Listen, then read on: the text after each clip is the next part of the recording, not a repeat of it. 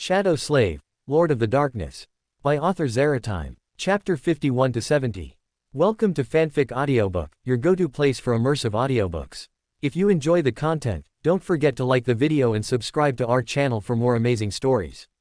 And those who want to support me, I have a Patreon channel, get early access to video on Patreon. Chapter 51. I am an idiot. Uriel sighed. Does it even matter now? Uriel asked. Sunny flared up in rage. Of course it matters, you moron. Who do you think you are, deciding for me? Who gave you the right to decide for others what's best and what's not? Uriel listened to Sunny's outburst in silence. Are you really not going to say anything? If only you hadn't done it, there would have been another way to leave that place. Even with Nephi's, the three of us could have gone somewhere else, explored the north or the east, even attempted the Hollow Mountains. But instead, you were selfish. You started a fight with both of us, we almost killed you, and we left you half dead in that damn tower. Sunny's fists trembled from the sheer force of his grip. Sunny, Uriel said, making the young man look at him. I had my reasons for doing what I did. Cassie must have told you about the vision she had. I knew the price, and it wasn't a choice I took lightly. In the end, someone had to stay behind, and I decided it would be me, he replied. It was just like I told you at the Crimson Spire, back when I was half dead. Nobody in this world cares about me. I have no one. Whether I live or die, the world will keep turning just the same. You have things to live for. Nephi's has her thirst for revenge, Cassie has her own goals. Uriel sighed. Me, on the other hand. I didn't even ask to be here. Look at you, talking like a damned loner. Nobody loves me, I'm all alone, so I'll just choose to die, Sunny mocked. You have people who care about you. Cassie, me, Nephi's, Kai, Effie, Scarlet, the sleepers you saved, Sunny said. Uriel said nothing, remaining in silence. No one in this world is truly alone, Uriel whispered with a small smile. I suppose I acted like an idiot. You damn well did, Sunny snorted, crossing his arms. Right now, everyone is waiting for you to finally open your eyes. Really? Do you think I'm capable of lying? Sunny asked. I am the most honest man in the world. In two worlds, actually. Uriel let out a laugh filled with genuine humor and amusement. Yes, you're right. You are, Uriel said, sounding more animated than before. But to answer your original question, I forced you out because I know how to survive the dream realm. How? By defying a second nightmare while still being a sleeper? Sunny asked sarcastically. Uriel shook his head. I wasn't a sleeper. I awakened naturally. Sunny's eyes widened in shock. What? He asked, bewildered. Natural awakening. Is that even possible? It is. Do you remember when I was meditating on the way back from the Hollow Mountains? Yes. To achieve natural awakening, one must be able to manipulate their own essence. The spell accelerates the process, but it ultimately depends on the sleeper. I realized this shortly after arriving at the Dark City. Awakened guide essence toward their muscles, tendons, or bones voluntarily, unlike sleepers who do it crudely and without real control. If you learn and refine your essence, you can form a soul core and awaken. But since the core was already formed by the spell, it was just a matter of training the essence to have better control and use it at will. Sunny was in shock at this revelation, a new method for sleepers to become awakened without the need to travel to the dream realm. This information would change everything, and plunge the world into chaos if it went public. Worse yet, the sovereigns would eliminate anyone who knew this. Sunny felt awe at what Uriel had revealed, and more questions flooded his mind. If that was the process to awaken, what about ascension? Or transcendence? Hell, how would one achieve supremacy? Damnation, Sunny thought. Then, Sunny realized something. If you awakened naturally, why didn't you wake up a year ago? I lacked an anchor to do so. Without an anchor, I couldn't return to the waking world. So, I had three options. The first was to conquer a citadel by killing the gate guardian, the second was to challenge a nightmare seed, and the third was to ascend and become a master. You know how to ascend? Yes, I learned it during my nightmare. I even ascended within it, though it was more out of a necessity for strength. Sunny didn't know what to say anymore. He felt like his head would explode from the revelations being thrown at him one after another. Ascension inside a nightmare, Sunny thought, unable to imagine how such a thing was possible. Uriel yawned slightly. Well, that's enough talk for now. Let's continue later. And just like that, Sunny was expelled from Uriel's mind along with Nightmare, returning to the real world. Sunny blinked, feeling a bit disoriented by the experience. Then, he watched as Uriel's eyes finally opened. I'm hungry. Those were his first words after nearly 2 years in the dream realm. Chapter 52. The Wondrous Adventures of Uriel and Shade Across the Dream Realm. 1. After Uriel woke up and received greetings from his friends, government agents entered and dragged him away against his will. He was starving, but the agents simply ignored him. The entire situation was somewhat comical to the cohort, who saw that their friend hadn't changed a bit during the year and a half he was trapped in the dream realm. Uriel sighed, sitting across from a government worker. From what he knew, there was a mountain of paperwork for integrating awakened and masters. Since he had directly become a master, the process would be much more laborious and time-consuming. He was about to summon an apple from his dark vault before remembering he had run out of them a long time ago. So, instead, he summoned a peach. He had plenty stored away thanks to Soul, who had devoured enormous quantities of souls throughout the cycles. A curious thing was that although he repeated the cycles, the things he obtained from them, like memories, did not disappear. Of course, he had invested most of those memories into his 3 creatures. This made obtaining new memories harder. It took him nearly 500 years of repeating the same day just to reach the halfway point to ascend his 3 creatures, then another 1,000 to complete their ascension. Finally, it took another 3,000 years to make them transcendent. By the year 5,100, his mind was shattered and broken. It had completely given way, and it wasn't until recently that he truly came back to himself. In general, his new body looked like that of a 20-year-old youth, while mentally, he was over 5,000 years old. Lord of Darkness, the worker said, making Uriel blink. I'm sorry, I was lost in my thoughts, Uriel said. The worker nodded and then said, it's understandable that you're a bit scattered after spending so long in the dream realm, especially surviving in unexplored zones. Yes, Uriel said. It was difficult. The government worker began filling out her report. Uriel knew that his conversation was likely being recorded by one of the great clans. After all, they controlled a large part of this world's government. Such was the vastness of their influence in the waking world. May I ask how you survived? If you were able to tell me, of course. Uriel made a pensive noise that made the worker a bit nervous. Well, I was at the Crimson Spire, fighting against the creatures so the sleepers could escape. In the end, only 20 remained. I told them to leave safely and that I would catch up with them. Uriel paused, his voice turning somber. But I couldn't make it to the end. I was badly wounded, the gateway had broken, and the tower was collapsing. Using what little strength I had left, I jumped from the top of the tower. Fortunately, I had a memory that allowed me to fly, so I was able to save myself from death. The worker nodded, maintaining her professionalism while continuously taking notes in her ledger. I returned to the Dark City. Once I recovered enough, I hunted monsters for food and water. Then, I set out to explore far beyond the forgotten shore. I spent months flying through the darkness until, nearly a year later, I reached an unknown region. The worker's eyes widened. An unknown region. Yes. It was a massive desert with very dangerous creatures. I believe it was a death zone. The government worker's eyes were wide open at the mention of the unknown, now known, region of the dream realm being a death zone. It was incredible that a sleeper had done all that. Anything else? Yes. As I mentioned, it was a death zone. I fought for my life many times, battling fallen creatures of various ranks. Some demons, devils, perhaps some tyrants too, though I usually escaped those by making them fight something worse. I think I also escaped a titan or two. The worker was in absolute shock. She stood up abruptly. I believe I am not qualified for this. Please wait a few moments, someone more qualified than I will come to continue your account, the government worker said, muttering things like, impossible, under her breath. Wow, looks like you're a real lady killer now, Shade mocked. Shut up. I'm leaving out massive details, and this is just the summary we prepared. True, but this only guarantees that Clan Valor or Clan Song will try to snatch us up even faster. True, but at the very least, they'd need to send a saint to do it, and I doubt they'll do that, Uriel thought, looking around with curiosity. And what will you say about the nightmare? I'll just mention a few things here and there and leave it at that. Fair enough. Uriel waited nearly 2 minutes until another worker entered. This one looked more experienced and was an awakened, judging by her striking beauty and physique. Uriel could hear Shade's catcalls at the sight of the beautiful woman who sat across from him. Lord Uriel, I am Natasha. I will continue the interview, the woman said calmly. Well, a pleasure. Uriel repeated the story. After a few months of doing the same thing, escaping very strong abominations, I decided it was too dangerous to keep going. So I left the desert, traveling north this time. There, I found another strange place, which I believe was another unknown region.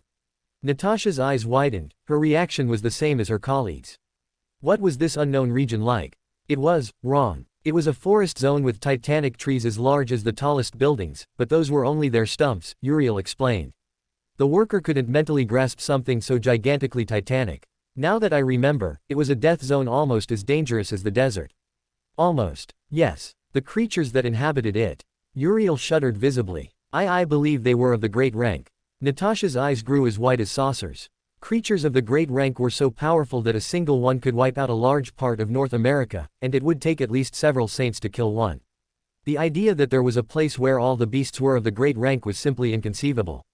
Until now, the most powerful creature humanity had faced was the nightmare chain in the United States, where a Category 5 gate opened, birthing a cursed terror that devastated the continent and made its recovery impossible. How did you manage to leave that place? My aspect is good for hiding in shadows. So, my progress was slow for a while. Eventually, I reached a citadel where there was a nightmare seed, which I challenged. Natasha composed herself, writing down the information in her report for several minutes. What happened in your nightmare? It's a bit strange to explain, and I don't remember much. Natasha nodded. Do you remember the average rank of the creatures? They were beasts, monsters, demons, devils, tyrants, and titans. And most of them were at least of the corrupted rank. Natasha stood up. I don't think I am qualified for this. In a few minutes, a more qualified colleague will come. Natasha left the room. Shade was howling with laughter at the reactions of the interviewers, who went from professional to utterly stunned and pale. Damn, this is top-tier comedy, Shade laughed. Uriel let out a sigh. In the end, he had to repeat the same story at least 6 or 7 times. Chapter 53 The Wonderful Adventures of Uriel and Shade Through the Dream Realm 2. And in the end, I woke up confused before fainting. Uriel finished recounting, taking a sip from a water bottle. Do you know how the spell evaluated you in the end? No. The government worker nodded, finishing noting some things in a file. After the interview, Uriel was taken to another room where they began conducting all kinds of tests to evaluate his physical state, mental state, and cognitive state. Many boring things and incipient technicalities. He felt bored and couldn't even see his runes. After a long time, he wanted to study his new memories. Uriel once again passed the tests and demonstrated that he was in perfect physical condition and largely mentally sound, being someone of unbreakable will, though a bit dulled by the dream realm and his nightmare, but that would be fixed with time. They offered him psychological counseling, which Uriel declined for the moment. Finally, after almost 12 to 15 hours later and exhausting all processes, Uriel received the information that he had been designated with the highest rank of Special Strategic, as there was no higher rank than that due to the amount of information he brought about 2 new unexplored zones of the dream realm. After being informed of this, he was given a special communicator used by all awakened to respond when a nightmare gate opened in the waking world. Finally, regarding his license as a master, it would be given to him the next day. After all that, he was allowed to leave. The doors opened, and finally, Uriel could head to the Academy's cafeteria to eat large amounts of food. However, his fated attribute prevented it. Uriel blinked, disconcerted by the crowd gathered before him. He observed strange faces and faces he recognized instantly, like Scarlet, who had apparently become an ascended. Her red hair remained bright and vivid like fire, her skin became more flawless, and her face more beautiful. She wore black attire with copper-colored armor and a blue scarf around her neck. Scarlet gave him a warm smile before speaking in a tone full of respect. Welcome to the waking world, Lord of Darkness. Uriel nodded as a smile spread across his face. It's good to see you again, Scarlet, he expressed in a lively tone, happy to see one of his friends whose last memory was of her skin severely burned from using her aspect. Uriel felt himself being hugged from behind. Turning his head, a wide smile spread across his face upon seeing a familiar face. You kept your promise. You came back. Cassie's voice was low, almost a whisper, but Uriel heard it clearly enough. I always keep my promises, besides, now I'm much cooler than I used to be, he said in a playful tone, making the blind girl laugh. All those closest to Uriel who saw this fell silent, letting the duo have their moment. Effie wanted to make a sarcastic comment to tease Uriel, but a look from everyone made her stop immediately and only watch the wall with interest. A few minutes later, the 7 who had been part of the Forgotten Shore cohort were sitting in the cafeteria. Fortunately, the cafeteria was empty of other awakened, making it the best place to catch up on everything that had happened in these almost 2 years. Since Uriel was hungry, he decided first to gather a large amount of food, collecting multiple trays filled with all kinds of meat, sauces, rice, and junk food, along with a large glass of fresh water. The 6 watched in astonishment as, within minutes, the enormous amount of food had disappeared from the trays as if a hungry beast were feeding for the first time in years. Effie, whose flaw forced her to eat large quantities, was surprised by the amount of food that had vanished so quickly. Finally, once Uriel had filled his empty stomach, he finished the entire glass of water. "Oh, God, how I missed the taste of normal food," he said with an air of admiration. "I feel like crying." "You say it as if you'd never eaten," said Sunny. "Well, generally, I had to fight my meals to the death. You know," he replied. "Well, what did I miss?" he asked, returning to his usual carefree personality. "Well, to start," said Scarlet, beginning to give him a summary of what happened with the sleeper army once they returned to the waking world. Uriel was surprised to learn that he was the leader of one of the largest military forces today, as if he were the head of a great legacy clan. Of the 700 sleepers who returned to the waking world, 200 were from legacy clans, so they returned with them, leaving 500 sleepers. Of those, 200 went with Nephis, following her and becoming the Fire Keepers. Finally, the last 300 decided to follow Uriel, or in this case Scarlet, since she was designated as his right hand for being the first person Uriel saved in the Dark City. With 300 awakened under her command, Scarlet founded an organization called Shadow Garden. A mysterious group of awakened who wander the dream realm, clearing dangerous areas or saving the lives of other awakened in trouble. Thanks to all their combat experience and special training, they were considered elite awakened. It is worth noting that Shadow Garden never asked for a reward or recognition. They were like the darkness that protected the defenseless from death. Many awakened, having been saved by them, naturally attracted the attention of the three great clans and the government, who wanted them in their ranks. Thanks to Scarlet's management and with Cassie's help, Shadow Garden added more numbers to their secret organization. The selection process was secret and different for each person, ensuring they wouldn't be betrayed. Currently, Shadow Garden had 700 people, of which 55 had become masters, including Scarlet. Others were preparing to challenge their second nightmares in still immature seeds. Since Shadow Garden was a mysterious organization, the fact that 55 new masters were born caused a stir for a few months. As an extra, they also infiltrated Shadow Garden members into some of the great clans as well as the government to obtain information from the inside. It must be said that Uriel was more than astonished by all this surprising information, which he undoubtedly never expected. However, this brought many long-term benefits that he could think about exploring later when he caught up. After listening to all that, Uriel nodded several times with his head. I see, he murmured while holding in his hand a large fruit resembling an apple and a peach, purple in color, which he brought to his mouth to eat. Sunny and Nephis, seeing the fruit, opened their eyes, and an instant later, Uriel found himself biting air. "Huh, where's my fruit?" he asked, confused. "Don't eat that," said Nephis in a serious tone, looking at the fruit with hatred as if she expected it to turn into an abomination. "Hey, Neph, it's just a harmless fruit," said Uriel, trying to reach the fruit. However, Nephis remained inflexible.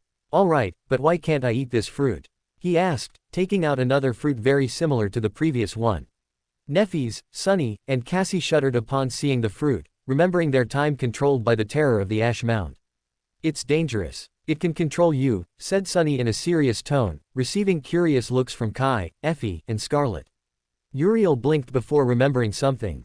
"Oh, are you afraid I'll become the slave of some kind of giant soul-devouring tree?" he asked, getting surprised looks from the trio. "You ran into that thing?" asked Sunny. "Of course, I did. It was quite a large tree. But don't worry, I dealt with it," he said, biting into the sweet-tasting fruit. "You did?" Uriel nodded. "I did. In fact, it was a nice bonfire. It was quite pleasant, the hours of warmth it provided," he said with a childish smile. Uriel remembered how the tree was set on fire, screaming in silent agony while he watched with a friendly smile on his face, drinking a cup of hot coffee. All this while sitting in his exquisite chair. "Oh, yes, and that thing was an awakened terror, by the way." "Crazy. You're crazy," said Sunny, then cursed because he didn't like that phrase after seeing a certain movie. "I'm not crazy, Sunny. The world is the one that's crazy." A mysterious wind moved Uriel's hair, leaving everyone confused about where the wind came from in an enclosed place like this. "Where does the wind come from?" asked Effie. "It's always there when he says those words. Or when he says something philosophical." "I don't know," said Scarlet. "Cassie, do you know something?" asked Effie. The blind girl shook her head in denial, she was as puzzled as everyone else. "A magician never reveals his tricks," said Uriel in a calm tone. Another ghostly wind moved his hair along with several leaves, leaving them even more puzzled than before. Anyway, Uriel decided to change the subject. "I can see that you've all become masters. When did that happen?" "A few weeks ago," said Nephis. But what about you? Uriel blinked. Me? He asked, a bit confused. Yes, we had each other to support us in our darkest moments. But you were completely alone all that time. How did you survive? Asked Effie. Uriel put on a thoughtful face while another fruit rested in his hand, looking at it with a strange expression. I wasn't that alone. I had Shade with me. That voice in your head? Asked Effie. Wow, I really didn't think you'd say I was just a voice in someone's head. It's a bit annoying, you know, said Uriel, but he hadn't opened his mouth to say those words. Everyone quickly saw how behind Uriel, something materialized instantly. It was an identical copy of Uriel himself, except for subtle differences like his more confident and playful smile and red eyes full of hidden fun mixed with madness. A ghost, said Effie. I'm not a ghost, strong girl. I'm Shade. How does that work? Asked Effie, voicing the question everyone had in mind. It's my flaw, responded Uriel. My flaw is double mind. A different version exists inside my head. Apparently, upon becoming a master, it can appear as a visible or invisible specter as I wish. Kai was surprised because his flaw detected no lie in his words. Shade gave a smile full of arrogance before slowly disappearing like the wind. Hasta la vista, baby. Uriel sighed, shaking his head. Really, did you have to make a Terminator reference? Uriel asked mentally. It's never too late for a good reference, responded Shade. Where is he? Asked Scarlet. Inside my head. So, answering the previous question, I wasn't alone since Shade kept me company, explained Uriel, biting the rest of his fruit, which released a sweet aroma. As for what happened, well, there are many things to tell. Do you want the short version or the long version? First, the short one, said Cassie. Well, after staying behind and defending the gate to let the last sleepers escape, I couldn't make it in time. The gate had been destroyed because the Crimson Spire was collapsing. To my misfortune, earlier, when we were running to escape the sunlight, I received a lot of damage to my soul. It was similar to being burned, stabbed, torn limb from limb, crushed, and as if being unraveled thread by thread, said Uriel in a calm tone, making Cassie pale, Effie grimace, Kai's beautiful face lose all color turning ghostly pale, Scarlet make an expression of pure horror, Sunny blink bewildered by the description of the suffering Uriel endured before his final battle, and Neffy's look surprised. And yet you fought alone to ensure we all got out of that place. Said Scarlet. Yes. Anyway, I was more dead than alive, but thanks to a memory I obtained from killing a demon, I had a minor healing enchantment. So I returned to the Dark City, recovered, killed what remained, headed east for a few months, reached a death zone, was chased by some corrupted, ran into a titan or two that tried to make me their dinner, then left that zone and returned west, passing back through the Dark City and farther, arriving at another death zone with high-rank creatures, hid, found a citadel with a seed, challenged it, passed it, and here I am, he finished summarizing. Uriel looked at his friends, who had faces of disbelief, fear, awe, surprise, and shock. Effie shook her head. You're a monster. Finding not one, but 2 death zones, said Effie. Yeah, that's how fucked up my luck is. Now, do you want the long version and hear about how a corrupted titan almost ate me? He asked with a smile, making them pale. No, said Sunny, even Neffy's agreed. Better your second nightmare, said Kai. Uriel looked at Kai, a sinister smile spread across his face, making the former idol feel as if what he was about to hear would shatter the logic of the world he thought he knew. Well, my second nightmare was, let's say, exciting, hopeless, and surprisingly heartbreaking. There were abominations of all ranks. Doesn't sound so bad, said Sunny. Except they were all of corrupted rank. Effie spat out the water she was drinking, splashing Uriel completely. Everyone's jaws dropped to the floor. Creatures of corrupted rank were beings that only masters and saints could fight. That there were monsters, demons, devils, tyrants, terrors, and titans was an authentic hell that not even the strongest saint would dare to face. Is that true? Said Kai, whose face somehow achieved a whiteness that would leave traditional white-green with envy. Upon the archer's confirmation, everyone looked at Uriel, who was cleaning his face with some synthetic paper towels. Corrupted. All of them. Yes, he responded nonchalantly. The nightmare was a bit strange, and in a way, I was the cause of it all. What do you mean? Asked Cassie. I couldn't keep a promise. Uriel summoned the memory he obtained from killing Isis. A crown of golden bread leaves appeared in his hands. Everyone saw how Uriel's eyes widened upon noticing something in the memory, and then a sad smile drew itself on his face. What is that memory? It's what I got for killing a beast to end the nightmare. Was it corrupted? Asked Sunny. Uriel didn't respond. No, he answered without saying anything more. Listen to the description of this memory because it has a lot to do with what I did during the nightmare. Memory description. Long ago, there lived a rebellious princess who dreamed of having many adventures. One day, a badly wounded stone saint on the brink of death appeared before her, changing her life. Both, the princess and the saint, lived many incredible adventures. But knowing her life would soon end, the princess asked a promise of her friend: "If I ever become corrupted, I hope you will be the one to end me." The stone saint did not know how to respond at that moment, but he nodded, accepting the promise. However, he failed the princess over and over again until his mind fragmented from pain and guilt.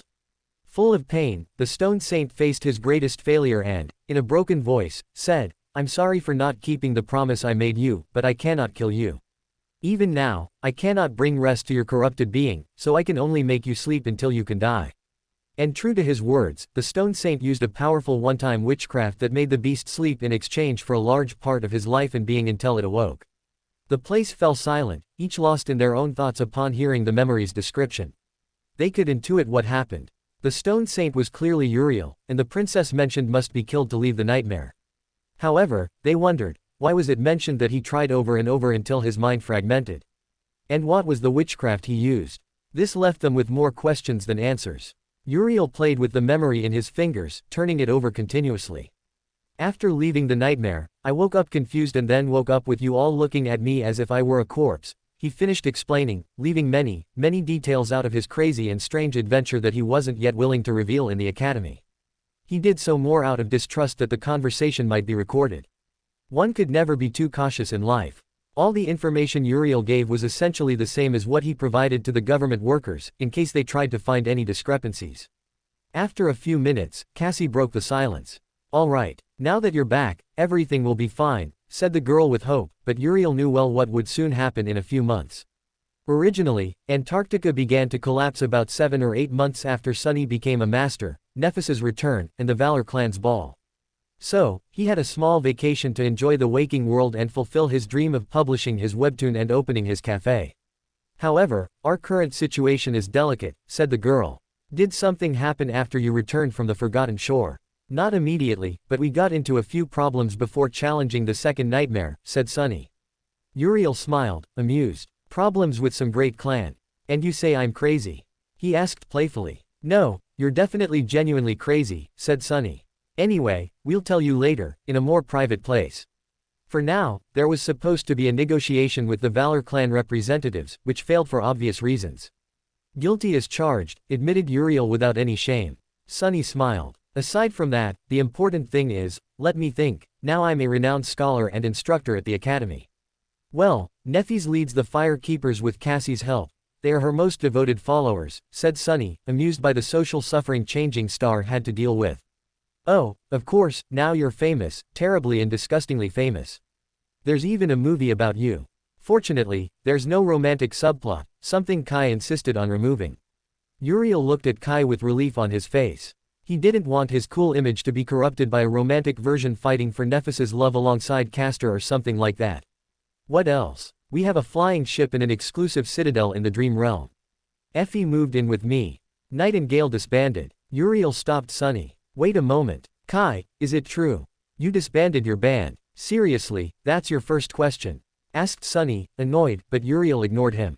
"I understand." Uriel is surprised the band dissolved. "It's a shame," said Nephis in a voice of mutual understanding of mourning.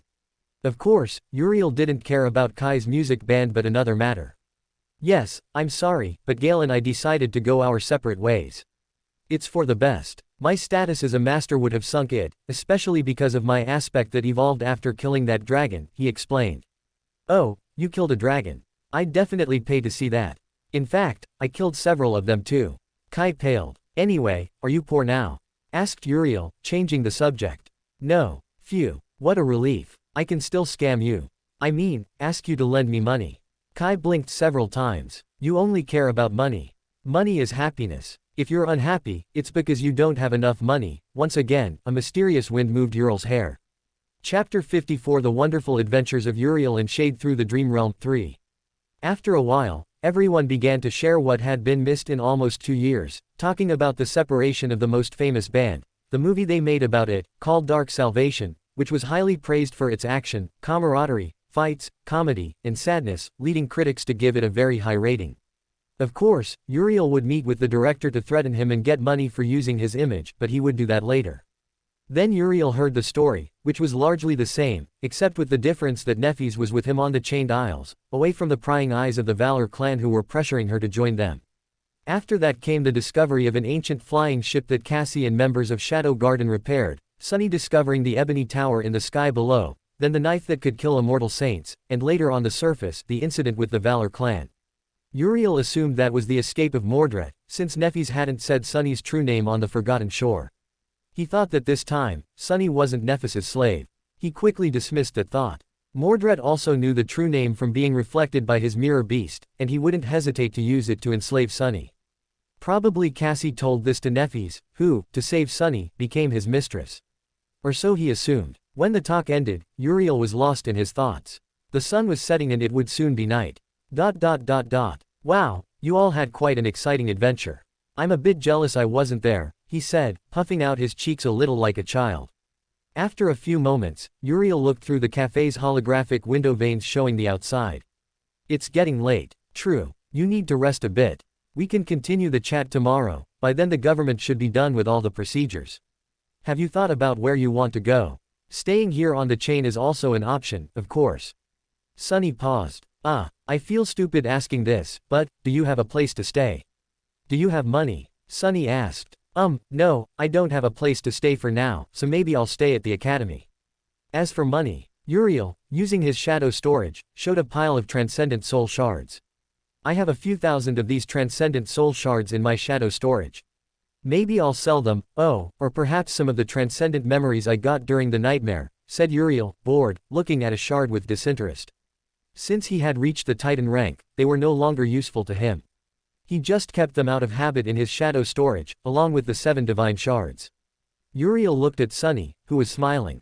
How about we make a little deal? You can stay at my house, and in exchange, you give me some of these shards.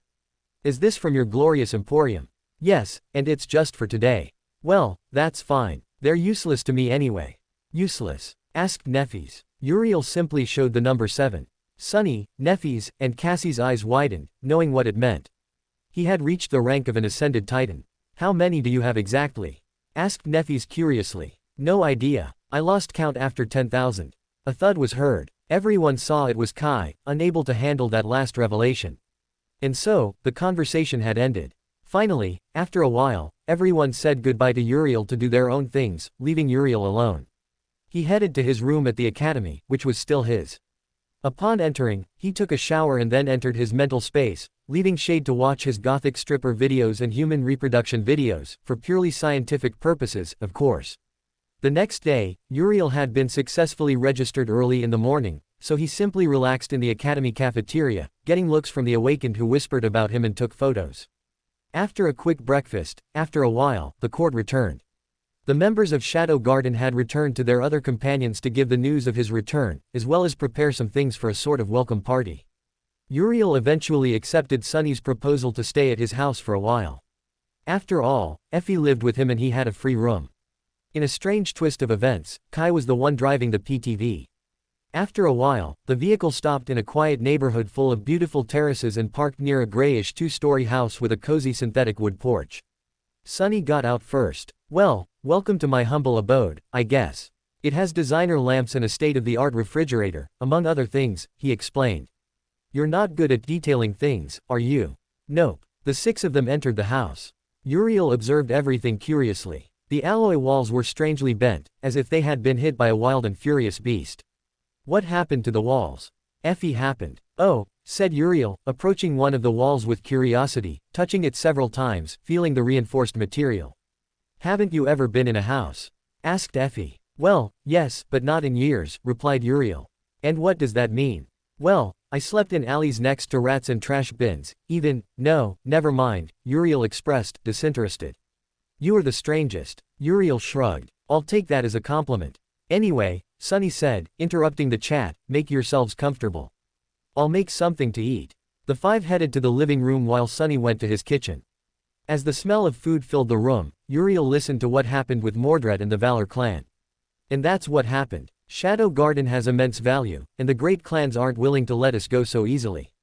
Now that you've returned, the clans will move faster. Uriel nodded while observing a transcendent soul shard. In short, the current situation is shit. Those two are at each other's throats trying to get us to join them. They'll possibly try to kidnap me. A crazy guy who moves through reflections is loose, said Uriel calmly. You're taking it pretty calmly, said Kai. Well, I've been through a lot. I haven't even told you about the things I went through. Effie shook her head. Do you have any plan for all this? Well, I do, in fact, he said, making everyone look at him. As I see it, there are two paths to take. Either I join the Valor clan, bringing all of Shadow Garden with me, or I join the Great House Revenhart. But there's also a third path. And what's that? Asked Neffes, curious. Simply go to another continent. Antarctica sounds pretty good. Oh, maybe I'll go to America, he expressed. What does Antarctica have to do with any of this? You'll know in a few months. Anyway, Cassie, you mentioned that this Mordred could enter the souls of living beings, right? Yes, even into echoes, said the girl. I see. Well, that sounds a bit annoying. But only a bit. Uriel yawned. What do you think, Shade? Uriel asked aloud. Shade was sitting on the ceiling with a calm expression. I think many things. Anyway, we have time to make a decision. Since we are masters and technically the boss of a huge organization spread throughout the Dream Realm, it will be difficult for them to make a public move, he explained. So there's no point in worrying now. We just need to relax. That's it. Just relax. Asked Effie. Exactly. Worrying about things that haven't happened yet will just give you a headache. First, do what you can, and the rest will be resolved with time. At that moment, Sunny approached, holding 8 plates, 2 in his hands and the other 6 with hands made of shadows. He gave a plate to each, and then 2 huge plates full of fried rice to Effie. Then he dropped onto a soft cushion. Wait, start eating before it gets cold, he said, beginning to devour his plate. Soon after, everyone was eating the delicious food. Slowly, the food disappeared from the plates. So what do you think about all this? Honestly, all this is giving me a headache. This is serious, Uriel, said Cassie. Hey, I'm taking this very seriously. But from everything you've told me about this mirror stalker, it's safe to say his goal is clearly to destroy something. Perhaps the Valor clan that had him sealed. He's going to look for allies, said Neffes, making Sunny's expression turn dark. While Uriel ate, he listened to their exchange without saying anything. Hey, Uriel, now that I think about it, didn't they NTR Anvil? Shade said in Uriel's mind. Uriel wrinkled his face. I think so. We both got to where the Sun Prince War ended, so I guess yes. There are some things that are getting a bit blurry. Uriel entered his mental space, walking toward the huge shelf. He grabbed the books he remembered were the novel, ignoring the first 9 volumes, and focused on the last one he had read. And as expected, the words were a bit fuzzy. It seems we are forgetting it, said Uriel. Yes, said Shade. How long do you think it will take? Well, at the current speed, maybe 10 years, perhaps a bit less. Do we tell Soul to seal part of the knowledge in the future so we don't forget? Yes, but that will be when we leave Ariel's tomb. There will be a gap of about 6 or 7 years before the domains of the 2 Supremes clash and the war begins. But what will we do in that time? Prepare in secret. At the end of the volume, it's mentioned that Guy is alive on the moon and won't stay there when the 2 Supremes fall. So his return is inevitable. Did you just use a Thanos quote? Oh, of course I did. Uriel left his mental space, blinking back into reality. Seems he's back, said Effie. Sorry, I was discussing something with Shade, said Uriel. And what would that be? Asked Neffes. Just a war between 2 idiots. Nothing really important. Of course, no one believed it wasn't important. Since Uriel mentioned it, it meant something big would happen.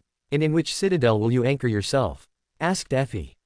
Well, given recent events, I'd better anchor myself in your flying tower. Later I'll conquer my own citadel, maybe some flying castle or something like that. You know, getting a citadel isn't that easy. You have to defeat the guardians protecting the gate and cleanse it of abominations, said Sunny. We were lucky because the ivory tower is in the sky and gravity destroys everything below it. I know, said Uriel. Oh, right, I didn't mention it before, but I have to give you some things, he said, making everyone look at him. Are they memories? Asked Sunny. Correct. They're all transcendent, levels 1 to 3. I got them by killing some corrupt things. So feel grateful, mortals. The mighty Uriel will empower you with mystical objects. Everyone broke out in a sweat upon hearing Uriel's words. Sunny, give me your hand, said Uriel. After they shook hands, Sunny received the transcendent memory, studying it immediately, and then opened his eyes. Kai, he said, passing him the memory. He did the same with Effie, then with Neffes, and finally with Cassie. They all read the descriptions and enchantments of their weapons, more than surprised. How did you get all this? I already told you, I killed corrupt things. I think I still have a couple of memories left, but those are for resisting soul damage, so I can't give them to you. Nefis summoned the lantern, testing it. It released white flames that stored inside the lantern, and then she controlled them. Her eyes shone strangely. Sunny summoned a fairly simple necklace. In fact, that was its name. It had 2 enchantments. The first was to increase the essence recovery rate and make the user have a clear and unclouded mind in stressful situations. Kai summoned his bow, a bow that seemed carved from a black tree that absorbed light. Its enchantments were for precision, as well as the ability to create arrows of the same rank at the cost of a good amount of essence. Effie, for her part, summoned a bronze spear with sharp blades. It was the warrior's spear. Its enchantments were linked to increasing endurance and dexterity in battle. Finally, it was Cassie, who received new armor but decided not to summon it. Well, those were my dark gifts. I truly am an incredible person. You have no idea how cool I am, he said proudly. More like insane, said Effie. I was going to give you 1,000 transcendent shards, but I guess I won't, said Uriel. Effie immediately retracted her words. Sorry for my rudeness. You are a benevolent being. Please give me those 1,000 transcendent shards. Uriel laughed hard. Excellent. For your devotion, I'll give you 1,500 shards. The darkness rippled, forming a mound. A moment later, a pile of bright shards was on the carpet. Effie's eyes shone with greed upon seeing the transcendent shards. Oh, right. I found something while exploring the Dark City, said Uriel seriously. And what would that be? Asked Sunny. At this point, nothing would surprise him. Oh, nothing really, said Uriel with an amused chuckle. I just found a sacred soul shard. Note: I generally prefer short chapters of around 1,000 to 1,500 words, but, well, here are your longer chapters, both exceeding 2,000 words. Give me a power stone for the extra effort, don't be stingy. Chapter 55 Unknown. Everyone looked at Uriel, frozen, thinking he was joking. Even Nephis's always calm expression broke, her mouth hanging open. Of course, she would never admit it someday. Uriel, if this is a joke, it's not funny, Sunny said seriously. Uriel simply smiled calmly. Oh, I'm totally serious. I would show it to you, but let's say it's quite large and wouldn't fit in this place, he explained. The higher the rank, the larger the cores. An example of this were the supreme soul fragments belonging to great abominations, whose cores were at least 2 to 3 meters. And a divine soul shard was almost 3 times that size, not to mention the gigantic sizes of divine soul cores. Where did you get a divine soul shard? Asked Cassie. I found it deep below the chamber where we killed the Lord of the Dead. There was a chamber underneath full of strange runes I couldn't read. From what I could discover, they were the mechanism used to create the artificial sun of the Forgotten Shore, he explained. He had spent some time studying the strange runes without any result. The level of sorcery used was so vast and complex that he couldn't tell where one enchantment began and another ended. From what I assumed, it belonged to the figure in the mural we found in the Hollow Mountains. Everyone fell silent, each with their own thoughts. Wait, how is it even possible for a being of divine rank to die? Asked Effie. I have no idea, but I suppose something of equal rank killed it. That's what I think. After that last revelation, everyone remained silent for a while before they finally began to leave. Effie was the first to leave reluctantly, as she had somehow agreed to be a marketing object for the government. Kai, being the only one who knew how to drive, offered to take her. Cassie then said goodbye, deciding to return to the Dream Realm to help Scarlet with Shadow Garden. In the end, only 3 people remained in that house: Sunny, Nefis, and Uriel. The 3 were in a calm silence. They had talked about everything they needed to talk about. Of course, there were other topics, but they weren't as important and could be discussed more calmly in the future. Uriel completely felt the darkness of the house with curiosity, sensing a space further below. Hey, Sunny, do you have a gym underneath this place? Sunny, who moments before had been lost in thought, looked at the source of danger. I wouldn't call it a gym, but yes. Do you want to go see it? Oh, of course. Sunny stood up, indicating for Uriel to follow him, which he did. Since Nefis didn't have much to do, she decided to follow both of them downstairs. After a few moments, the 3 had descended into the underground dojo. Uriel observed curiously the walls reinforced with a more resistant alloy. He also saw that there were 2 sleeping pods with different designs. The first he guessed was a pod for the awakened, and the second was for dreamscape simulation. Apart from the 2 pods, there was a large number of varied weapons, from bows, spears, clubs, daggers, axes, and swords. Are you learning to use different weapons? Yes. And no, this time I've been trying to add more variety to my combat style because of my aspect. Although I practice with something better. Uriel looked at Sunny, confused. Sunny felt a smile slowly drawing on his face. Finally, after a long time, he had surpassed Uriel in one aspect. It's a nice snake, he said while a form slid down his forearm, then elongated and took the shape of a black odachi. What the hell is that thing? Oh, it's part of my aspect's legacy. Nefis is helping me with the training. Uriel looked at Nefis, then looked at Sunny, and repeated this 3 more times before nodding. Uriel smiled, observing the black odachi. It's good to know. I don't have anything that incredible. Heck, I doubt I have any aspect legacy, he muttered under his breath, which earned him a look of superiority from Sunny. Anyway, you're getting strong, Sunny, very strong. It will only be a matter of time until you surpass me. I doubt that's possible. Oh, it will be, believe me. I know what I'm saying, kid. Uriel, I have a question, said Nefis, looking at Uriel, who nodded. Well, since I lost, I can answer your question. But as I've repeated several times, I'll decide if I can or cannot answer your questions. Uriel walked towards the wall of weapons and grabbed an axe. Nefis thought for a few moments before asking her question. What are domains? She asked. Uriel smiled, looking at Nefis. Is that all? He asked. Answer. Fine, fine. A domain is a physical manifestation of a sovereign's aspect, a territory where their rule was supreme. It is based on external factors like authority, influence, and power, which intertwine in the citadels created by the spell. These external factors influence and increase the sovereign's personal strength. Each sovereign rules a domain, an expression of one function of the aspect, distinct from skills but with much in common. In practice, it is synonymous with their authority, the territories they control, and the people who serve them. Sovereigns are already immensely powerful, but within their domains, they are practically invincible. He finished speaking. Are you satisfied with the answer? Nefis fell silent, digesting the information about the sovereigns, domains and discovering important points. Likewise, some of her doubts had been clarified, bringing more questions, like how one can create their own domain. Uriel measured Sunny. Is there anything you want to know? He asked. Sunny thought carefully about his question. There were many questions swirling in his head at that moment: the nature of the spell, why the gods died, what Weaver was, and what relationship he had with the unknown. Yes, I have one, said Sunny. Why did the gods chain Hope? Uriel thought about the answer. You mean the demon of Hope? Yes. Well, I'm a bit disappointed. I thought you'd ask how to become a supreme and all that. Anyway, I'll give you your answer. Uriel paused, making a thoughtful noise. Well, you should know that the demons were forbidden from being worshipped. But this has an explanation. Uriel paused again, leaving both in suspense. Stop doing that and just give the answer, said Sunny, beginning to get annoyed. Okay. The 7 demons are children of the unknown. More precisely, they are parts of himself that he separated. Sunny frowned at the mention of the unknown. Now then, the unknown is a term the spell uses to avoid mentioning the 7th god. Sunny's eyes widened. There's a legend that says the 7th god will awaken by devouring his children and with them, existence itself. That's why the gods imprisoned the demon of Hope. It wasn't for creating her kingdom, but because she was worshipped. The more people know about the unknown, the sooner it will awaken. That's all I can tell you.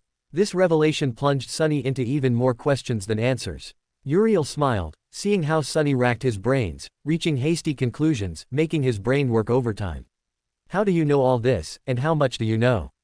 Asked Nefis. Uriel shook his head. Now that's another question. Remember, 1 victory, 1 question. That was the deal. If you want another answer, you'll have to defeat me in combat.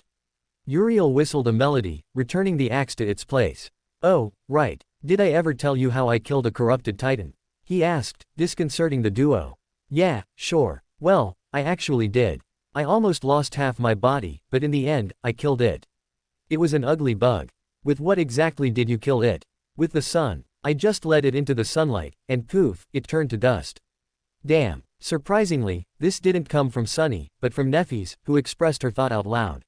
Sunny blinked, surprised, as did Uriel. I guess some people adopt part of the personality of those they like, he reflected to himself. Oh, also. Just shut up, said Sunny, feeling a terrible headache. Uriel just laughed, amused by the reaction he always got from dropping his great feats. Well, it seems you two have things to think about, and honestly, I want to take a hot bath. See you later, said Uriel, going up the stairs and leaving Sunny and Nefis in silence. Oh, right. Maybe tomorrow I'll tell you how I ran into a great demon in the desert. It's a nice story. The following week was quite calm. It was the beginning of his second week back from his second nightmare, and it must be said that sleeping in a soft bed with a warm blanket was one of the best feelings in his entire life. He was alone. Sunny had left to continue his work as an academy instructor. Neffy's returned to the dream realm to help with cleaning the citadel they had obtained. And Effie had passed by to eat something before leaving. Uriel had gone with Kai to several places to buy civilian clothes, as well as to meet with a certain director to get a share of the movie's profits. Of course, he did it very kindly, after digging up some dirty secrets and reading all the laws about copyright and using someone's image without personal consent. So, in less than a week, he was rich. But as his mentor used to say, you never have enough money. So, he was starting to make the first sketches of the characters for the Naruto webtoon. After extensive research, that anime didn't exist. With the help of the former idol, he met with an agency that published that type of story, and after telling them a bit about what it would be about and the elements, he got all their attention. He just needed to finish the first chapters, and after being reviewed, they would give him an answer the following week to start publication. Of course, Shade helped him, and as awakened, they could draw quite quickly and learn rapidly. Hey, Uriel, I finished the first 12 pages. And I finished pages 13 to 24, said Uriel, reviewing the sketches one after another, then nodding and saving them in a file. After finishing, Uriel stretched, letting out a light yawn. He had been doing this for several hours. Hey, Uriel, what if we kill a cursed titan? Asked Shade with a serious expression. Are you crazy? Asked Uriel, bewildered. It's just that I'm dying of boredom, and nothing really interesting is happening. We've just spent this week shopping and getting money. Uriel sighed, agreeing with Shade. They were undoubtedly bored to the extreme. Shall we head to the dream realm? Asked Uriel. Whatever. I just want to get rid of this boredom. As Uriel prepared to transport himself to the dream realm without being anchored to a citadel, he would be sent to a random location, which he found interesting. But before he could do it, the door burst open, and a youthful voice was immediately heard with great excitement. Sunny, Sunny, are you home? You won't believe what. The girl froze mid-sentence, staring at him fixedly. Shade looked at Sunny's sister. She was small, perhaps about his own size. If he had to guess, she was about 14 or 15 years old.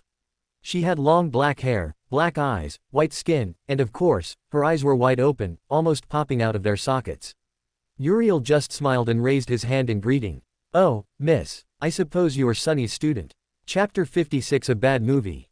Rain looked bewildered at the young man who was looking at her with black eyes holding a mixture of amusement and mild analytical interest. He was beautiful, almost as handsome as the former idol Kai, whom she had met a few months ago. The young man wore a black t-shirt under an open black and red hoodie, his night black hair fell over his forehead. Rain also felt something, it was like a kind of supernatural aura and calm radiating from that young man. Suddenly, she felt nervous, her heart beating strongly, and her cheeks burning, not that she would ever admit it, of course. She watched as the young man smiled and greeted her. Hi, he said in a calm voice. Rain raised a trembling hand, pointing her finger at the stranger's head. You are, she said, unable to complete the sentence due to astonishment and shock. The young man smiled, amused to see her reaction. You are the Lord of Darkness, Uriel, she finally managed to say those words. Uriel looked at Rain with amusement in his eyes at the girl's reaction. Adorable, he thought, truly entertained. Yes, I am. The Lord of Darkness, the monster among monsters, the one who breaks common sense. Yes, that's me. You must be Sunny's student. Rain, right. Uriel saw the girl nod timidly. Why yes. Wow, so he really became a teacher. Well, let me tell you, I defeated your master and the great changing star even while being a sleeper, said Uriel, making Rain's eyes widen. I also killed a corrupted monster and survived 2 death zones completely alone, with a single leaf that served as clothing. Rain felt her world spin. Although she had seen the movie Dark Salvation, she never really took it seriously. The protagonist, Uriel, was literally every child's dream. Being very strong and overcoming nightmare creatures with powerful abilities sounded too fantastical. Then there was the protagonist's carefree, serious, and almost comical personality in different situations, as well as his words, the voice in his head making him utter strange and comical comments, giving him a charismatic air. And then there was the ending where the tower collapsed and he slowly abandoned it, injured, whispering moving words. And now, she was facing the real Uriel. Hey, Rain, said Uriel, snapping the girl out of her reverie. Why yes, she responded nervously. Do you know how this thing works? I've tried turning it on, but I just don't fully understand it yet.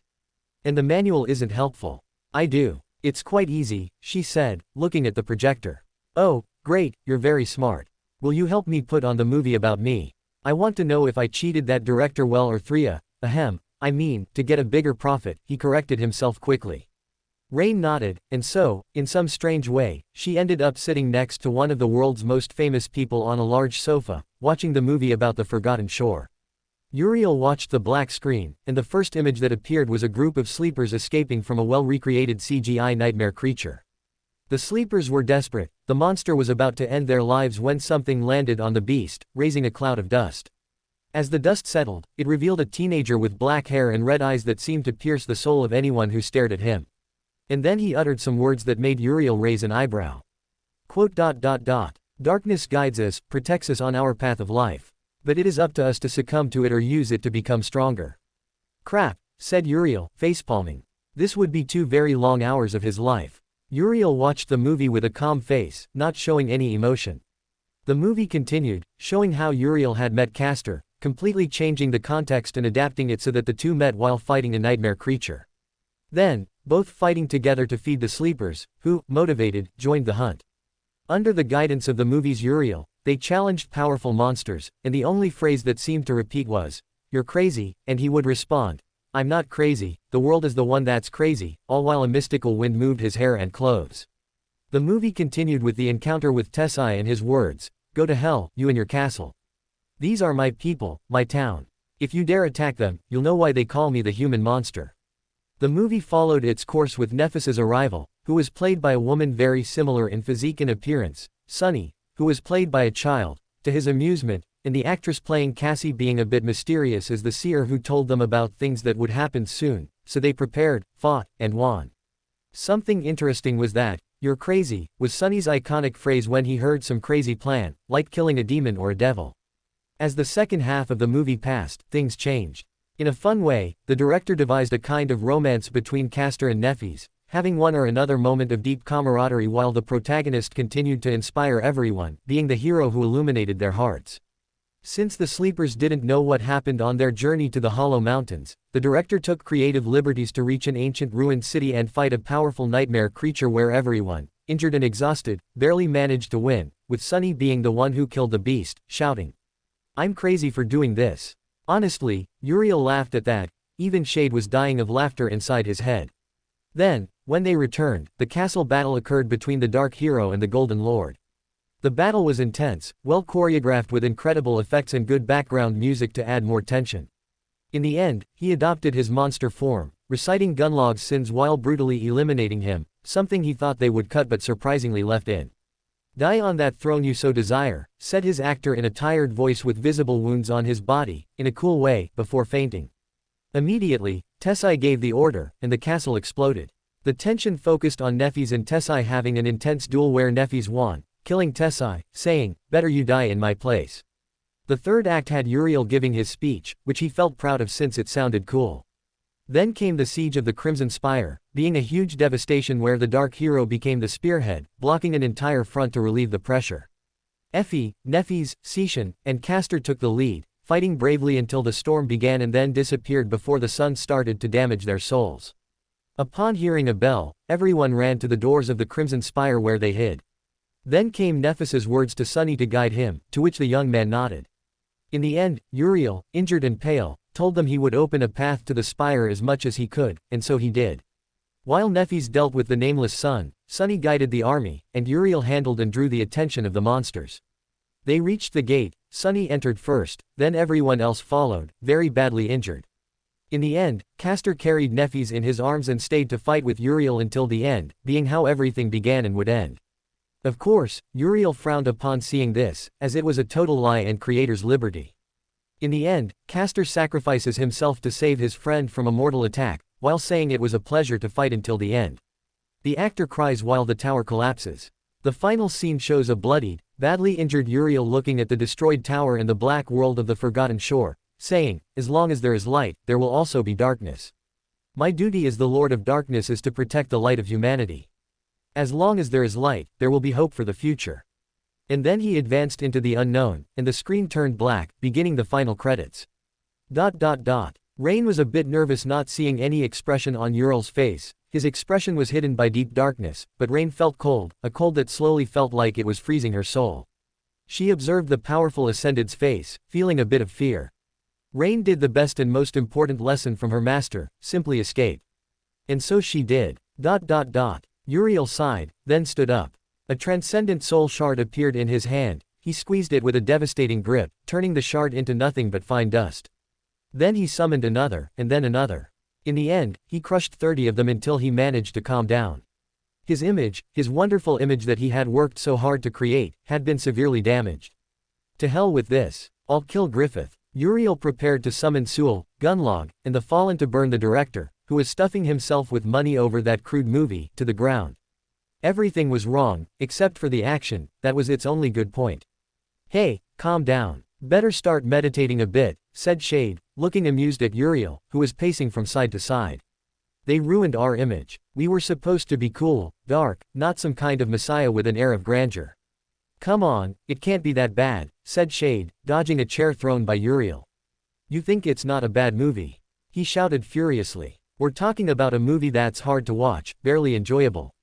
Tiresome to the eyes, tedious, slow, bland, far-fetched, ridiculous, absurd, mediocre, crude, silly, foolish, improvised, sloppy, patchy, scammy, smoke-selling, wasted, unbearable, disastrous, vile, vomit-inducing, ill-intentioned, patched, venomous, corrupt, hideous, clumsy, backward, nauseating, screwed, disposable, troublemaking, deflated, unfortunate, deficient, disrespectful, stupid, subhuman, filthy, discredited, tasteless, insipid, and above all, a bad movie. Shade blinked, bewildered, hearing the venom in Ural's voice as he described the movie. Damn, and I'm the sick one. Shade wisely took control of the body, leaving Uriel alone for a few hours. He doubted Uriel would snap out of his furious trance quickly. He just hoped he wouldn't destroy everything. He didn't want to rebuild from scratch again. Sitting in front of the tablet-shaped communicator, he put on some Nightingale music, which had a good pop rhythm. He continued drawing for a few hours. After adding the colors and dialogues, he archived everything in a folder, sending it to the agency by email. Now he just had to wait for a response. For a moment, Shade entered his mental space, seeing how Uriel was already tired and asleep. The exterior had been recreated as a city that ended up destroyed and unrecognizable by Uriel's rage. In the end, he simply returned, watching videos on the internet about Mongrel and opening a discussion forum that ended in chaos of haters toward him. One of the biggest defenders was called the Mongrel's Flame, who responded to his biting comments. Shade had fun with this and continued throwing hurtful things about their ideology, gaining more hate until he was finally banned. He created another account to continue hating.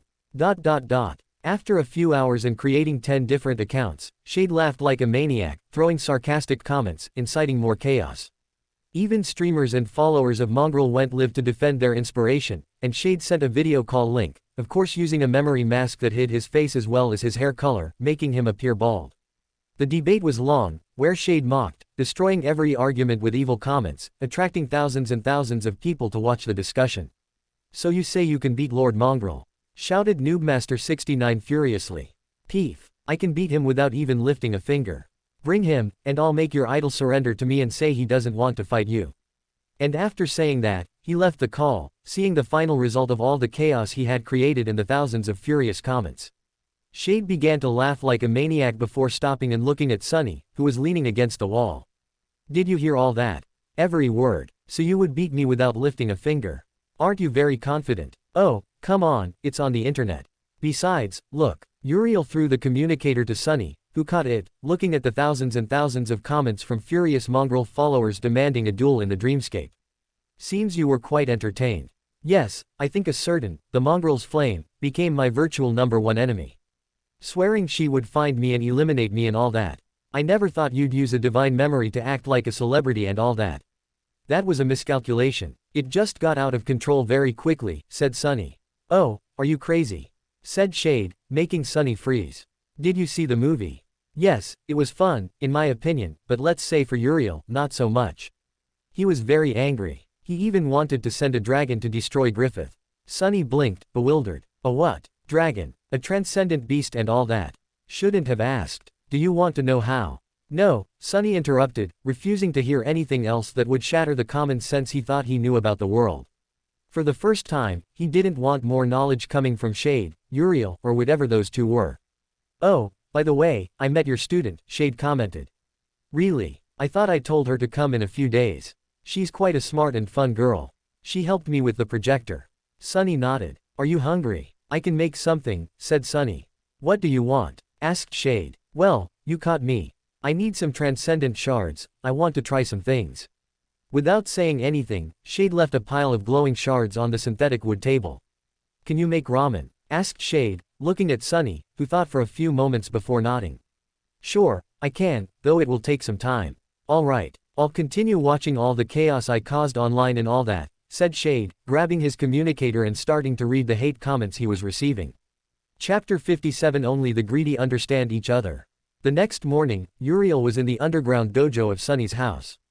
Around him, the darkness rippled and took the form of a black table, on top of which were a pile of papers and special ink. After calming down from the previous day's movie fiasco, Uriel decided to focus on another topic, rune sorcery. He wanted to create his own enchantments with unique effects that he could use in a wide variety of different scenarios. Alright, let's try this, Uriel murmured, starting to write in ancient sorcery runes from before the nightmare spell. Magical runes were the language Hope had given to humans, they were deeply rooted in the mystical, used to form enchantments of permanence and invocation.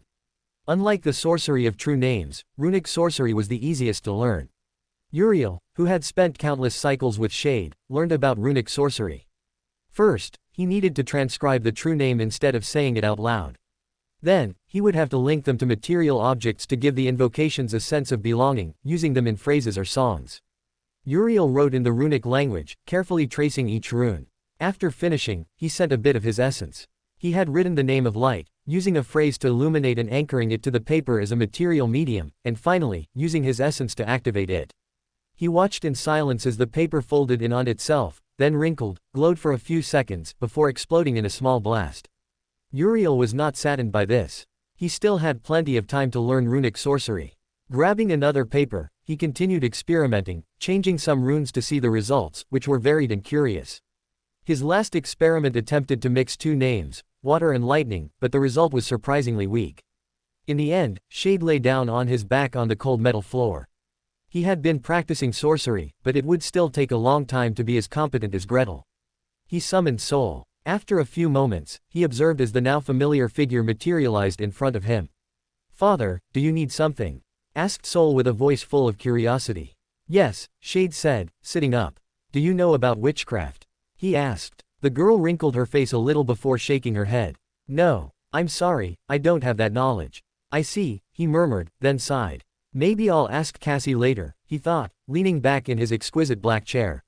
Now that he thought about it, he would soon have to talk to Cassie to confirm some things, though that could wait for later. So, he decided to focus his mind elsewhere. Shall we train a bit? He asked, looking at the creature of darkness. Yes, Soul responded, animated. Getting to his feet, the exquisite chair disappeared in a sea of black sparks, as did the materials he had been using, which were swallowed by the darkness, returning to his shadow storage. Stretching a bit, he observed Soul.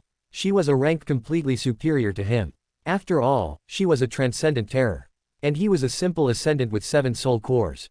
Although his current strength was comparable to that of a saint, it was due to his aspect abilities, combat experience, and his vast essence reserves.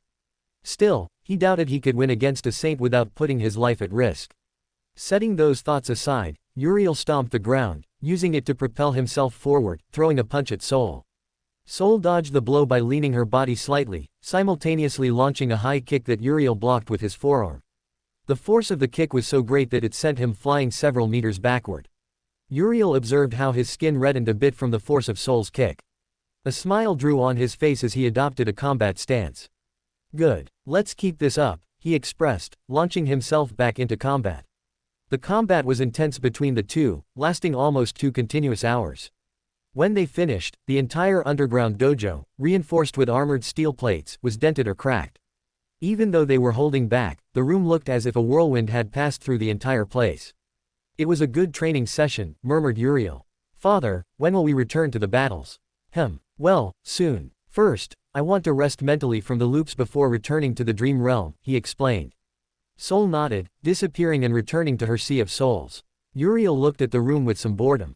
I wonder if. Hey, Uriel, said Shade, abruptly cutting off his train of thought. What? Can you ask Kai if he has Aiko's number?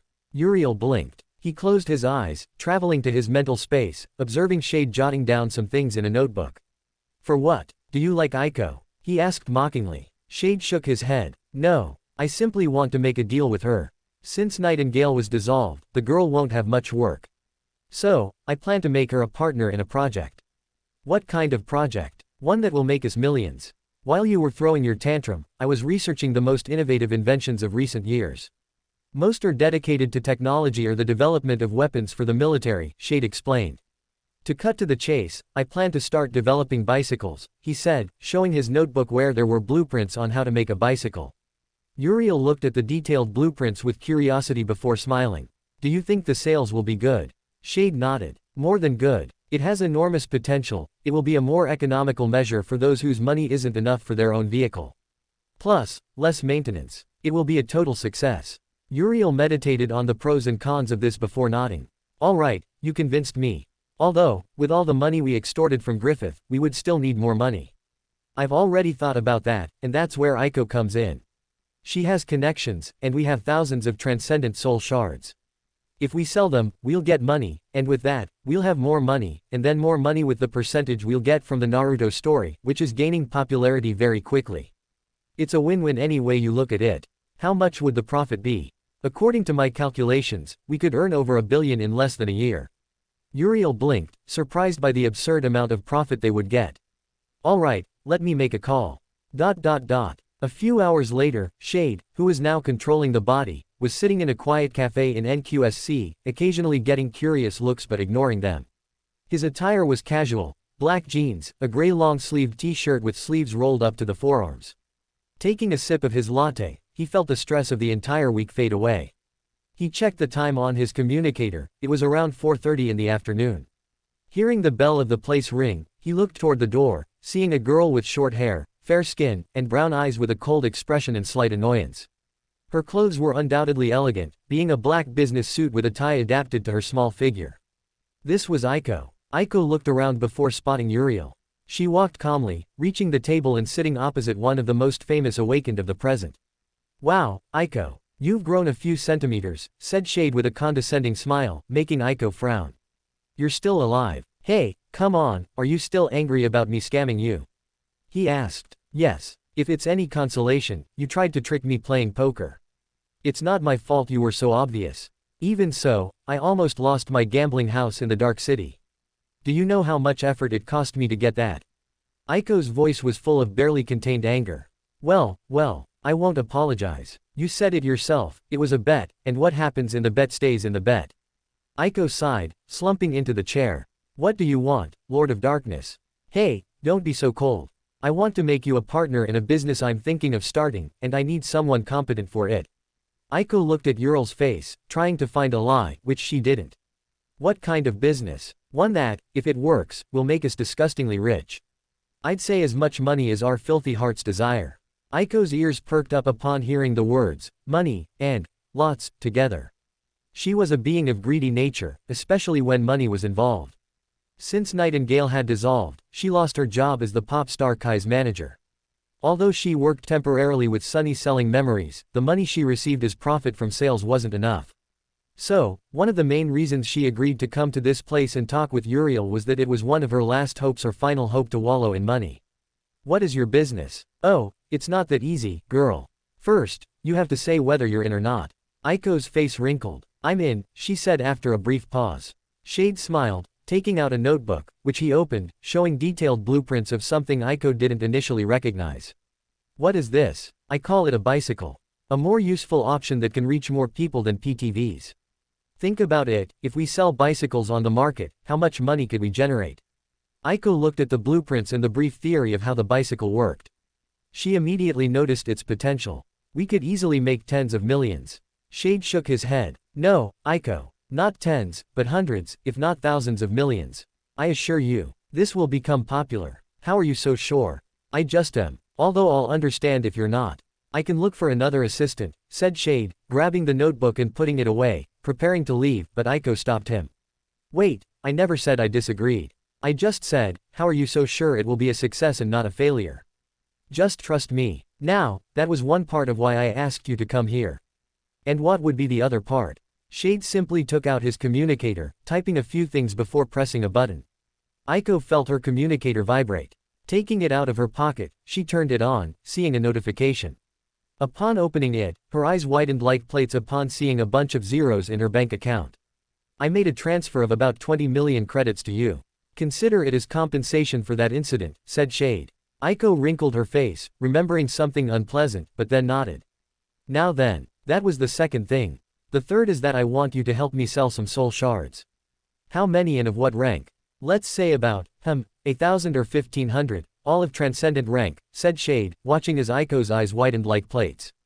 Transcendent. All of them, yes. You're the only one who can do it and smart and greedy enough to get the maximum profit from the sales, said Shade. Aiko felt her breath cut off instantly. Her eyes watered, looking at the figure in front of him as if he were a god. Of course, I'll give you 20% of the total sales, although it can increase if you decide to work as a partner in this project. Aiko wiped away tears of joy. I accept. I'll be your partner from now on, boss. I swear you won't regret this decision. Aiko's voice was full of barely contained emotion and happiness, lots of happiness. Shade smiled, taking another sip of his coffee. Very good. Excellent, now I can become very rich. After all, only the greedy understand each other. After eating and chatting about various things, Aiko began registering to sell the transcendent soul shards. She had no doubt they would sell quickly. After all, many clans would be drooling to get transcendent soul shards without sending their warriors to die fighting corrupted abominations. After the chat, Shade returned to Sunny's house in quite a good mood. His goal for the day had been successfully achieved, and he only hoped his future bank account would have a disgusting number of zeros in it. Chapter 58 Amalgam. After swapping places with Shade, he was in his room meditating on what to do next. Currently, he was testing some things. One of them was changing his form. His aspect ability had evolved, now being ascended. His innate ability allowed him to convert his body into a human silhouette, to some extent intangible, and manipulate it. After much study and practice as a sleeper, he discovered he could completely change his body, able to become darkness and give himself a new form. Of course, the process was very risky for his sleeper body, so he had only used it 4 times. The first was with the Forsaken Knight in the cathedral, devouring the darkness to obtain the 4th core. The second was when facing the Endless Sea Spider. The third was in his battle against Gunlog. And the 4th was during the siege of the Crimson Spire. In these 4 instances, he almost lost himself. Once he awakened naturally, his ability evolved, allowing him to give tangible forms to darkness, creating solid objects from his mind and essence. Thanks to this, he could control his essence much faster than the average awakened by controlling the flow and amount of essence he used in each construct. Finally, there was his ascended ability, which was an evolution of the previous ones. He could give form to himself. By using the dark body and his dark manifestation, he could take on the form he knew best. And thanks to his mistake of committing countless cycles, he had adopted hundreds of different forms, but the most normal was the Stone Saint. Even now, being human felt somewhat uncomfortable, though it would take time to adapt. Finally, he suspected that once he became transcendent, it would be something like becoming one with the world's darkness, able to create dark creatures or something similar. Well, that's what he suspected. First, he had to continue improving his essence control to try to reach natural transcendence, which was becoming one with the world, being recognized by it, and obtaining a small part of it. Saints absorbed essence from their base element. And Supremes, in theory, had unlimited essence due to their domains. It was impossible to kill a Supreme within their own domain. To do so, you needed to isolate them far from their domain, and even then, it would be very difficult, almost impossible. You would need to become a Supreme yourself. He had to perform an act of defiance and win. He remembered that Sunny achieved supremacy by cheating death, Nephis by defying the sun atop Godgrave. If he wanted to be a Supreme, he needed something outstanding. Maybe survive the unknown. Uriel thought, but then shook his head. First, he didn't know where the forgotten 7th god was. Second, he wasn't that insane or desperate yet. And third, he didn't have the slightest idea where it was. Letting out a sigh, Uriel summoned his runes. Name, Uriel. True name, Lord of Darkness. Rank, Ascended. Aspect rank, Divine. Soul core, Titan. Shadow fragments, 7,000 7,000ths. Aspect ability, Dark Lord. Dark creatures, Knight of the Deep Darkness Gunlog Soul Devourer. Attributes: Darkness Dark Flame Extra Carapace Dream Spawn Destined Marble Shell. Memories: Night Cloak Eclipse Claw Dark Storage Blood Flower Hunter's Bow Comfortable Chair Black Rope Aquatic Pearl Fragment of Moonlight Lament of the Depths Winged Cloak Broken Fragment Poison Cloak Captain's Sword Simple Mask Infinite Spring Mysterious Armor Black Legion Armor Wyvern Fang Protection Necklace Royal Ring Cloak of Guilt Crown of Repose. Flaw: Double Mind. Uriel nodded as he looked at all his memories. He had had quite a few more, but he used most of them to evolve his dark creatures to make them transcendent.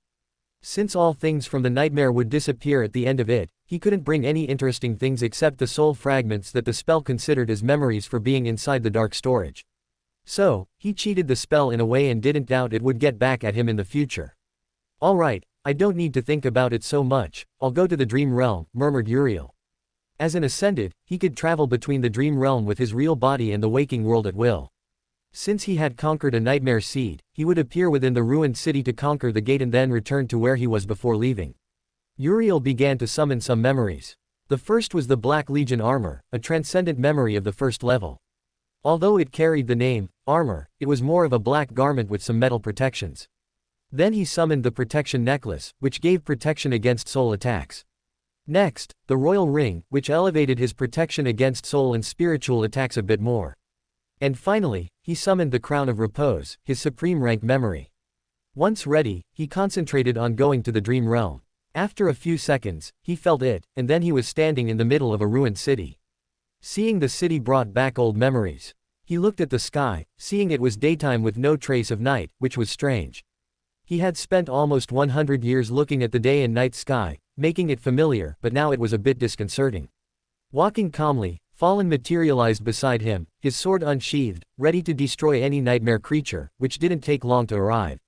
A three-headed demon dog as tall as a house lunged at Uriel and Fallen. Fallen moved at great speed, and with a movement of his sword, he cut the demon dog in two. "You have killed a fallen monster, Hellhound." Ignoring the spell's voice, he advanced toward the only place not in ruins, the castle.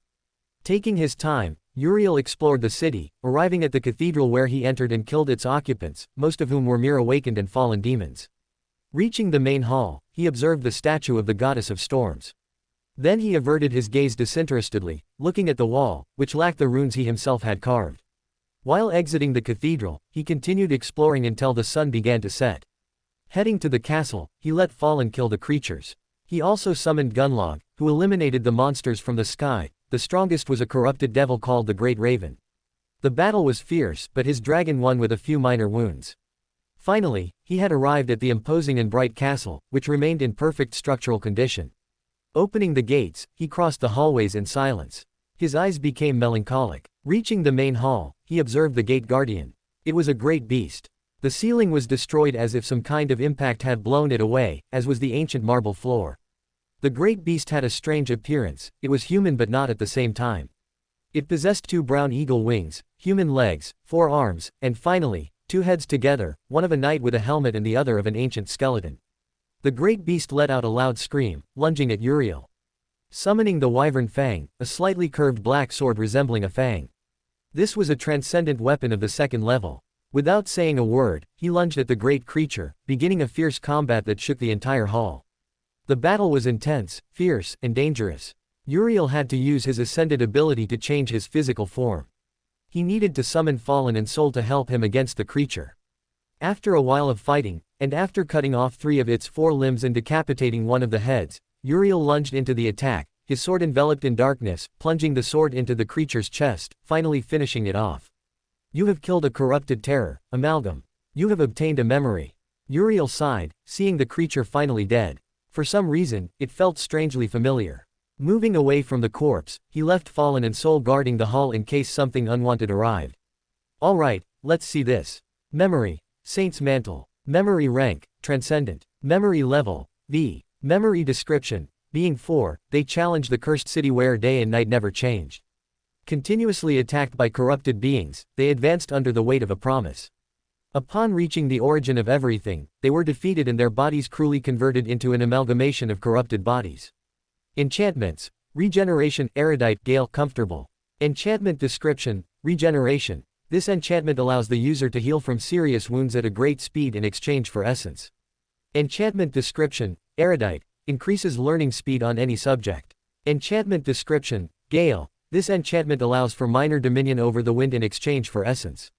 Enchantment description, comfortable, this enchantment allows the user to feel comfortable at all times, regardless of the climate. Uriel sighed, a sad sigh. His eyes looked toward the corpse of the corrupted terror he had killed. That amalgamation was Sarah's, Gretel, Lycor, and Galem. In the nightmare, he had helped them obtain the fragment of some kind of divine weapon or something similar.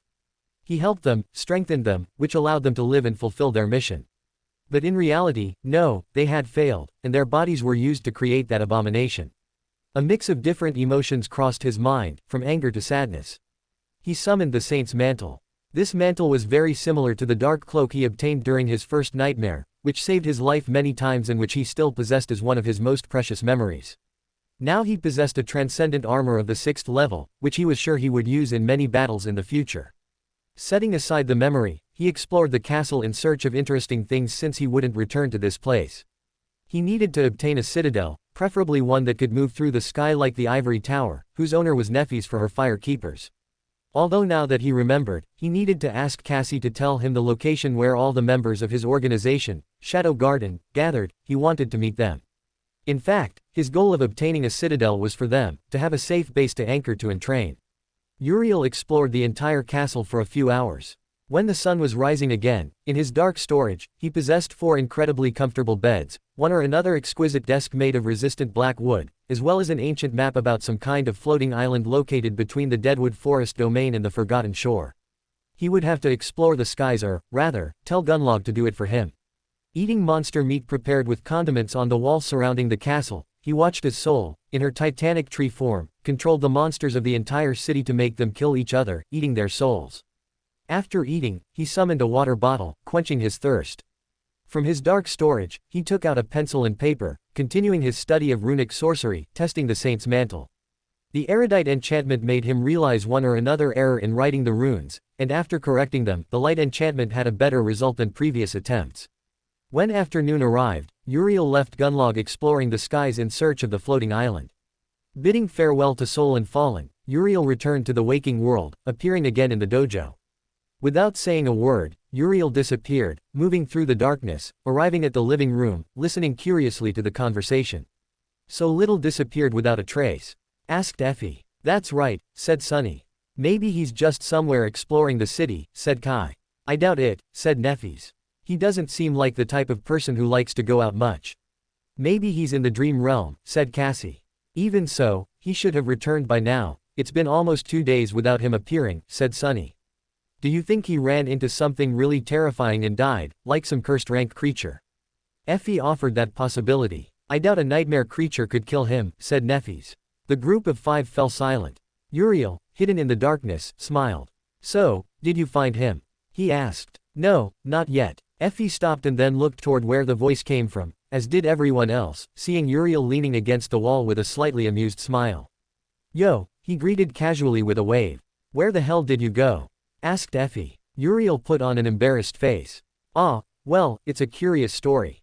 I was meditating at first, and then I thought about visiting the dream realm to see how it felt to travel with my real body. After doing so, I arrived at the place where I had my second nightmare, and I said, since I'm here, maybe I'll make it my citadel. So I fought for a while against some fallen and corrupted creatures, then reached the gate where I killed a corrupted terror after a good while of continuous combat due to its annoying regeneration. Then I looted a castle for a couple more hours before leaving Gunlog in search of a mysterious island, he explained calmly.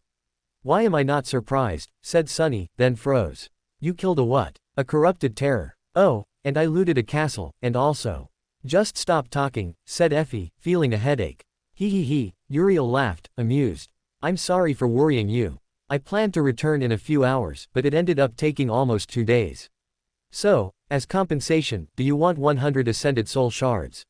300, and all will be forgiven, said Nephis. Heavens, you're starting to sound like Sunny with those deals, but okay. Uriel dropped about 2,000 soul shards from his dark storage. There you go. Everyone's eyes gleamed with greed upon seeing the soul shards. After separating each person's share, Kai and Effie used theirs to begin saturating their soul cores, as did Cassie and Nephis, while Sunny stored his in a chest with spider legs. Now that I remember, said Uriel, looking at Cassie. Cassie, where is Shadow Garden? There's no base as such since the members move continuously between different citadels, she explained. Although we are investigating to conquer a citadel and make it our base of operations. I see. Well, leave that to me. It might take some time, but there's a mysterious map about a floating island. If Gunlog finds it, I'll turn it into a citadel, hopefully. Gunlog. The echo you got from killing him? Asked Nephis. Yes, now it's a transcendent creature. Oh. Uriel smiled a wide smile that everyone knew meant what he was about to say would be something that would surprise them. It's a dragon, a nice dragon about 50 to 70 meters long. Kai turned pale, Sunny almost spat out his water, Nephis slightly opened her mouth, and Cassie gave him an incredulous look. Damn, a transcendent and a dragon too, said Effie, briefly remembering the fight between Severus and Noctis from the top of the Sun Prince's leg that she had seen from a distance. Oh, and also. Everyone silenced Uriel at that instant, not wanting to hear any more of his madness. I'll never get tired of this, thought Uriel, laughing to himself. Chapter 59 Natural Awakening. Uriel was sitting in his elegant and exquisite black chair, observing the training Sunny was giving to Rain with a bored face. A few days ago, his proposal for the webtoon was approved with great anticipation, publishing the first 2 chapters that immediately captured the interest of both mundane and awakened audiences due to the theme of a ninja world mixed with awakened. Of course, he kept the same name, Naruto. Meanwhile, Uriel was online, having another intense chat with the mongrel's flame, causing even more hate. He was even called the internet cockroach, because no matter how many accounts got banned, he always came back with the same username. Uriel glanced beside him, seeing Shade floating cross-legged, observing the training. Focus, you're distracted, he heard Sunny say to his disciple. Uriel yawned. This is boring, murmured Shade. Don't you think? Yeah, it's a bit boring. Should we try hunting a cursed titan? I think there aren't any left, and if there are, they'd be very, very far away. How about the tomb, then? Offered Uriel. Not yet. Master, why is he talking to himself? Asked Rain, pointing at Uriel who was talking to thin air. He's talking to his flaw. Rain raised an eyebrow. His flaw. Hello, girl. Rain, hearing a voice behind her, jumped, immediately scared.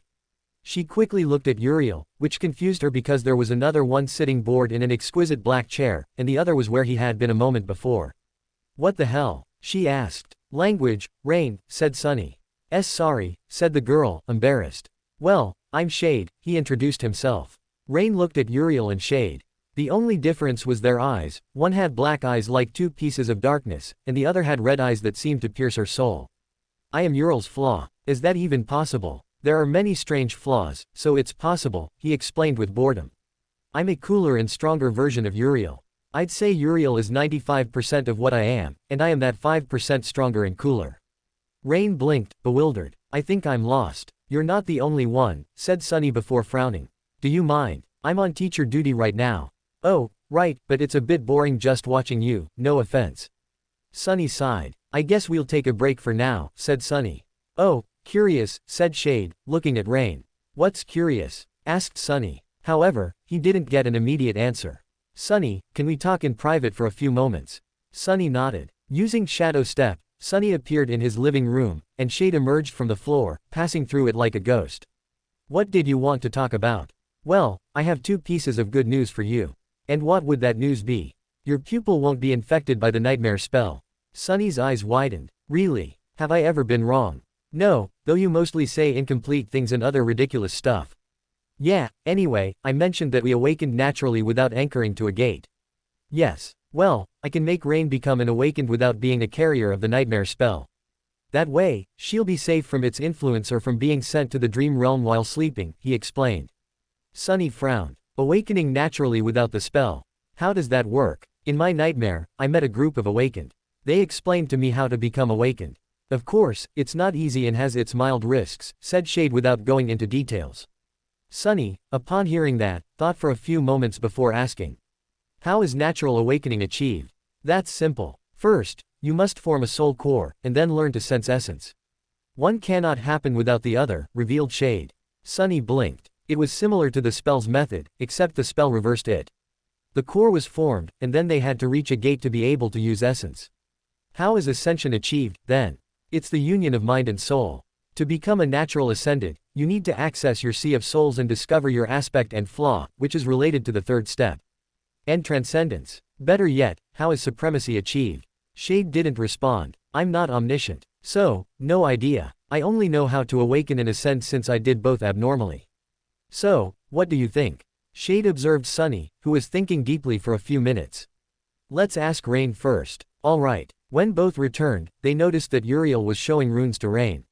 So, if you join these 3 runes in a phrase, this happens, explained Uriel, placing a bit of essence. Rain watched, surprised, as the paper wrinkled, formed into a sphere, and then lit up. Wow. That's runic sorcery, and with it, you can create cool enchantments and spells. Are you trying to steal my student? Asked Sunny, looking at Uriel. Oh, of course I am. I'll turn her into the strongest witch in the world, he said with a smile. Did you tell him, Shade? Yes, expressed Shade. Rain was confused. Tell him what? Sunny sighed, looking at Rain. Rain, do you want to become an awakened naturally? Asked Sunny seriously. Rain blinked. What? Natural awakening? She asked, confused. I thought all awakened did so by surviving their first nightmare. Yes, but that's the spell's method for those chosen by it, explained Uriel. There's another method, which is much less risky than the spells, he explained. How? It's a somewhat complex process, and you'll first need to train your body to endure it, explained Uriel. If I become an awakened without the nightmare spell, will I be sent to the dream realm when I sleep? No, since you won't be under its influence, you can stay in the waking world, unlike other awakened. Rain blinked before smiling. But will I be able to use memories? Of course. What's more, I'm so cool that if you become an awakened, I'll give you an ascended echo. How about that? The girl's eyes shone. Deal, she said with fire in her eyes, then looked at Sunny. Master, we have no time to waste. Train me with more diligence. Sunny nodded, a bit disconcerted by Rain's newfound excitement upon hearing she could become awakened. Giving Uriel a slightly annoyed look, Sunny continued training his pupil with a bit more intensity than before. Uriel left Shade sitting in his chair and then headed to the main living room to finish the last 7 chapters of Naruto to send to the publisher. Since 1 chapter would be published each week, this week they would release chapter 5. Preparing instant ramen, Uriel returned to the dojo, leaning against the wall, observing the training. After an hour, the class had ended. Alright, we'll stop here for today. Okay, said Rain, tired. Hey, Rain, catch, said Uriel, tossing her an awakened beast soul shard. Break it, he ordered. Rain tried to break it with her fingers but found it incredibly difficult. In the end, she used a simple sword, and after several hits, she managed it. She felt something enter her body, a strange and vague energy. What was that? That was essence. Try to remember that sensation, said Uriel. Okay. After saying that, the girl returned home. Well, that went better than expected, thought Uriel to himself. Finishing his ramen, he stored it in his dark storage. Oh, right, Sunny, I'll be away for a few time. I think Gunlog just found some clue about that island. Sunny nodded distractedly. Alright, see you. Saying that, Uriel returned to the dream realm. The black chair also disappeared a moment later. Sunny looked around before summoning the greedy chest and taking out a transcendent soul shard. I guess I'll continue weaving now, and saying that, he disappeared into the shadows. Chapter 60 A Place to Call Home. The cold winter air was beginning to make itself known in NQSC. Uriel let out a sigh, releasing a puff of white vapor from his mouth. His expression was a mix of anger and disappointment. Anger because he hadn't managed to find the mysterious island, and anger because it was being guarded by a corrupted terror. Honestly, he didn't want to fight a corrupted terror again at the moment. His confrontation with Amalgamation left a sour taste in his mouth. Even though he had obtained his new armor after its death, he gave them a burial, making a tomb for them so they could at least rest, even if he did it to feel better about himself. Carrying the royal coffee cup, he took the last sips before wrinkling his face. Looking at a trash bin, he threw away the now empty synthetic cup. He put his hands in the pockets of his red coat. Hearing the sound of his communicator, Uriel took it out and answered the call he had been waiting for almost 3 weeks. Uriel heard a voice on the other end that had a tone of respect. Everything ready? Great. So, when can I? Today, really? Well, then I'll be there at 3. Alright, see you later. After ending the call, Uriel hung up the communicator, staring at the black screen for a few moments. A strange look was on his face. Finally, he had secured his own personal space to live. It wasn't that he hated living with other people, but he didn't like living off someone else. He felt he was taking advantage of someone just to have a place to live. After extorting Griffith, in the first week after returning from his second nightmare, he had spoken with an agency to get his own personal place in a quiet area of NQSC. The house he had bought was in a very quiet place with clean air and near a park. And finally, after almost a month, it was ready for him to move into.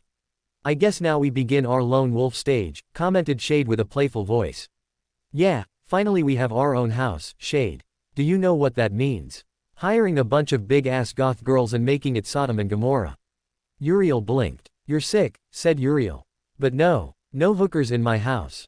You know it's mine too, right?" "No, it's only mine.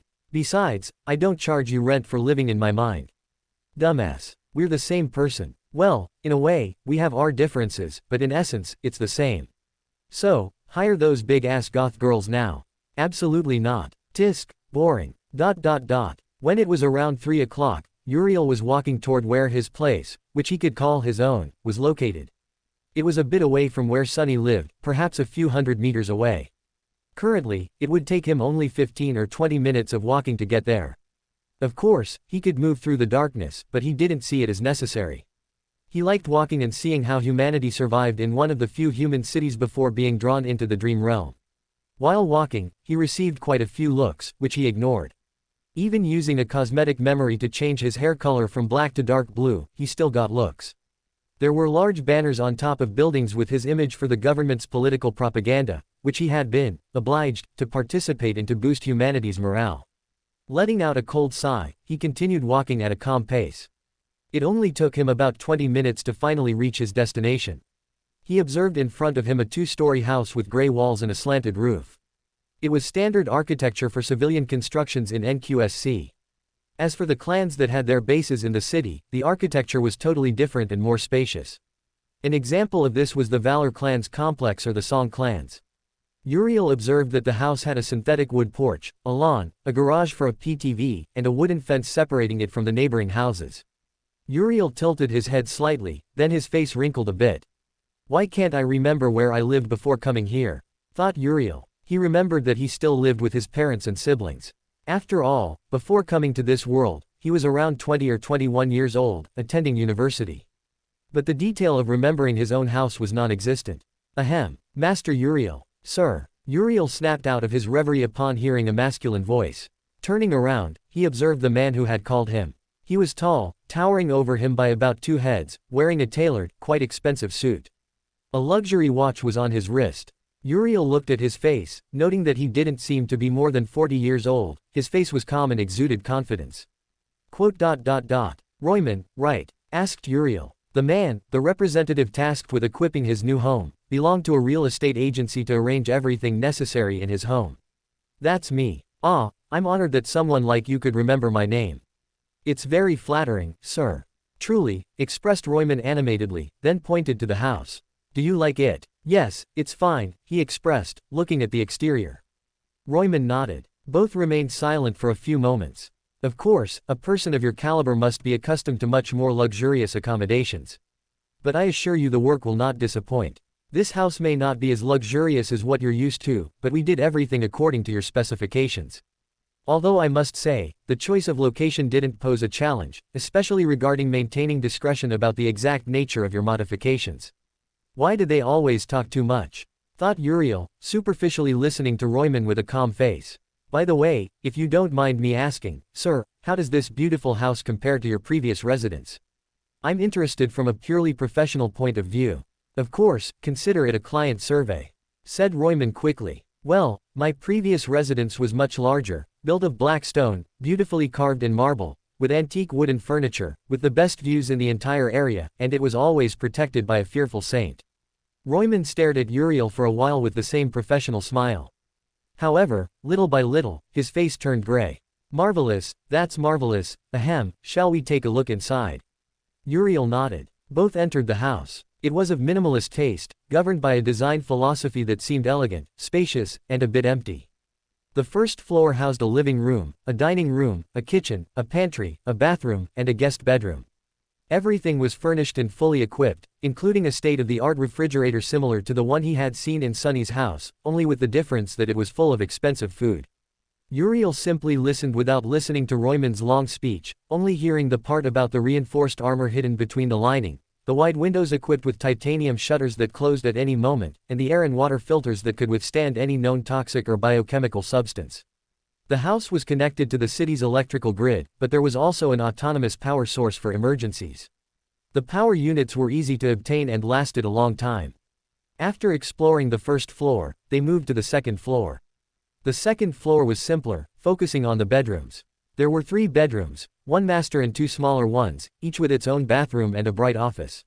He also mentioned several times the soundproofing system of the master bedroom. That made Shade excited. Finally, they went down to the basement, which was a large space with walls, floor, and ceiling covered by thick ceramic armored alloy plates. This was so that an awakened could train without worrying about destroying their home. Of course, for a master like him, this room was like paper. Uriel observed a special sleeping capsule. It wasn't the capsule that awakened used, it was something else. The device had a pod and a heavy lid. It wasn't designed to house a human body for a long time. Of course, this was a dreamscape capsule that would allow him to enter the advanced virtual reality simulation that existed between the boundaries of technology and magic. Finally, they returned to the first floor. I hope everything has been to your satisfaction, sir. It is, said Uriel. Great. Would you like to sign up for our active security service? Many awakened benefit from having a dedicated security team, watching. It's not necessary. Do you think I'm someone who needs to be protected? Asked Uriel, looking at Royman, who only let out a nervous laugh. Ha ha ha. No, of course not. Excuse me, sir. In any case, as you can see, the interior is quite empty. We left spaces for you to place your, things. If you don't mind me asking, when are the movers coming? They aren't. I don't have many things. Royman nodded. Well, if no one is coming, we can close the deal right now. I wouldn't want to take up too much of your time. Uriel nodded, signing some documents. All payments had been made in advance, so it was just a formality. After a few minutes, Royman had finally left. Uriel stayed outside his own house. I guess this is the first thing I can really call my own property. It's the second. The first is the communicator you have, said Shade. Why do you always have to ruin the moment? Because I like to do it, Shade smiled mentally while saying that. Uriel went up to the second floor, where he entered the master bedroom. Observing the bed, he stored it in his dark storage and then simply took out the bed he had taken from the castle, which was larger and much more comfortable. Of course, he had to clean it properly and put sheets on it, as well as a set of soft pillows. Once he had finished, he left his house. It was around 4 in the afternoon. Tomorrow morning, after picking up the things he had at Sunny's house, he would officially move in. Chapter 61 Dreamscape. That night, the atmosphere at Sunny's house was the usual, a mix of domestic tranquility and the residual tension that always accompanies awakened. As they dined, Uriel set his utensils down and cleared his throat, drawing the curious gaze of his hosts. Well, guys, Uriel began, looking around the room. I wanted to tell you that it's time. Tomorrow morning, I'll pick up my things and move to my own house. Sunny paused mid-bite, blinking with evident confusion, while Effie raised an eyebrow, halting her drink in midair. Move? Sunny asked, swallowing with difficulty. What do you mean, your own house? Since when do you have one? And more importantly, Effie added with a sly smile, with what money? I don't remember us going to loot any hidden treasures this week. Uriel let out a small laugh and shrugged naturally. I remind you that my stay here was always temporary. I told you I'd only stay until I had enough credits in a suitable place. Well, recently I closed a deal, he said, thinking of Aiko's efficiency, and I already signed the papers for a property. It's time for me to start living alone and fend for myself in this city. I can't be a guest forever. Sunny silently processed the explanation.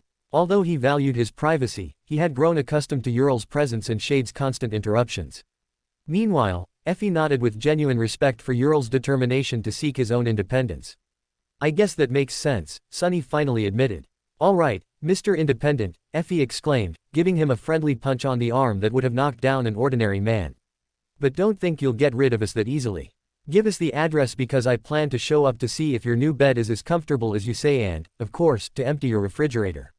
Uriel smiled, feeling that even though he was moving, the bonds he had formed wouldn't be cut so easily. After dinner, and once the following morning arrived, Uriel stored all his things in his shadow storage and bid farewell to Sunny and Effie. Finally, after almost a month of living with that duo, he headed toward his new destination and his base of operations. Uriel was inside the capsule that would take him to Dreamscape. On his face rested the simple mask, whose enchantments would give him some privacy and slightly change his appearance, such as his hair or skin. Once the lid had sealed, a chain of letters appeared before him. Enter Dreamscape. Yes, number. Yes, Uriel responded. A moment later, his vision darkened. Uriel observed his surroundings with curiosity. He was standing in the middle of a vast, immense black void. Around him were countless stars shining with an ethereal light, an inconceivably complex web of threads connecting them. Wow, a fake, Shade's voice resonated in his mind. This is just a representation. It's like the lobby or something. Yeah, although it's our first experience in virtual reality. This is much more advanced than any technology from our world. Uriel had to nod. Looking down, he noticed he was naked. The dreamlike landscape had recreated his body in detail.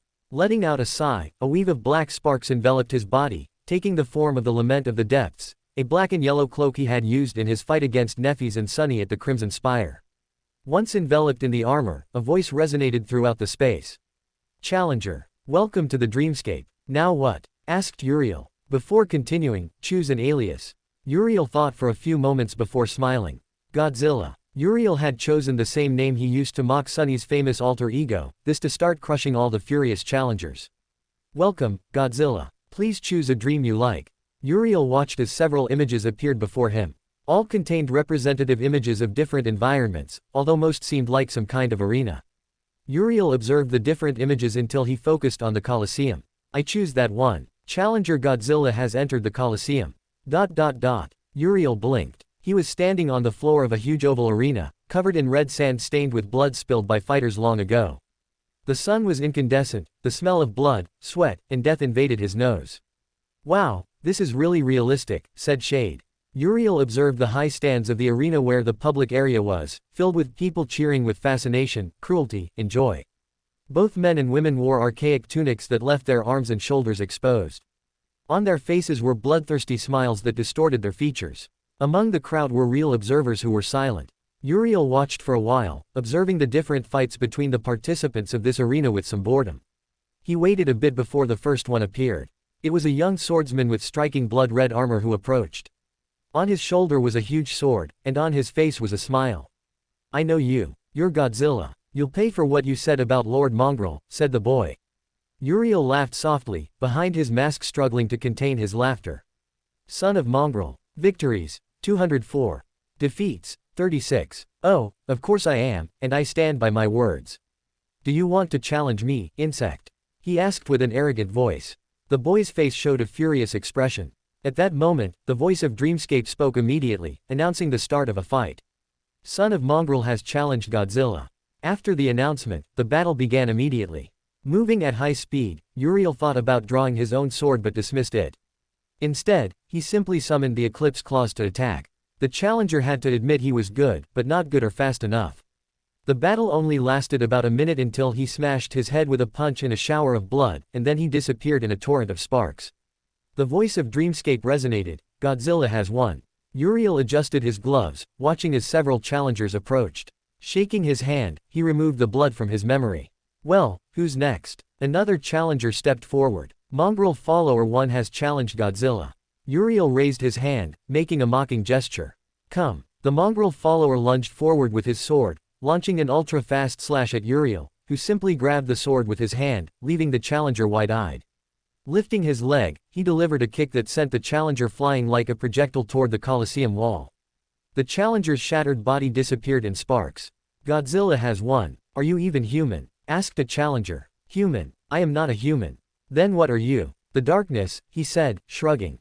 Then he attacked, destroying his opponent. Uriel continued like that, crushing each new challenger who faced him using nothing but his martial arts. Over the last 3 hours, he had defeated about 32 different people. Even when challengers used their aspect abilities, he could eliminate them simply by moving at a greater speed than them or using their own aspects against them. After his 4th hour, his victory counter increased to 50. Uriel defeated his last challenger and was about to leave. However, something caught his attention. It was a new challenger. From what he could see, he seemed to be someone famous. Those in the stands and in the Colosseum seemed to whisper among themselves about the figure. Isn't that Stryker? Asked Shade. I think so. If I remember correctly, Sunny simply eliminated him in a few minutes of combat, Uriel responded mentally. Oh, and it seems he was streaming. Uriel waited, watching as Striker approached with a smile. Hello, friend. Do you only fight with your fists? Don't you know how to use a sword? I do, but it's not necessary to use a weapon against weaklings like you, Uriel responded coldly. Leo Striker's face frowned before an arrogant smile appeared on his face. Leo Striker has challenged Godzilla. Uriel took a step forward. His opponent unsheathed his sword with a smile. You're arrogant, kid. Let me give you some advice. Use a helmet, idiot. Leo Striker lunged forward, launching a strike with his sword. Uriel simply watched as Leo Striker ran toward him. Pathetic, he murmured. Uriel took a step, disappearing from sight. The next instant, he was about 3 meters from Leo Striker, a pulsating heart in his hand, which he crushed. Let me give you some advice. You talk too much for someone so weak, said Uriel, watching as the figure of the famous streamer, with a hole in his chest, disappeared in a sea of sparks. Uriel observed this with total indifference behind his mask. It had only taken him 2 seconds to finish off his challenger. Uriel yawned. He was bored. Since he defeated Leo Striker, the other awakened seemed to look at him with some confusion, even shock. The same happened with the observers in the amphitheater, many changed seats to get closer.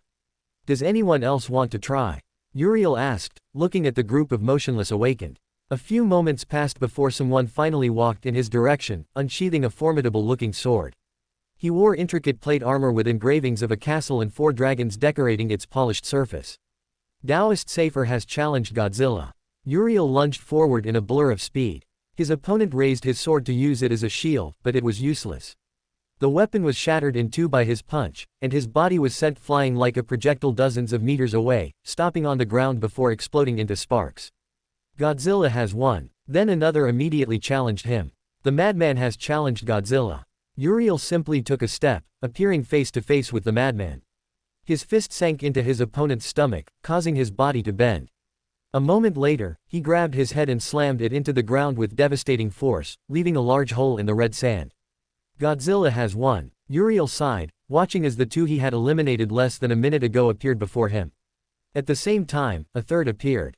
Leo Striker, Taoist Safer, and the madman have challenged Godzilla. Uriel wanted to curse now. Insects. Aren't you tired of getting your asses kicked? The 3 didn't respond. Uriel extended his hand, forming a completely black double-edged sword that ended in a point, with a black guard and pommel. Godzilla, I have a question for you. Are you an awakened, and was that your aspect ability? Asked Leo Striker. Uriel blinked. No. That was just speed, he said boredly. Leo Striker and everyone else seemed perplexed by the answer. That way he simply disappeared and appeared elsewhere was just pure speed without any aspect. I see, you beat me last time because I was careless. But this time, what will you do when the 3 of us atta? He didn't finish when the heads of the 3 challengers flew off their necks not a second later. They'll simply lose, Uriel responded, ordering Dreamscape to expel him from the arena. Then he disappeared in a sea of white sparks. Uriel emerged from the Dreamscape capsule with a bored look. Leaving the capsule, he moved through the darkness, heading to his bathroom. Although he hadn't sweated, the smell of the Colosseum still lingered in his nose. Chapter 62 Revelation. The next day, Uriel was walking with another person. This was Effie, who had insisted on seeing his new home. I still don't understand why you wanted to move. Are we such bad roommates? Asked Effie with amusement in her voice. Oh, of course not, Uriel responded with an amused smile on his face. The height difference between Effie and him was quite evident. Although he wasn't as short as Sunny, he was still shorter than Effie by at least a head and a half. Effie in these months had only grown taller, reaching at least 1.80 meters, while he was barely of average height at 1.70 meters. He remembered that his family, both on his mother's side and his father's side, weren't that tall, so he doubted he would get taller soon. Not that it really mattered to him. Hey, little, you spaced out. Were you talking to Shade? No. He's asleep now. I was just thinking about my family. But aren't you an orphan? Yes, but I wasn't always one, you know. And what were they like? I mean, your family. Well, they were good people. Quite sociable, in fact. Both worked. Although our life wasn't the best, my siblings and I never really lacked anything. A nostalgic smile appeared on his face. Among my siblings, I was the most, how to put it, introverted. It was very difficult for me to socialize or make friends. Effie laughed. Oh, really? You, an introvert? She asked between laughs. Oh, of course. Anyway, I'm getting off topic. I lived well, that's all I'll say. Oh, it seems we've arrived, said Uriel, stopping in front of his home. Effie looked curiously at Uriel's house. It was similar to all the other surrounding houses, a simple house for a family earning a bit more money than the people in the city. Uriel placed his hand on the biometric scanner to open the main door and enter. Effie followed a moment later. It's quite empty. I thought you'd have bone decorations or sacrificial rituals. What kind of idea do you have about me? Asked Uriel. A crazy guy who performs rituals to summon some spawn at midnight when no one is looking. Uriel blinked. Well, that's shade, not me. Last night, he tried to summon a succubus or something like that. It didn't work in the end. What's a succubus? Asked Effie curiously. Oh, you don't want to know, believe me. Uriel opened his refrigerator, taking out a large jug of strawberry juice. At the same time, he put on some gloves and took out a large tray from the oven, revealing a huge pizza divided into 20 pieces with cheese and pepperoni. Effie sniffed the delicious aroma. Do you want pizza? Oh, of course. I'm on it. Soon, the duo began to devour the pizza with great enthusiasm. This is delicious. Not bad. If I had real condiments and not synthetic ones, the flavor would triple, he murmured with his mouth full. Once they had finished, they chatted a bit, and Uriel showed Effie the rest of his home. Of course, when Effie tried his bed, she attempted to take the incredibly comfortable bed that had cost him so much effort to obtain. In the end, he kept his bed, much to Effie's annoyance. After the tour, which lasted about 30 minutes, they were sitting in the main living room, simply relaxing. Hey, Effie, I have a question for you, said Uriel, making the girl look at him. And what would that question be? It's a bit strange. Uriel thought for a few moments.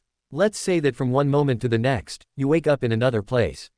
Suppose it's a different world.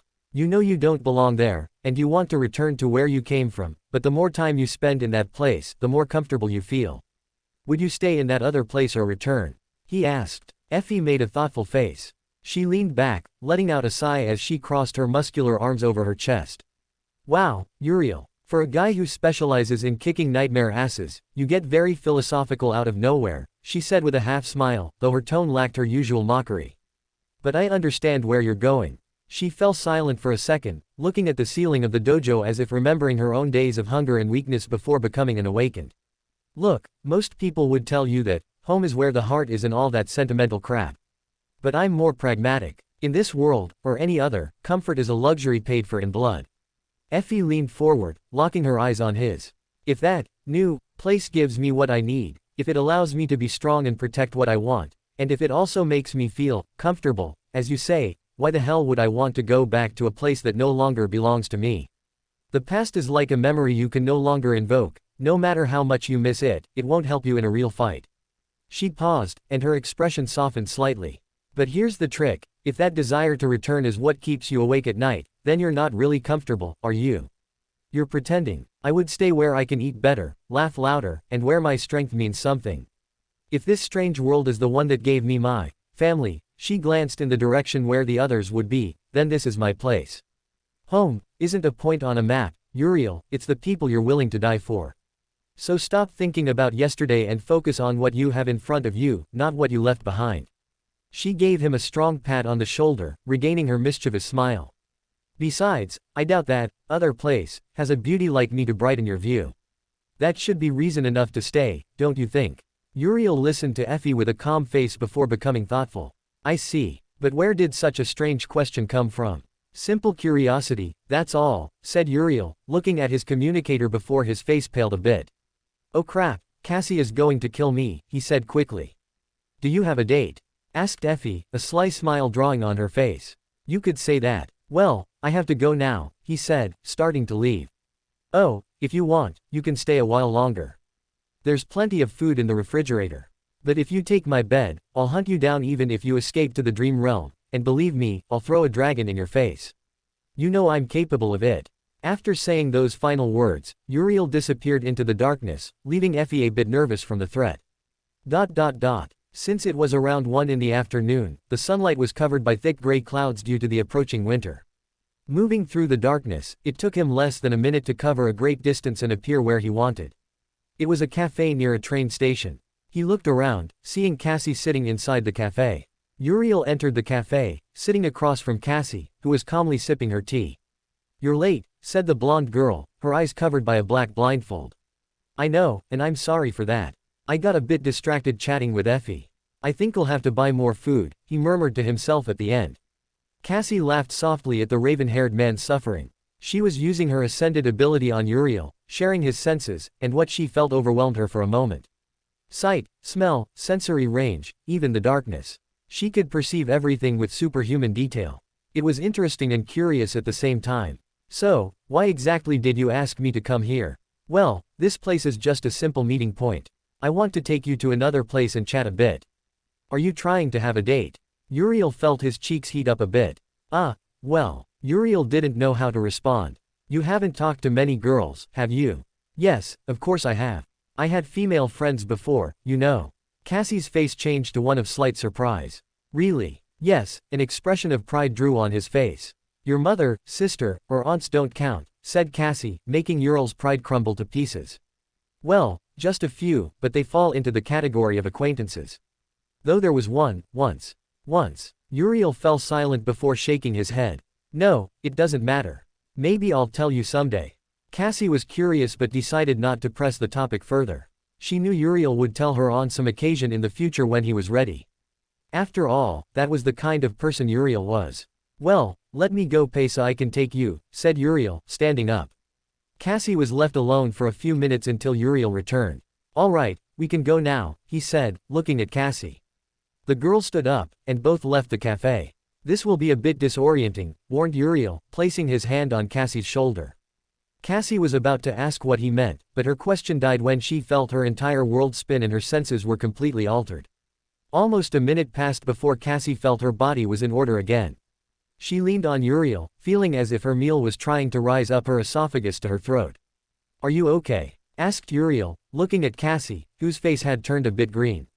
He quickly summoned the infinite spring, which Cassie took, drinking several gulps of the cold water. "I just need a few moments." Uriel waited a few minutes until Cassie finally returned to herself. "Next time, give me more time to prepare," said the girl. He. "Well, it's the first time I've dragged someone with me through the darkness. Although, if it's any consolation, the same thing happened to me the first time I did it.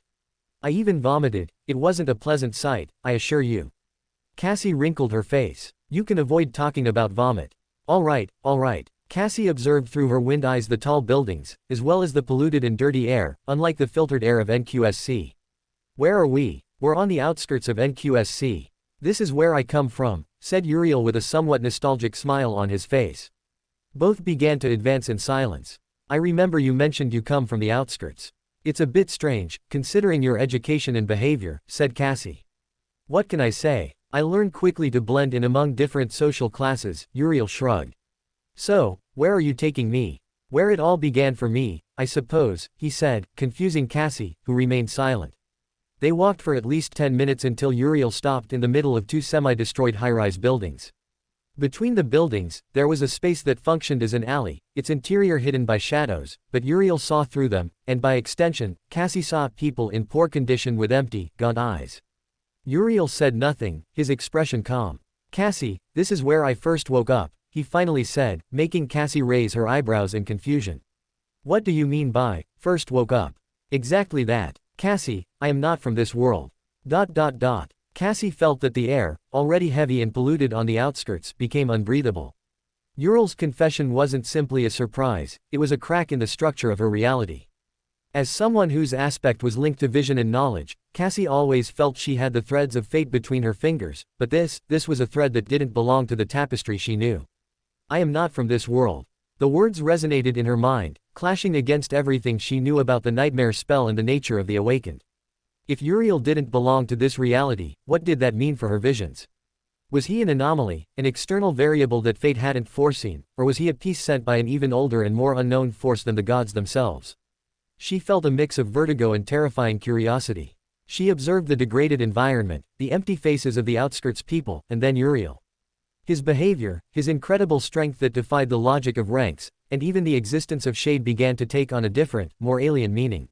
He wasn't just a talented young man who appeared out of nowhere, he was an invader or a refugee from an existence beyond the reach of the nightmare spell, even beyond the gods. Cassie was snapped out of her thoughts upon hearing Uriel speak. The truth was that Uriel had spent a lot of time thinking about his own origin and his arrival in this world. He often found himself questioning and wondering if he truly wanted to return to his own world. That's why he had asked for Effie's opinion, and her response had only left him with more doubts in his head. Honestly, Uriel felt lost in his destiny right now. You know, Cassie, the first time I woke up was in that place. I was confused, in pain, and hungry. A small smile appeared on his face. When I found out I was infested by the spell, I cursed with all my might, got angry with any deity I knew, but in the end, I resigned myself. I didn't even know if I would be able to survive my first nightmare. Cassie turned her face, looking at Uriel with intensity. You weren't sure you could pass it. Oh, no, I was sure I was going to die. So I simply resisted as much as I could. Day after day, I fought to avoid falling asleep, each time convincing myself more that this was just a dream and I would wake up, but it wasn't like that. Eventually, maybe a few days later, I resigned myself and surrendered as a carrier of the spell, 9 days after being infected by it. Uriel sighed. Uriel fell silent for a few moments before continuing. It's strange, really. I couldn't do literally anything in my nightmare until the very end. I resigned myself to dying. Since I had resigned myself to death, I didn't care what happened. Uriel paused, starting to walk, followed by Cassie in silence. As they walked, Uriel continued talking, more to himself than to Cassie, who simply listened. Of course, they say the spell is cruel but fair in equal measure, but that doesn't apply to me. This world has been cruel to me, perhaps because I come from another world, perhaps because I'm an anomaly, perhaps because I was never originally destined to exist in this place. I really don't know, and I doubt I'll ever know.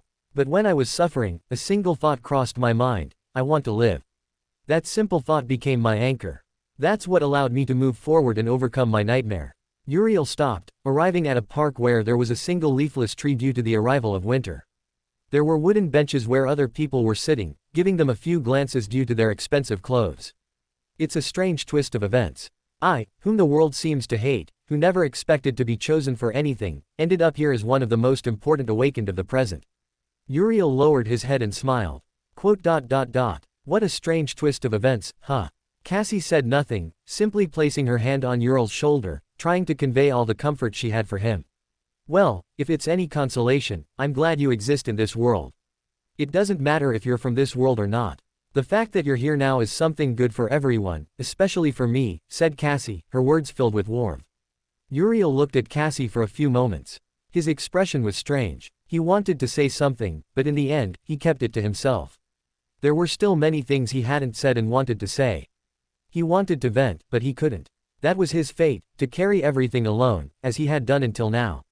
Perhaps that's why his flaw was double mind. Since he liked to carry everything alone, he was forced to share his burden, whether he wanted to or not, learning not to carry everything on his shoulders.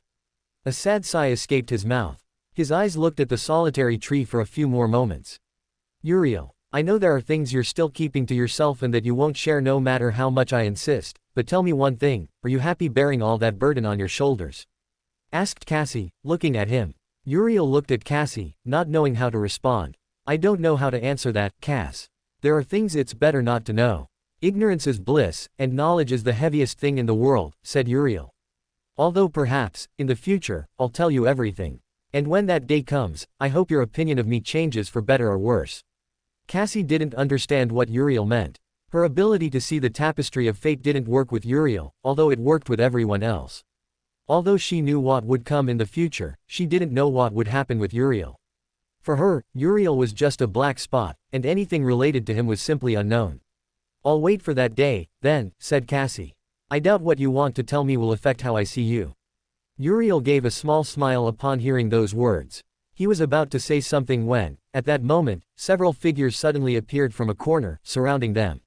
They were all dirty and disheveled, with the typical appearance of thugs or bandits from any cliché-filled series.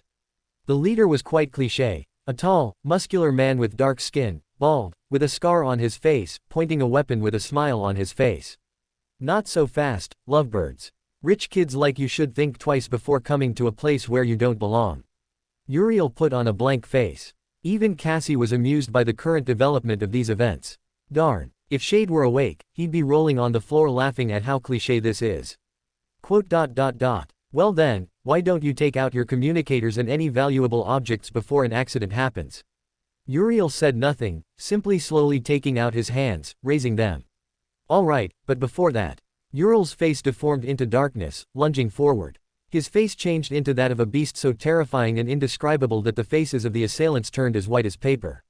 They let out a not-so-masculine scream, running away stumbling. Uriel returned his face to normal with clear amusement on his face. Uriel heard a laugh, seeing Cassie laughing softly. Sorry about that. It doesn't matter, it was quite funny, said Cassie, still laughing. Uriel also smiled. I guess this world isn't so bad, he murmured, feeling the wind caress his face, moving his black hair. Chapter 63 A Plan. The sound of a body colliding with something metallic echoed through the wooden dojo constructed within the shared mindscape of Uriel and Shade. Hey, that hurt. What the hell is wrong with you today, Shade?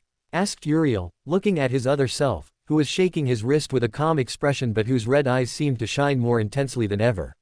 Oh, I don't know. Maybe I'm a bit angry with you. Can you guess why? Because you missed the cliché thug scene.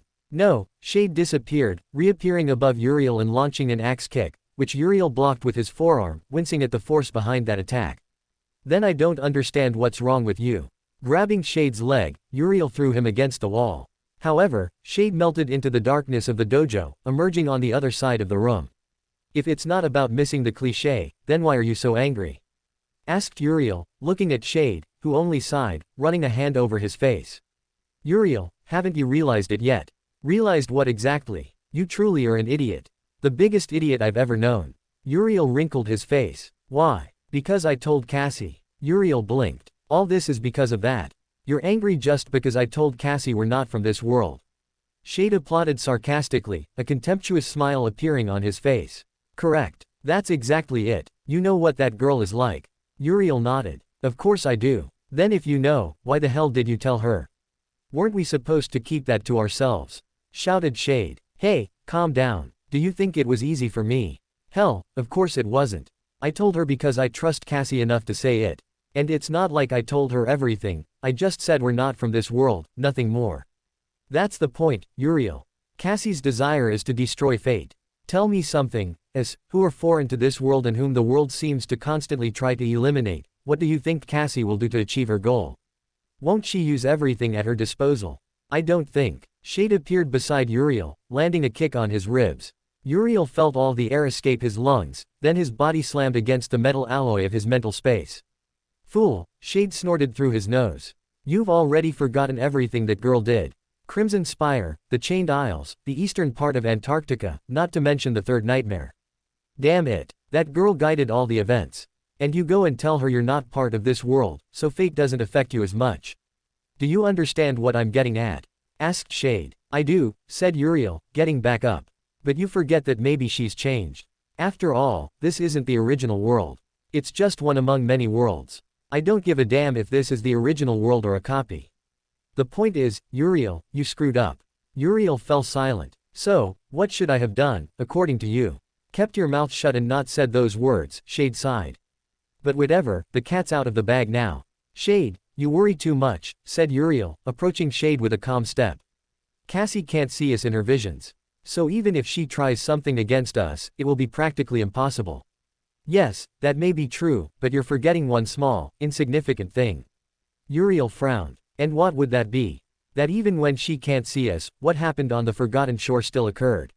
Through visions involving others, we'll be involved, and from there, she can make her Machiavellian plans. Shade, don't worry about that.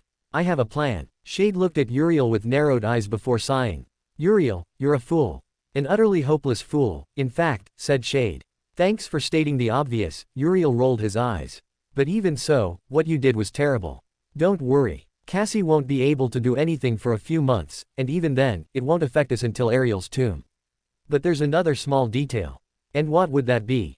Uriel smiled. The cycles we went through in our second nightmare, he explained. Shade's eyes widened. Don't tell me that. Yes, it's what you're thinking. We'll use Ariel's tomb to our advantage. If my plan works as I want, it will give us a huge advantage in the future and plenty of knowledge along the way. Shade brought a hand to his chin. It's a risky idea, and many things could go terribly wrong, murmured Shade, pacing back and forth. It's our biggest bet right now, said Uriel. So you don't have to worry. For now, Cassie will only do maximum damage to the tapestry of fate by guiding Sunny to the tomb of I think I forgot the name of that demon. Anyway, where the thieving bird is, and when that happens, she'll lose her vision ability. So we're literally safe. That's if Sunny actually goes to the heart of the estuary. Don't worry. Even if events deviate, we'll just have to correct them subtly. After all, no one will know, said Uriel with a smile. Shade sighed. All right, I'll let you handle this. But listen to my words. If Cassie tries to use us or manipulate us, I'll use Soul to erase that memory or bury it so deeply that even as a saint, she won't be able to find it. Agreed, and I won't stop you, said Uriel with a smile before putting on a serious face. Well, it's time to kill a corrupted terror and see if there really is a flying island, said Uriel, leaving his mental space, leaving Shade alone. Shade stared at the empty space where Uriel had been just before.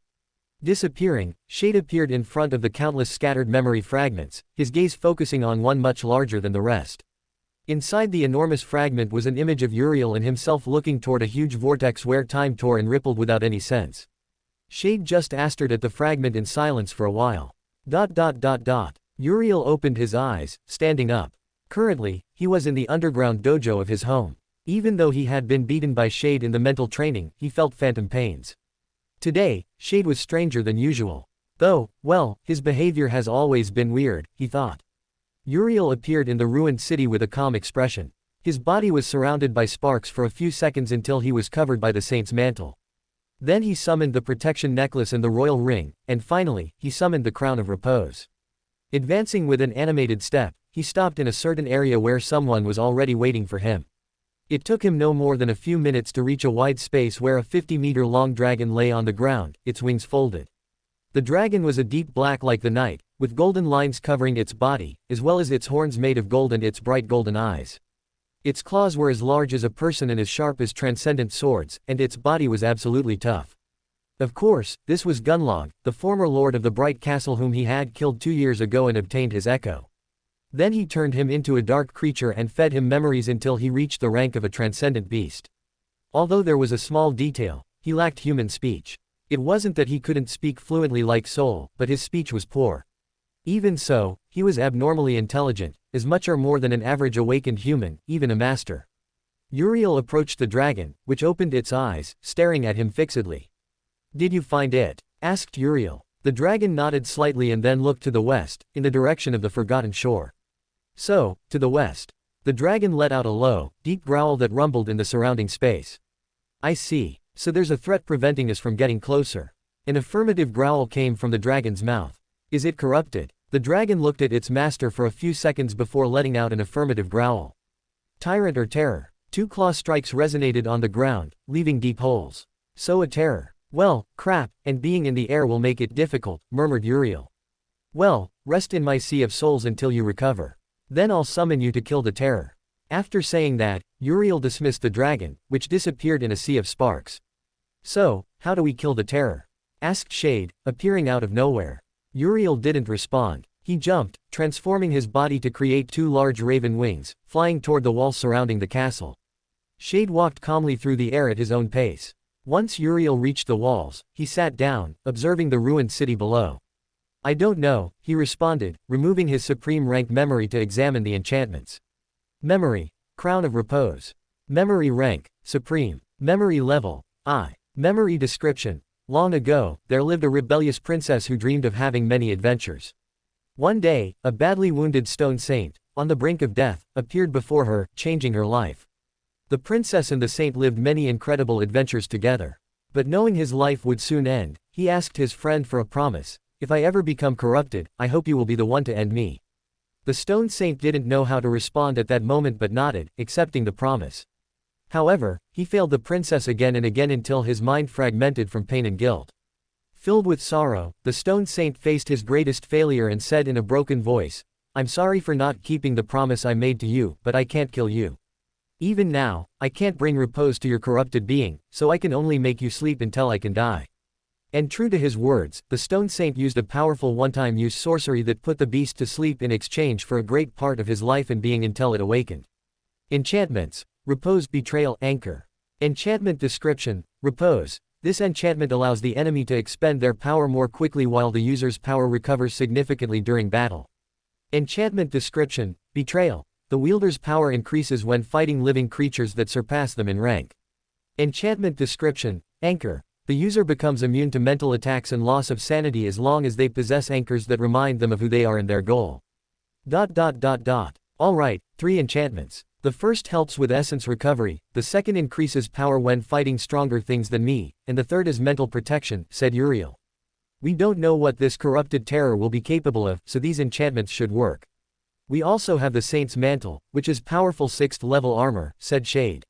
But just in case, we need to be prepared. Yes. Uriel and Shade observed the city for a few hours, and when the light of dusk began to fall, Uriel summoned Gunlog, who had recovered from damage and fatigue, back at full energy.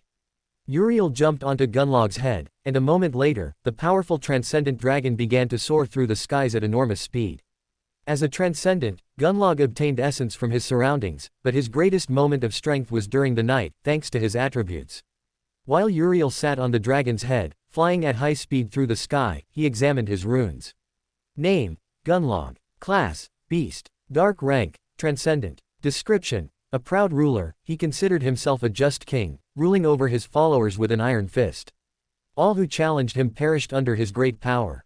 However, one day, the proud ruler encountered an unfathomably cruel darkness that ended his existence. In his agony, the proud ruler only heard the final words of the terrifying darkness, "Die on the throne you so cherish." Thus ended the life of the proud ruler of a cursed city. Attributes, Darkness, Fire, Night, Body of Steel. Dark creature abilities, Golden Soul Flame, Combat Comprehension, Conflagration, All-Terrain. Ability description, Golden Soul Flame. Gunlog can unleash a flame so hot and bright it resembles the sun itself, burning not only the physical but also the very soul of his enemies. Ability description, Combat Comprehension. This ability allows Gunlog to learn, memorize, and adapt to any combat style with terrifying efficiency. Ability description, Conflagration. Gunlog can unleash a sea of incandescent flames upon his enemy, reducing them to ashes. Ability description, All-Terrain. This ability allows him to adapt to any type of terrain for combat, whether in the sky, on land, or underwater. Dark Fragments, 128 1,500ths. Uriel looked at Gunlog's abilities. Without a doubt, they were amazing, worthy of a transcendent. If he wanted to turn him into a supreme rank creature, he needed 1,500 memories, which was a lot to achieve. Of course, there was another method, through a supreme challenge to achieve natural supremacy. Anyway, he wasn't in a hurry to make one of his creatures supreme rank. First, he needed to strengthen them and strengthen himself. If he managed to become transcendent, he could challenge a 4th nightmare or directly seek out a cursed rank creature and kill it to become a supreme. Uriel lay back, feeling the breeze caress his body. Looking at the blue sky, he closed his eyes and began to relax. Chapter 64 Blasphemy Spirit. They flew throughout the night and the next day. Finally, at dusk on the second day, they returned to the skies of the Forgotten Shore. Gunlog soared through the firmament, slightly adjusting his course toward the floating island. Shade, who was reclined, enjoying the cold wind hitting his face, sensed it immediately. Ahead, an overwhelming presence manifested with absolute clarity. A powerful creature was advancing toward them at great speed, surrounded by a retinue of countless smaller creatures moving like a dark tide around it. Shade summoned a memory. The familiar wyvern fang materialized in his hand with a dark flash. After a few minutes, he finally saw the source of that suffocating pressure, a corrupted terror. The creature was strange and repulsive. It had the form of a huge winged slug, with a grotesquely humanoid mouth filled with yellowish, twisted teeth. 2 retractable eyes emerged from its slimy flesh, observing everything with a sickening attention. From its body sprouted 4 sharp legs made of living flesh, and 2 pairs of thin, membranous wings that kept it suspended in the air. Shade fixed his gaze within and distinguished 6 deep knots of vile and repulsive darkness, twisting like open wounds in its essence. There was no doubt, it was a corrupted terror. Around it flew other creatures of the corrupted rank, simple beasts and monsters that obeyed like servants with no will of their own. Shade jumped into the air. Darkness enveloped his body, molding and transforming until it adopted a new form, that of a dragon made of pure darkness. His red eyes shone with penetrating intensity, and 2 huge wings unfolded, beating with force and creating violent gusts of wind. Its size was comparable to Gunlog's. Shade opened the maw of his draconic form and let out a powerful roar of challenge. The terrifying slug responded with a distorted and unnatural screech. At that same instant, Gunlog released his own roar, filled with fury and battle lust. Shade felt the effect of the Crown of Repose activate, elevating his power completely, as well as the amount of essence he possessed. The saint's mantle had transformed into the black scales of transcendent armor, and his mind was flooded with the rage of a dragon, but he still remained perfectly in control. His gaze focused on the corrupted terror. The plan he had made was simple. Since he was unaware of the terror's powers, any clever plan he made would be useless, so he kept it simple and perfectly adaptable. He would fight the terror while Gunlog dealt with its hundreds and hundreds of followers. Once finished, he would come to help in the battle. Both the dragon made of darkness from the night and the corrupted creature didn't move immediately. They were analyzing their enemy cautiously, trying and discarding plans, until finally, after about 2 seconds, they launched their attacks. The corrupted terror sent a part of its troops toward Shade, who, upon seeing this, invoked the Gale enchantment. Enormous gusts of wind appeared out of nowhere, crushing, blocking, and shredding the flying monsters. You have killed a corrupted beast, follower of the blasphemy spirit. You have killed a fallen demon, follower of the blasphemy spirit. You have killed. Ignoring the spell's voice, Shade continued using the wind, spending a part of his essence. After shredding the creatures, the terror's mouth opened, beginning a kind of strange speech and hundreds of whispers that invaded Shade's mind. He felt that if he tried a little harder, he could understand more, know the profane secrets of the world and the gods, just. Shade shook his head, driving out the innumerable voices. Using the anchor enchantment, he began to create anchors to become immune to the corrupted terror's mental attacks. Remember your name. You are the Lord of Darkness. You will kill the corrupted terror and conquer a flying city to make it your citadel, Shade ordered himself, using the third enchantment to shatter the mental attack that would drive anyone to madness. The corrupted terror let out a deafening roar. Its body tensed like a spring before being shot like a siege ram at a terrifying speed. Air resistance, inertia, and physics were shattered by the malevolent will of the creature. Shade barely managed to dodge the attack. His left arm was shattered while avoiding the swift attack. Narrowing his eyes, the darkness rippled, reconstructing the limb, surrounding it with wind to increase his speed, and boosted by the crown of repose, Shade lunged at the creature. Releasing a roar, Shade raised his clawed hand with terrifying force that impacted the creature's head, which resisted the attack, generating a huge shock wave. Without stopping, the creature turned, using its tail to strike the dragon's chest. Seeing the attack, the dragon lunged forward, impacting its draconic body against the abomination, pushing it back. Then it approached, using its powerful claws and jaws to shred the abomination. The claws began to leave wounds on the incredibly hard skin of the monster, and its sharp fangs sank into the dense flesh. The terror let out a scream of pain. Turning its long neck, it aimed at the dragon's wings. The abomination opened its mouth wide, revealing darkness. An instant later, a huge, sharp spike emerged from its body, piercing the body of the black dragon, which had to release the abomination. The corrupted terror, now free, swung its tail so fast that the wind was shattered.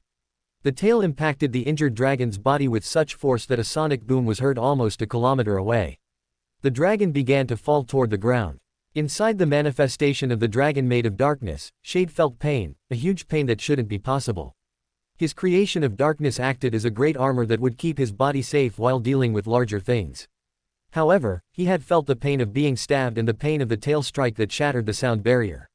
Clenching his teeth, he managed to concentrate enough to regain orientation and regenerate. The dragon's body was covered by more darkness, while the sharp spike of flesh was removed and dropped to the ground. Shade looked at the corrupted terror, which tensed its body to perform the same ultra-fast attack. Shade beat his wings, covering half the distance that separated him from the terror. With the second wing beat, his body was surrounded by darkness. The corrupted terror launched itself at lightning speed to pierce through its enemy's body. Its mouth was open to devour and consume everything that entered, and so it did. The dragon's body was opened by a huge hole in its chest. An expression of disbelief was on the dragon's face before its eyes watched the terror descend. Then it smiled. The dragon disappeared into darkness, which then reformed into an enormous, titanic stone saint 20 meters tall, with a massive 30-meter spear. The stone saint threw the spear with titanic force, turning it into a black projectile. The corrupted terror, sensing the attack, turned its head too late. It felt the black spear made of darkness pierce its stomach, followed by another spear that destroyed one of its wings, and then another. As he fell, Shade controlled more darkness, creating 2 massive black wings that he used to fly. Although the essence expenditure he was using was terrifying, he received new essence thanks to Gunlog, who was shredding the swarm of corrupted creatures following the terror. Launching himself against the corrupted terror, Shade impacted his stone saint body against the abomination, both heading toward the ground. Raising his fist, he brought it down against the creature again and again and again. With a final punch, Shade jumped, brandishing his wings and invoking the wind, stopping his fall but not the terrors, which crashed violently against the ground, leaving a large crater. Knowing that a simple fall like that wouldn't kill a corrupted terror, Shade descended to the ground. The earth offered more movement than the air. Landing with a crash, he discarded the dark wings to conserve his essence. A one-handed black sword made of darkness formed, then a shield formed. Raising both hands, he struck his sword against the shield, making a sound of challenge. The corrupted terror advanced like a beast. 2 wings on its right side were now non-existent, preventing it from flying. But whether in the air or on land, it was a corrupted terror, a creature that could kill transcendence. Shade ran against the creature, swinging his black sword downward in a vertical slash in less than a second. The creature moved its tail, causing the impact to open Shade's defense.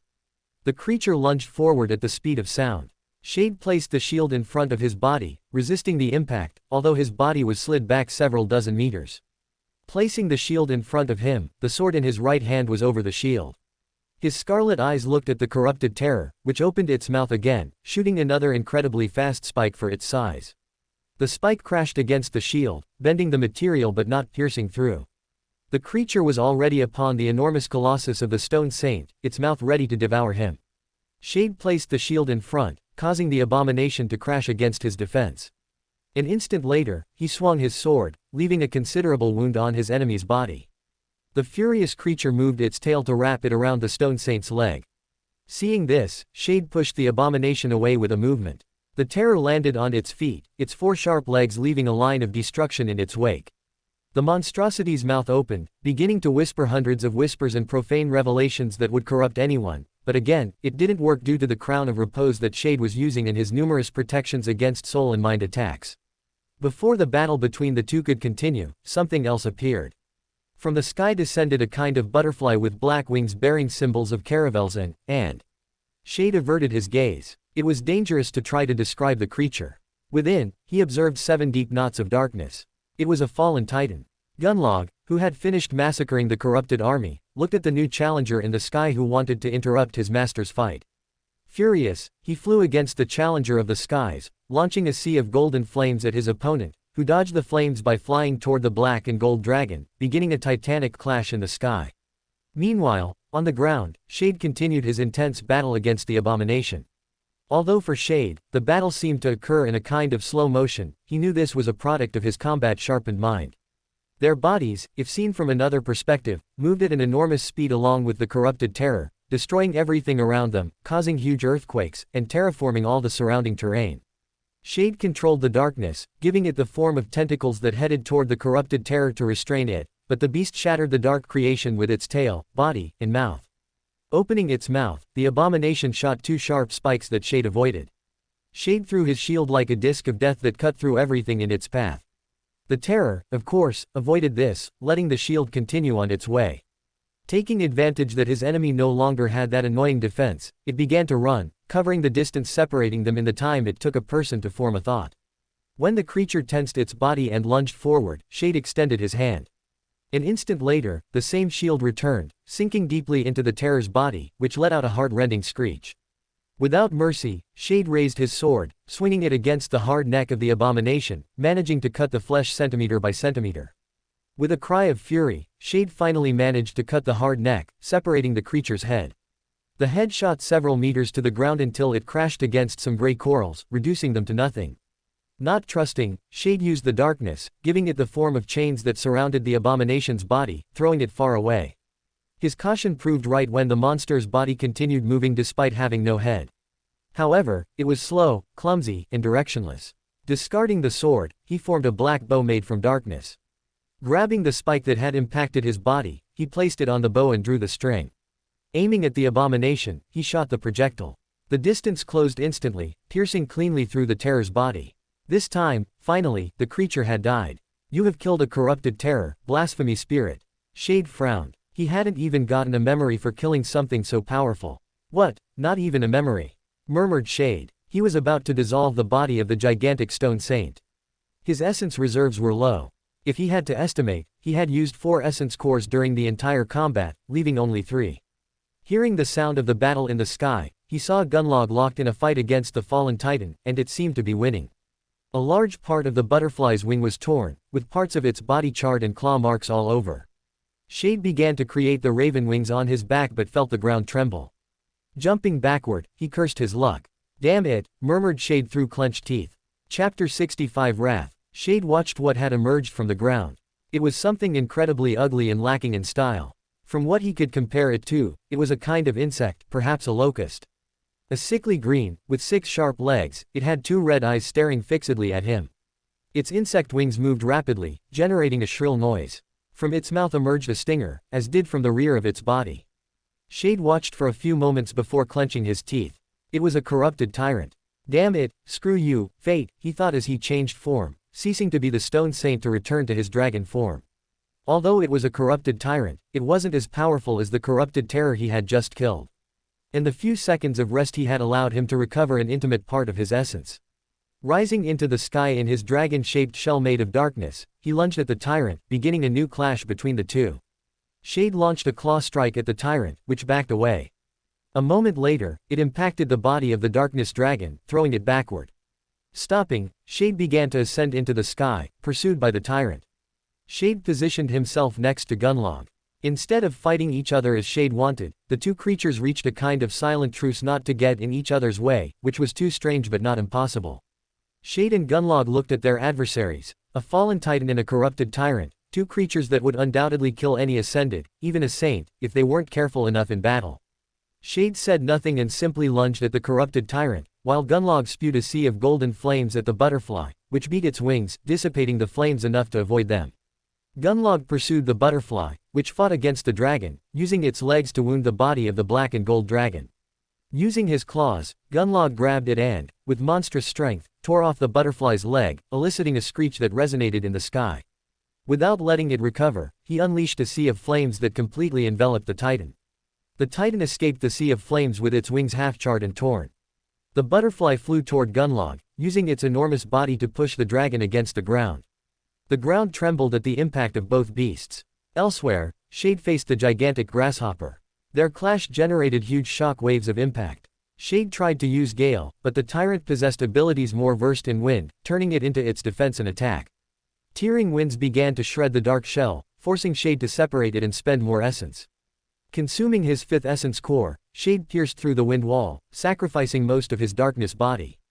Forming the Stone Saint's body, he created a spear that impacted the tyrant's head, sending it to the ground. The gigantic insect beat its wings, recomposing itself and taking flight once more. Not letting it do anything or call the wind, Shade transformed into a huge wasp, using a sharp stinger against the tyrant, which used its own stinger to block the attack. Both stingers collided. The darkness stinger was the first to break. The nightmare creature, seeing this, struck the wasp's body with its legs, sending it flying several dozen meters. Then, using the wind, it released strong, tearing gusts that shattered the dark body. Shade cursed, feeling his body being whipped and thrown from side to side. There must be something I can use, thought Shade, feeling how in a short time his dark shell would be completely destroyed, leaving him exposed to an attack during the moments it would take to form another shell. Shade cursed silently. He had no idea how to get out of the current situation. His dark shell was finally shattered, leaving him exposed. The tyrant, wasting no time, pounced on Shade with its maw ready to devour him. Shade, unable to move due to the powerful wind, watched as the tyrant approached every second. Before it got close enough, an enormous dying, charred butterfly impacted the body of the corrupted grasshopper.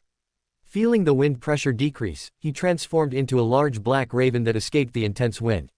Looking down, he saw that Gunlog was quite injured, but even so, his eyes were full of murderous intent against the butterfly titan. Rising into the sky, Shade had an idea. Shifting to his Stone Saint form, he created 2 raven wings and then looked at Gunlog. "I need you to unleash your strongest breath of fire," said Shade, looking at his dragon, which growled with controlled anger. Both creatures returned. The butterfly titan was incredibly damaged and badly wounded. It was surprising the amount of punishment it received and kept fighting. Shade even felt a hint of respect for that creature, but only a little. Using the Gale enchantment, strong wind swirled around him, spending his monster core and leaving only his beast core. If he couldn't at least kill the tyrant, he would dismiss Gunlog and escape to the waking world until he recovered. He didn't plan to die in a stupid act of bravery to prove himself by wanting to kill both creatures. The two creatures lunged at them. Gunlog prepared his dark flames, unleashing a sea of golden fire that was amplified by a furious gale, creating an infernal sky of flames that impacted both, completely burning their wings, these being the most fragile parts of their bodies, although it would normally require at least an ascended weapon to damage them. Shade watched as from the sea of flames descended two figures enveloped in fire that crashed to the ground with excessive violence. The first figure to recompose itself was the grasshopper, whose wings were burned and several of its legs were non-existent. Then there was the butterfly, which barely managed to stand upright. Shade lunged to the ground, landing on it and leaving several cracks dozens of meters long from his fall. His stone saint body faded, opting for the form of an enormous 70-meter serpent made of pure darkness, with red eyes and obsidian black fangs. Letting out a furious, loud hiss, Shade slithered, beginning a final exchange against the corrupted tyrant on land. As he suspected, the grasshopper tyrant was only good at fighting in the sky. Once on land, it was vulnerable but still dangerous. Wrapping around the tyrant like a constrictor boa, he began to exert pressure on the insect's body, slowly crushing it. The tyrant used its stinger to pierce the shadow body. Shade was spending the last of his essence. Now it all came down to a battle of wills, which of the two would kill the other before dying. Exerting more and more pressure, Shade opened his mouth wide, closing it around the tyrant. His obsidian fangs pierced the resistant chitin. Shaking his head, Shade used his strength as an ascended titan in an adrenaline-fueled push and finally succeeded. The grasshopper tyrant's head separated from its body, being thrown far away. A few hundred meters away, Gunlog raised his claws, crushing the butterfly titan's chest at the same time. The spell's voice whispered in Shade's head. You have killed a corrupted tyrant, ruler of the deep caverns. You have killed a fallen titan, illusory butterfly. You have received an echo. Shade felt his essence finally run out. Unable to sustain the dark transformation, his body disappeared in swirls of darkness, falling to the ground. He had done it. He had won. Falling on his back on the corpse of the at least 30-meter tyrant, Shade rested. Hearing footsteps, he watched as Gunlog approached. He was equally injured, bleeding from several cuts and wounds received in the battle against the corrupted and his fight against the resilient butterfly titan. The dragon's body sparkled before revealing itself as a man of around 27 years old. He was covered in full body armor of black and gold, his hair was long, of a deep black, with golden eyes. His face was undoubtedly beautiful, worthy of someone transcendent. Gunlog looked at his master silently before nodding, looking at the remains of the butterfly titan on the ground. Shade raised his thumb, giving a tired smile. Ah, good job, said Shade. Sorry for making you fight those corrupted, but I was busy with the terror, and then this tyrant showed up. Doesn't matter, master. Safe, the echo said slowly. Shade nodded. Keep watch while I sleep a bit, until I recover some of my essence.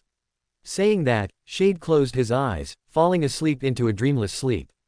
After a few hours, Uriel took control of the body, letting Shade rest. He had seen the entire fight from start to finish. Without a doubt, Shade had done an excellent job while he was unconscious. Now, the rest would depend on him. Uriel dismissed Gunlog to his Sea of Souls to recover.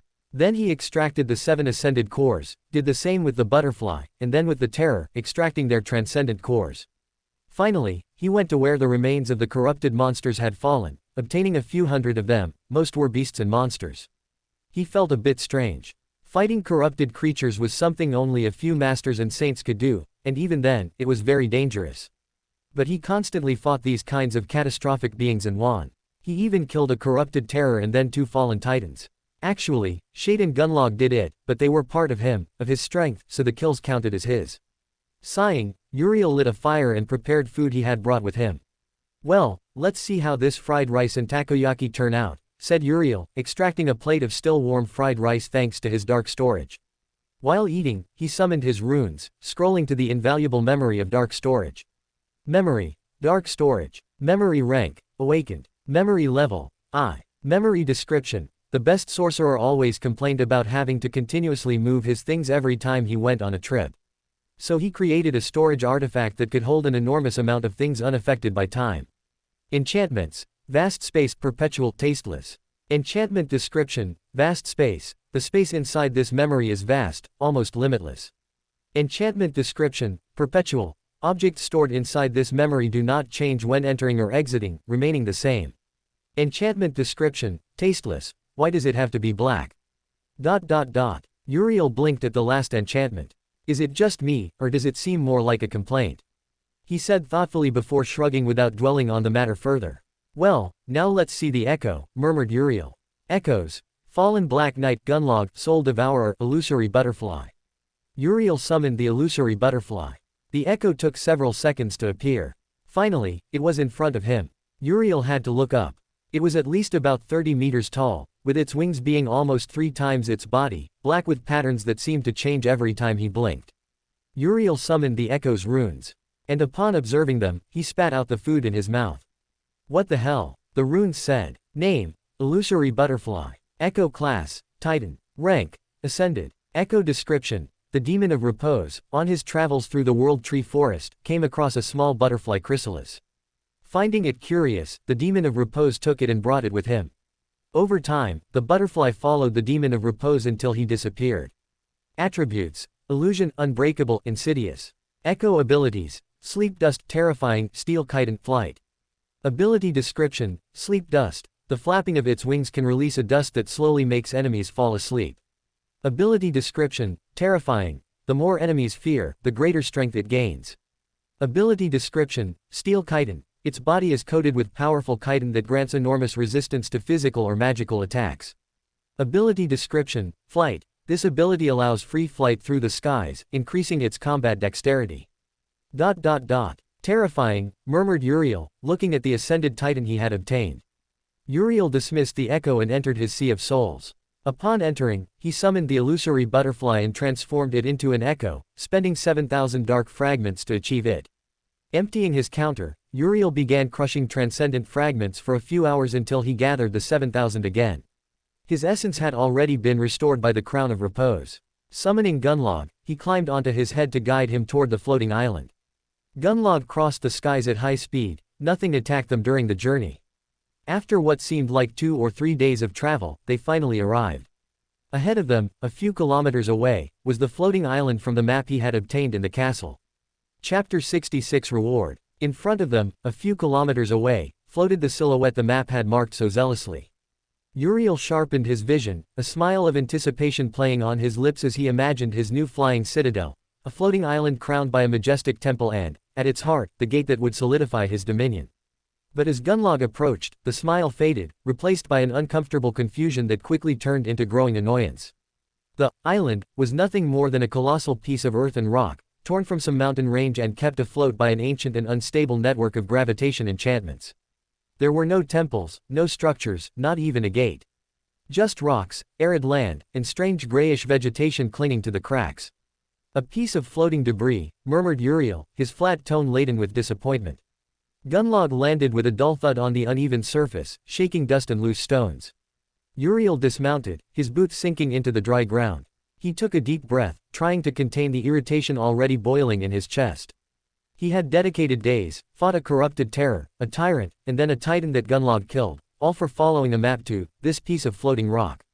Uriel had no more time to lament. Right in front of them, the ground sank with a sickly crunch, opening a dark chasm from which emerged, with a grotesque agility for its size, a creature that froze the air. It was a spider. A monstrous spider at least 20 meters tall, its body composed of pale and gloomy white bone, as if sculpted from the remains of an ancient giant. 8 legs ending in points as sharp as spears dug into the ground, and from its cephalothorax, 5 pairs of eyes of a deep, inhuman black, 5 knots of pure darkness, fixed their gaze on the intruders.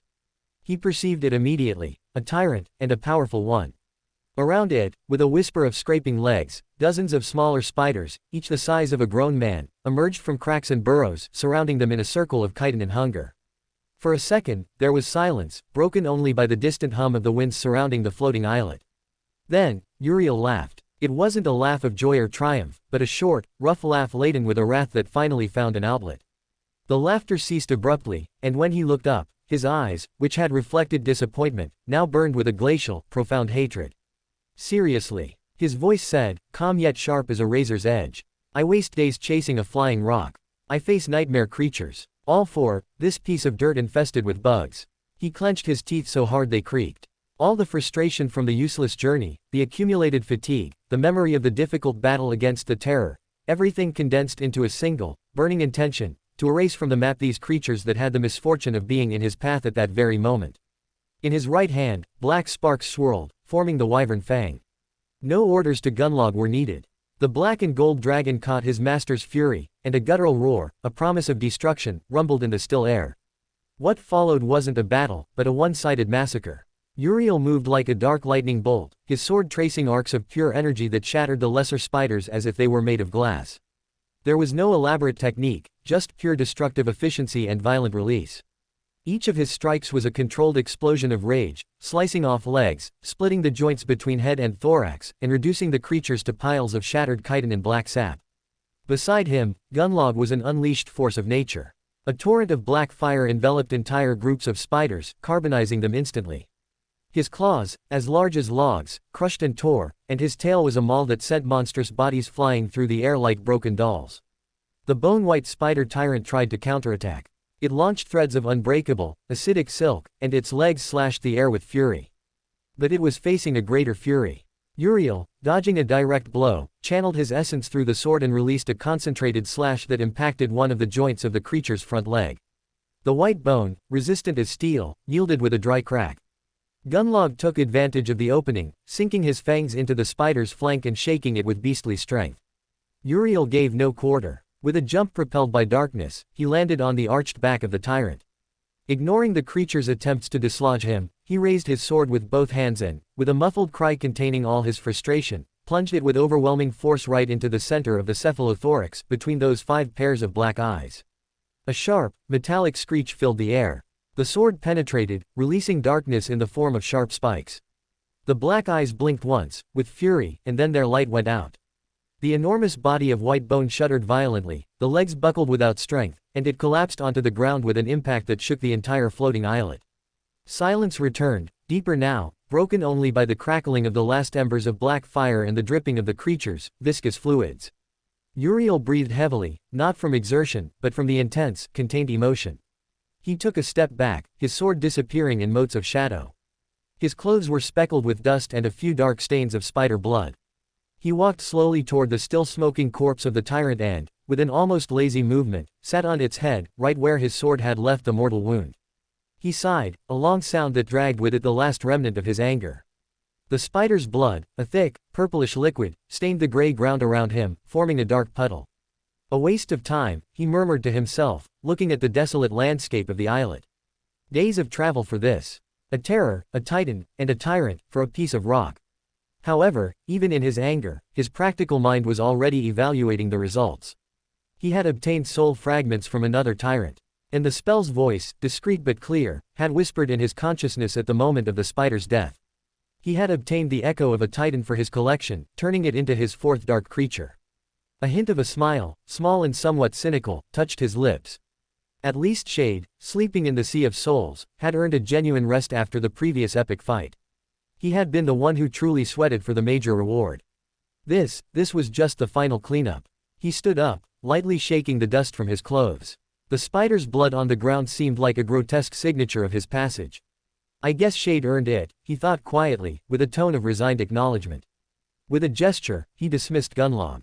The dragon, also marked by battle but stoic, dissolved into a whirlwind of golden and black sparks, returning to the Sea of Souls to rest and recover. Uriel took one last look at the floating islet, at the scattered corpses, and at the useless piece of land. It wasn't even worth it as a temporary refuge.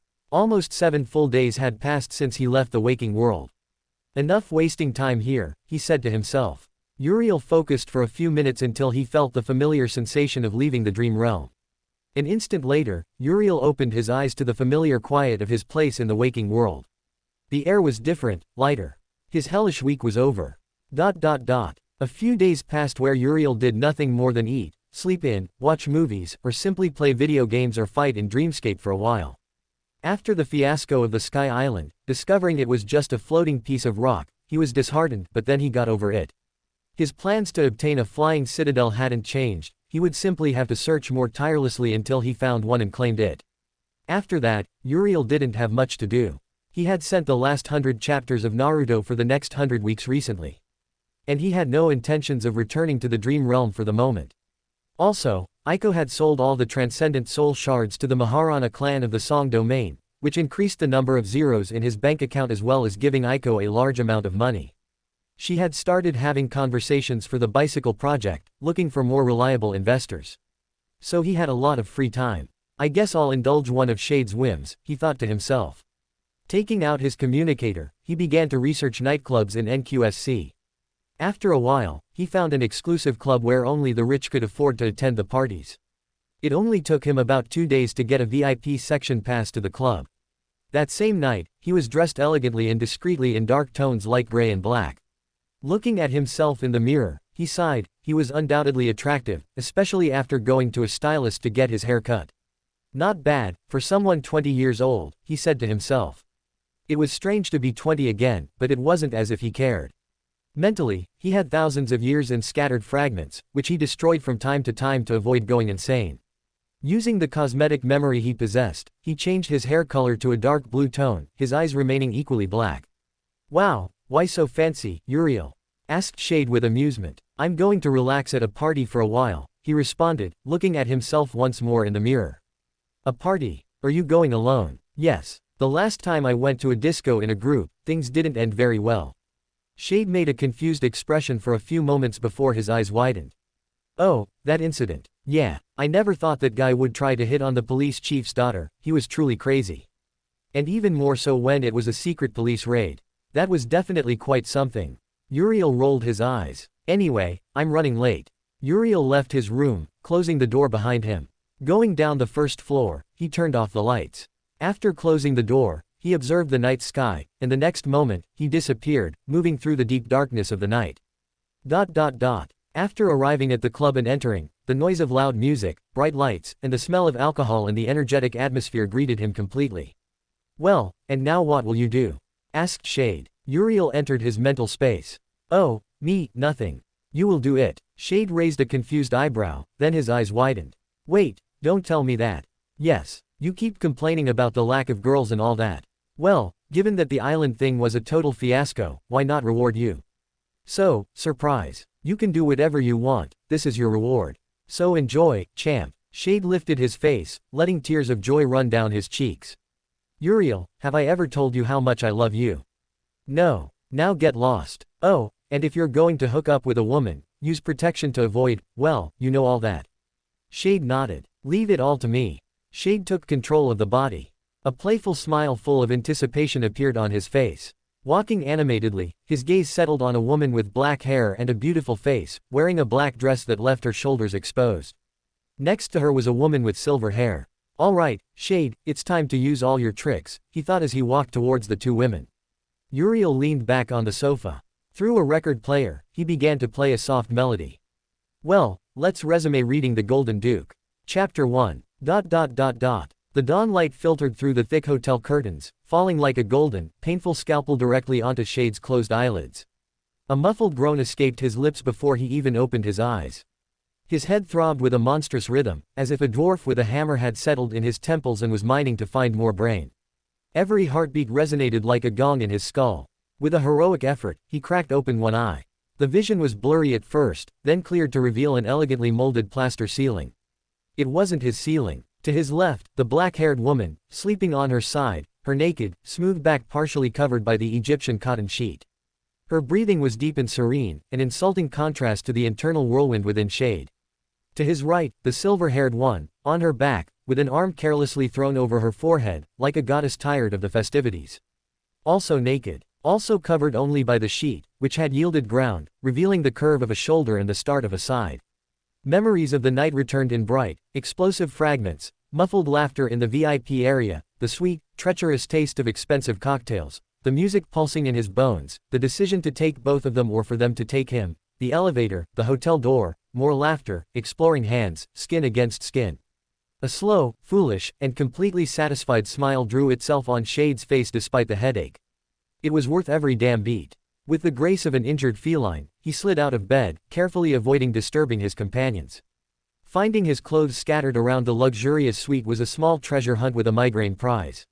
Finally dressed, he searched for paper and a pen on the desk. With handwriting he hoped was legible through his blurry vision, he wrote. It was an incredible night.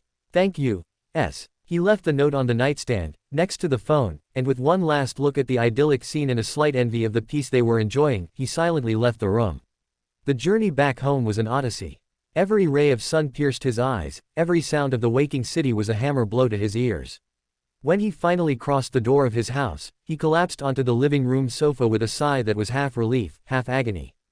Good morning, Conqueror, Uriel sang in a voice full of amusement from the other end of the sofa. Shade cracked open an eye. Uriel was sitting there, impeccable, with a steaming cup of tea in his hand and a grin from ear to ear that made Shade's headache intensify. For the love of all that is sacred and dark, lower your voice, Shade moaned, bringing his hands to his head. My voice. This is my inner voice, champ. The one resonating directly in the skull that you yourself filled with cheap alcohol and questionable decisions, said Uriel, his tone full of malicious glee. But what decisions? 2, apparently. A 3-player game, quite intense from what I could sense before, discreetly withdrawing. I must say, I'm impressed. Or at least, your passion impresses me. It's definitely worthy of being a porn star. First, it was expensive alcohol, corrected Shade, his voice hoarse. And second, it was very expensive. Even worse, you paid a fortune for this suffering. So, tell me, who initiated the diplomatic trio? Was it the black-haired one, with that look that promised trouble? Or the silver-haired one, who seemed the most serious but was probably the wildest? Uriel, I swear to God, if you don't shut up, I'm going to. Going to what? Vomit on the carpet. Please, don't, it cost me a lot to get it. It's hard to clean. I'm just saying it's good to see you using that audiovisual experience you usually watch for something more than gathering human reproduction data. Or mocking me, oh, let's not even talk about. Shut up already. Shade buried his face in a cushion, emitting a sound that was half growl, half plea. Uriel's mocking happiness was almost as unbearable as the hangover. Finally, with the dignity of a man who had fought titanic battles but was defeated by his own brain, Shade stood up and dragged himself to the bathroom. A long, hot shower helped afterward. Comfortable clothes, sweatpants and a loose t-shirt, were a blessing. In the kitchen, he prepared with trembling hands a secret hangover brew he had learned in some past life in a luxury brothel that one of his old companions had invited him to. Well, invited Uriel, but since they were technically the same, it counted as a single experience. Shade opened the refrigerator and began taking out various items: tomato juice, Tabasco, salt, pepper, and a raw egg. He looked at it with repulsion for a second before drinking it in one gulp. The effect wasn't immediate, but it promised. It was at that moment, while clinging to the edge of the counter, waiting for the brew to work its magic, that the front door opened. Looking towards the door, he sighed, feeling his headache increase.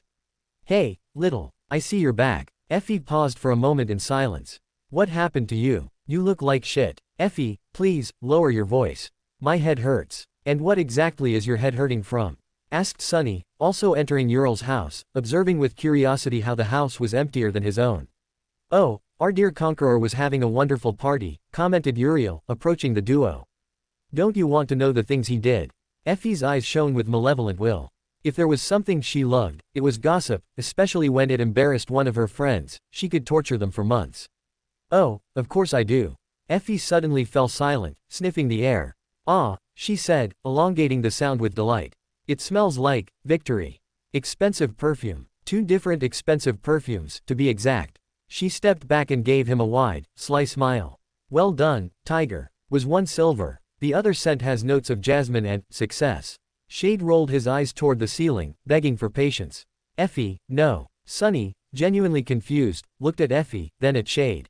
What is she talking about? Perfume. Victory. Effie laughed, giving Sunny a slap on the back that shook the young man. Never mind, innocent. Our dear Shade here has simply been expanding his diplomatic horizons. Right, Shade, she said, winking as she spotted Shade's jacket thrown on a chair. Shade sighed, a deep, sorrowful sound. The brew was starting to settle, but now he had Effie as a new source of torture. Can I offer you coffee? Or better yet, can you leave and come back in, say, 2 weeks?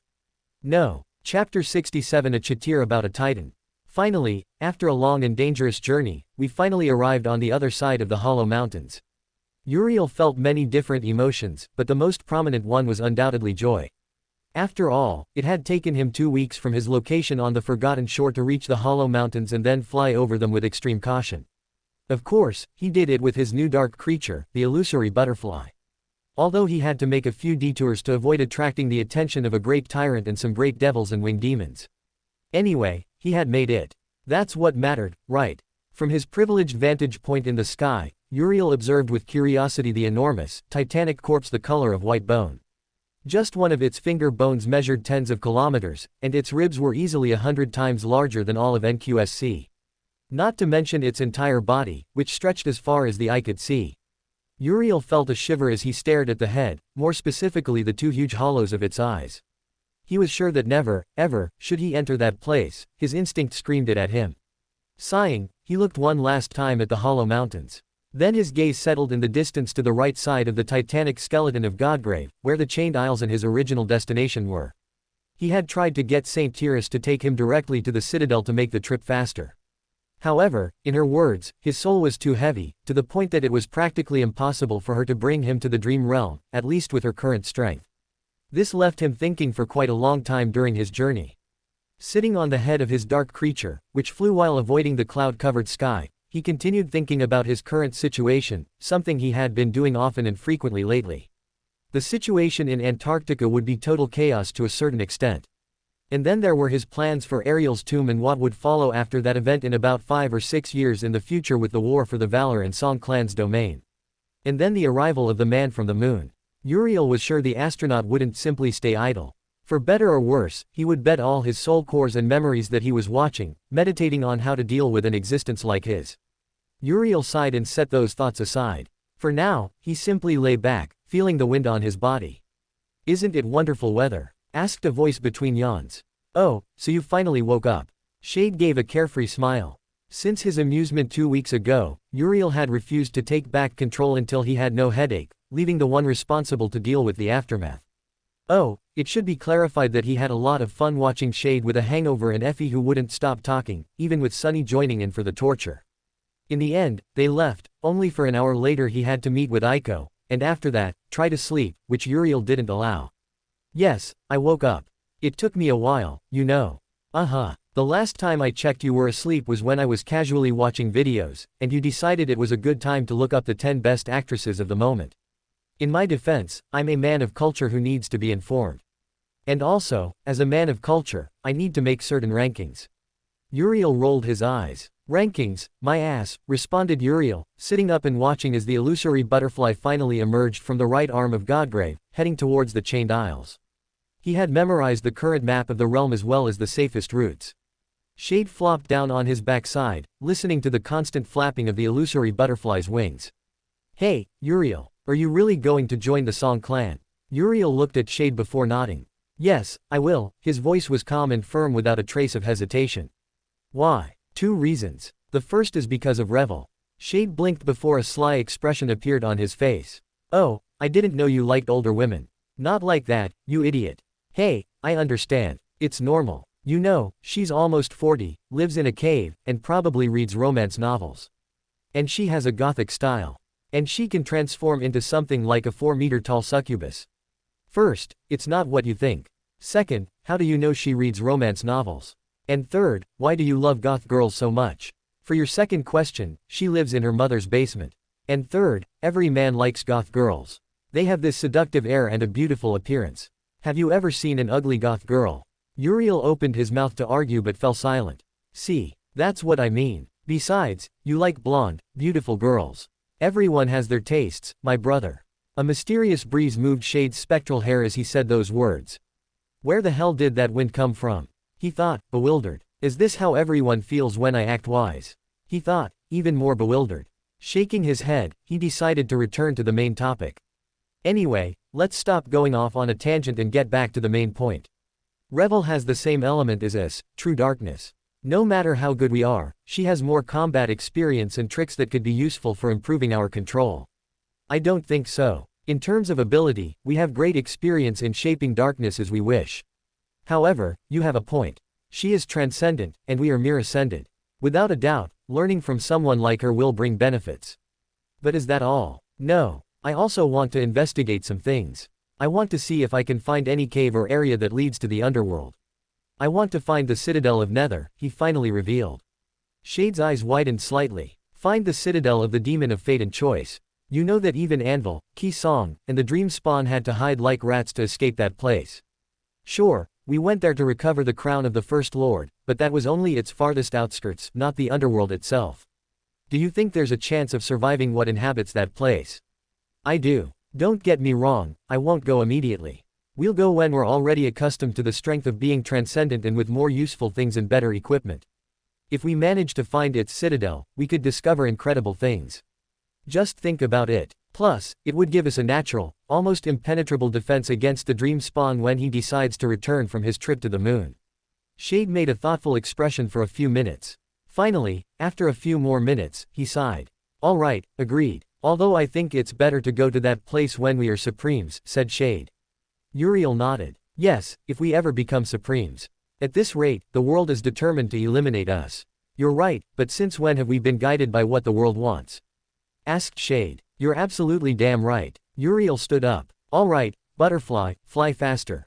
He ordered, making his dark creature increase its flight speed towards the Chained Isles.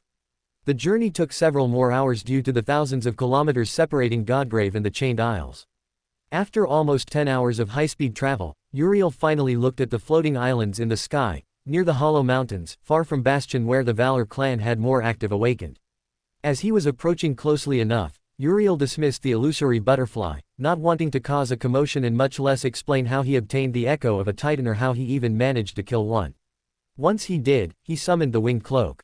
2 crow-like black wings unfolded, and after sending some essence, its enchantments activated, continuing his journey.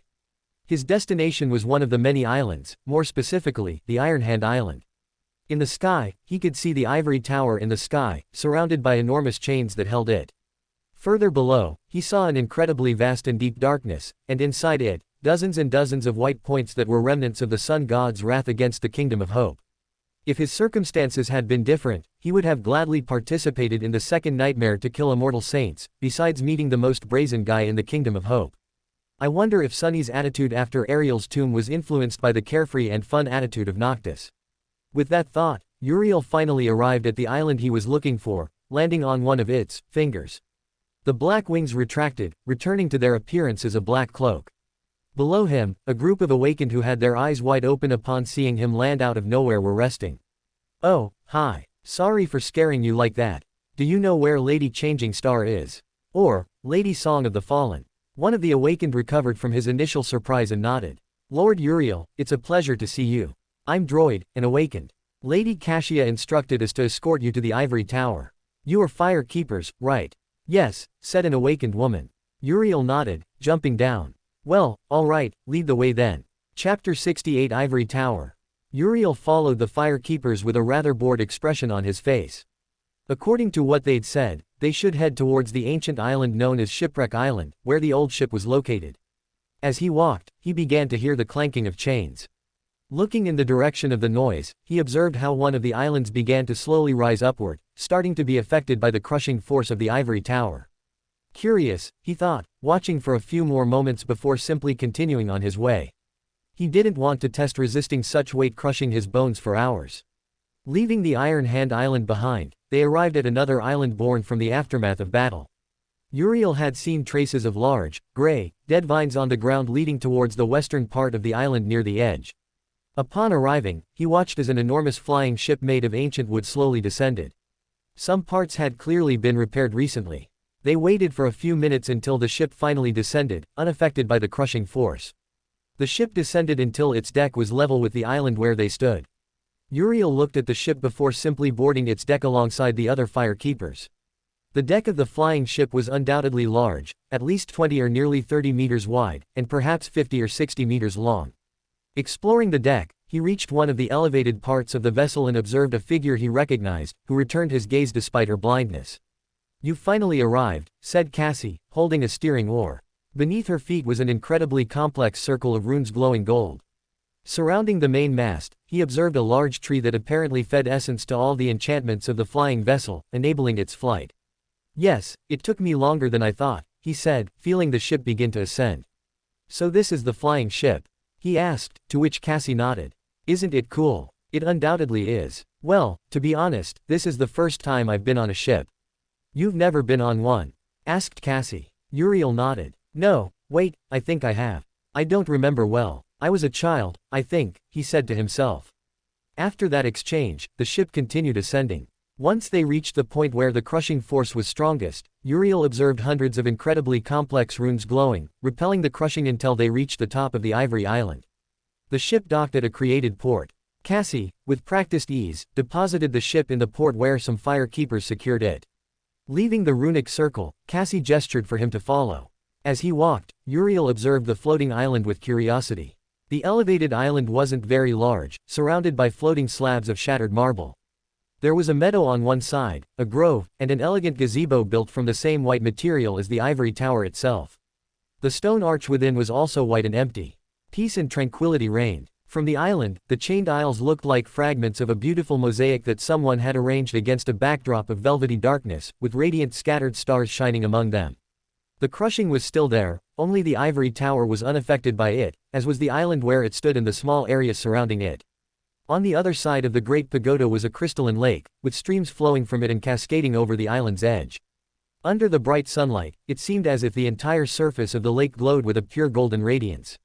Near it stood a white stone bench with intricate carvings.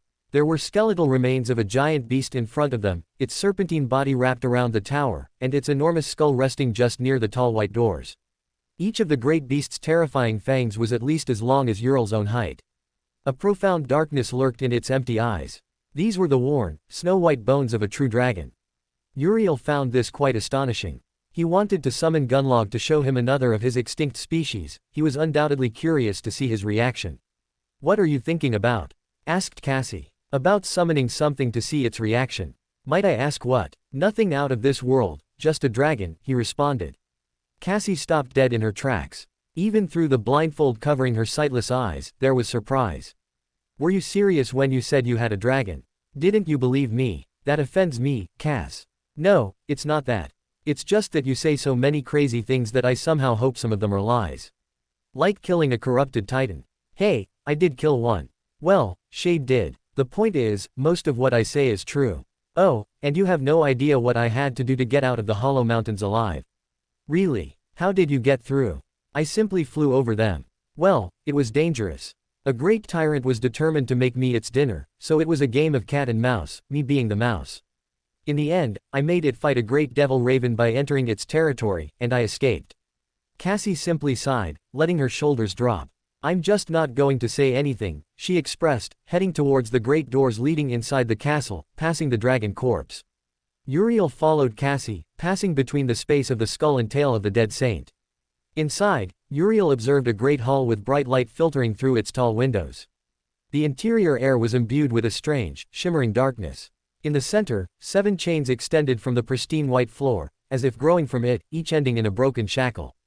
The shackles were inscribed with a myriad of runes and were ruined, the metal torn. Instinctively, he kept his distance, looking with hostility at the chains where the demon of hope had once been bound. Cassie noticed this and looked at him. "What's wrong?" the girl asked. Uriel's eyes looked at the chains with hostility before he forced himself to look away.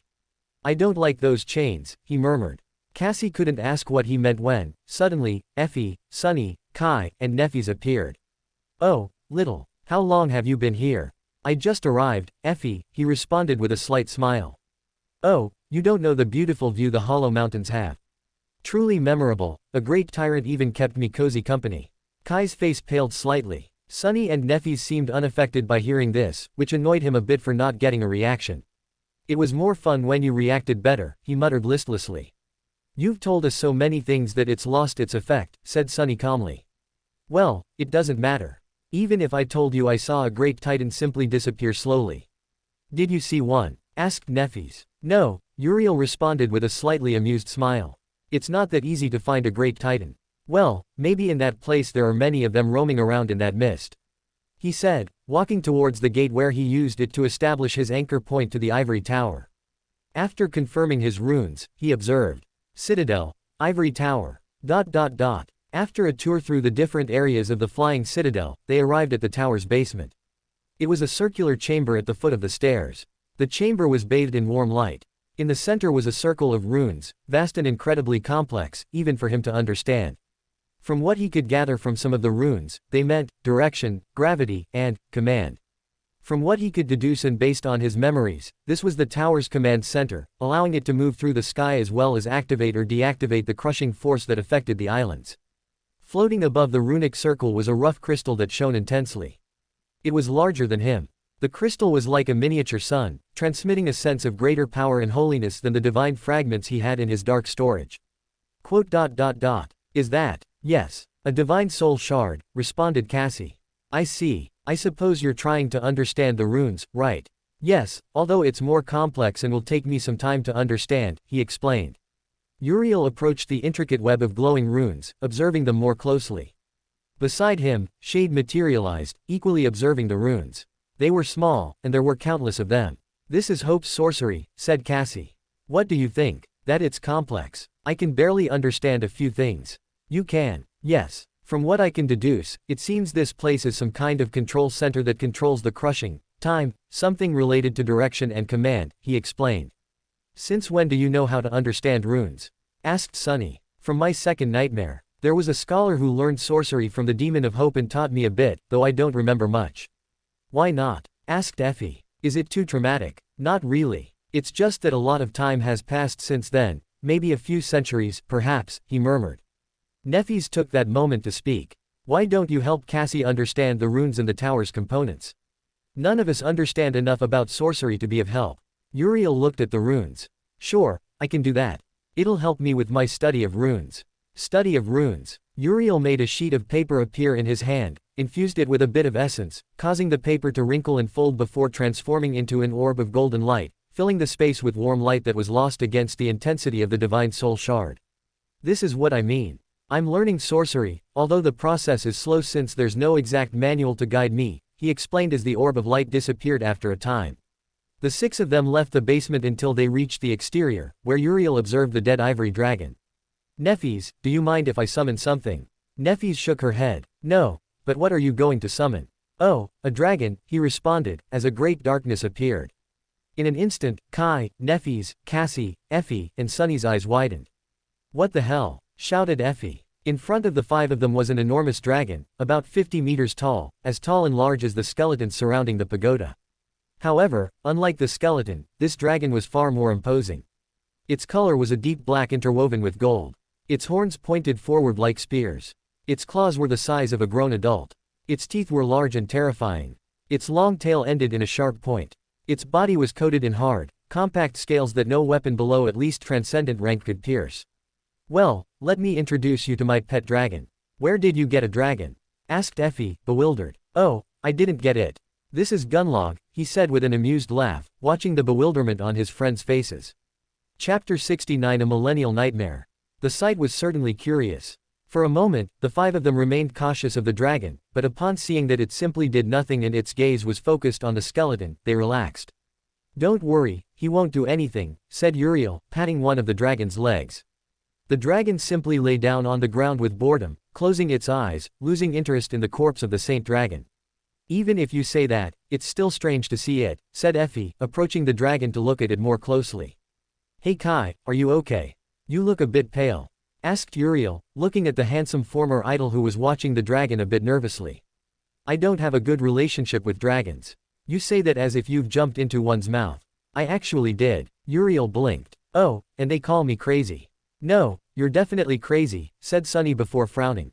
I said it again, he murmured with disgust. Oh, I'm not crazy, Sunny. The world is the one that's crazy. A familiar breeze caressed Uriel's hair along with soft wisps of grass, as if he had uttered the most inspiring phrase of an entire generation. I still don't understand how you do that, Sunny murmured. Even Neffys nodded, bewildered by the sudden wind. A magician never reveals his. At that moment, a deep growl became audible, interrupting Uriel, who lowered his head. I guess, he might be a bit hungry, he said sheepishly. Why don't we go have dinner?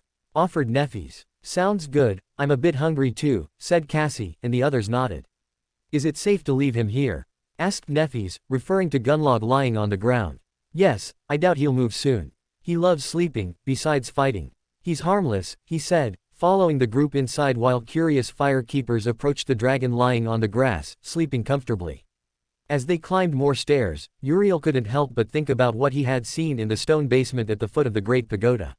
Although he knew exactly what the ivory tower did, he didn't understand it. It was similar to using a new communicator, you know how it works, but not how it was created. That was the comparison he could make after seeing it with his own eyes. Until now, he had been in 3 citadels. The first was the Crimson Spire, which had been destroyed by all the ravages of battle and the loss of the gate that was destroyed. The second citadel had been the ruined Cursed City, which couldn't be saved due to all the damage it sustained and the beasts that inhabited it. Although he had soul kill most of them, quite a few remained. And now he was anchored at the ivory tower, which was much better than the other two citadels, with the added bonus that it was a flying island. Uriel sighed. Thinking about the fiasco of the floating island still angered him a bit. He undoubtedly wanted a floating city that he could command. It wasn't as if he wanted to fulfill one of his childhood dreams of commanding an army that would launch into the void toward a battlefield. Hey, Uriel, are you still upset about the island thing? Shade asked mentally. Yes, I am. I had hopes, you know. But in the end, they were crushed. Come on, man, cheer up. Maybe someday you'll find a flying citadel, said Shade, trying to encourage Uriel, who simply continued advancing in silence. As they advanced, climbing level after level, Uriel observed traces of a village for the fire keepers who had followed Nephis. Although the houses were just beginning to take shape. Arriving at the 5th level of the pagoda, it was divided into numerous halls and chambers, some of which were being remodeled for various purposes. In general, the entire interior seemed like a large mansion, though simpler and less opulent than any other. They crossed a hallway until they reached a large room with big supply crates brought from the waking world. All of you sit down while I prepare the food, said Nephis. Uriel looked at the wooden dining table, grabbed a seat, and sat down. Although it was inferior in quality to his exquisite and extremely comfortable black chair. Hey, Uriel, why don't you tell us about your second nightmare? Asked Effie, grabbing a can of some sugary drink and passing him one. Uriel looked at the can for a few moments. It's somewhat difficult for me to talk about. But I suppose you deserve to know, he finally said. Opening the can, he took a sip, feeling the sweet taste slide down his throat. Well, I already told you how I left the Dark City in my journey through the 2 death zones. Although I left out details. After leaving the Forgotten Shore, I arrived at the Nightmare Desert. During the day, it's filled with unbearable heat.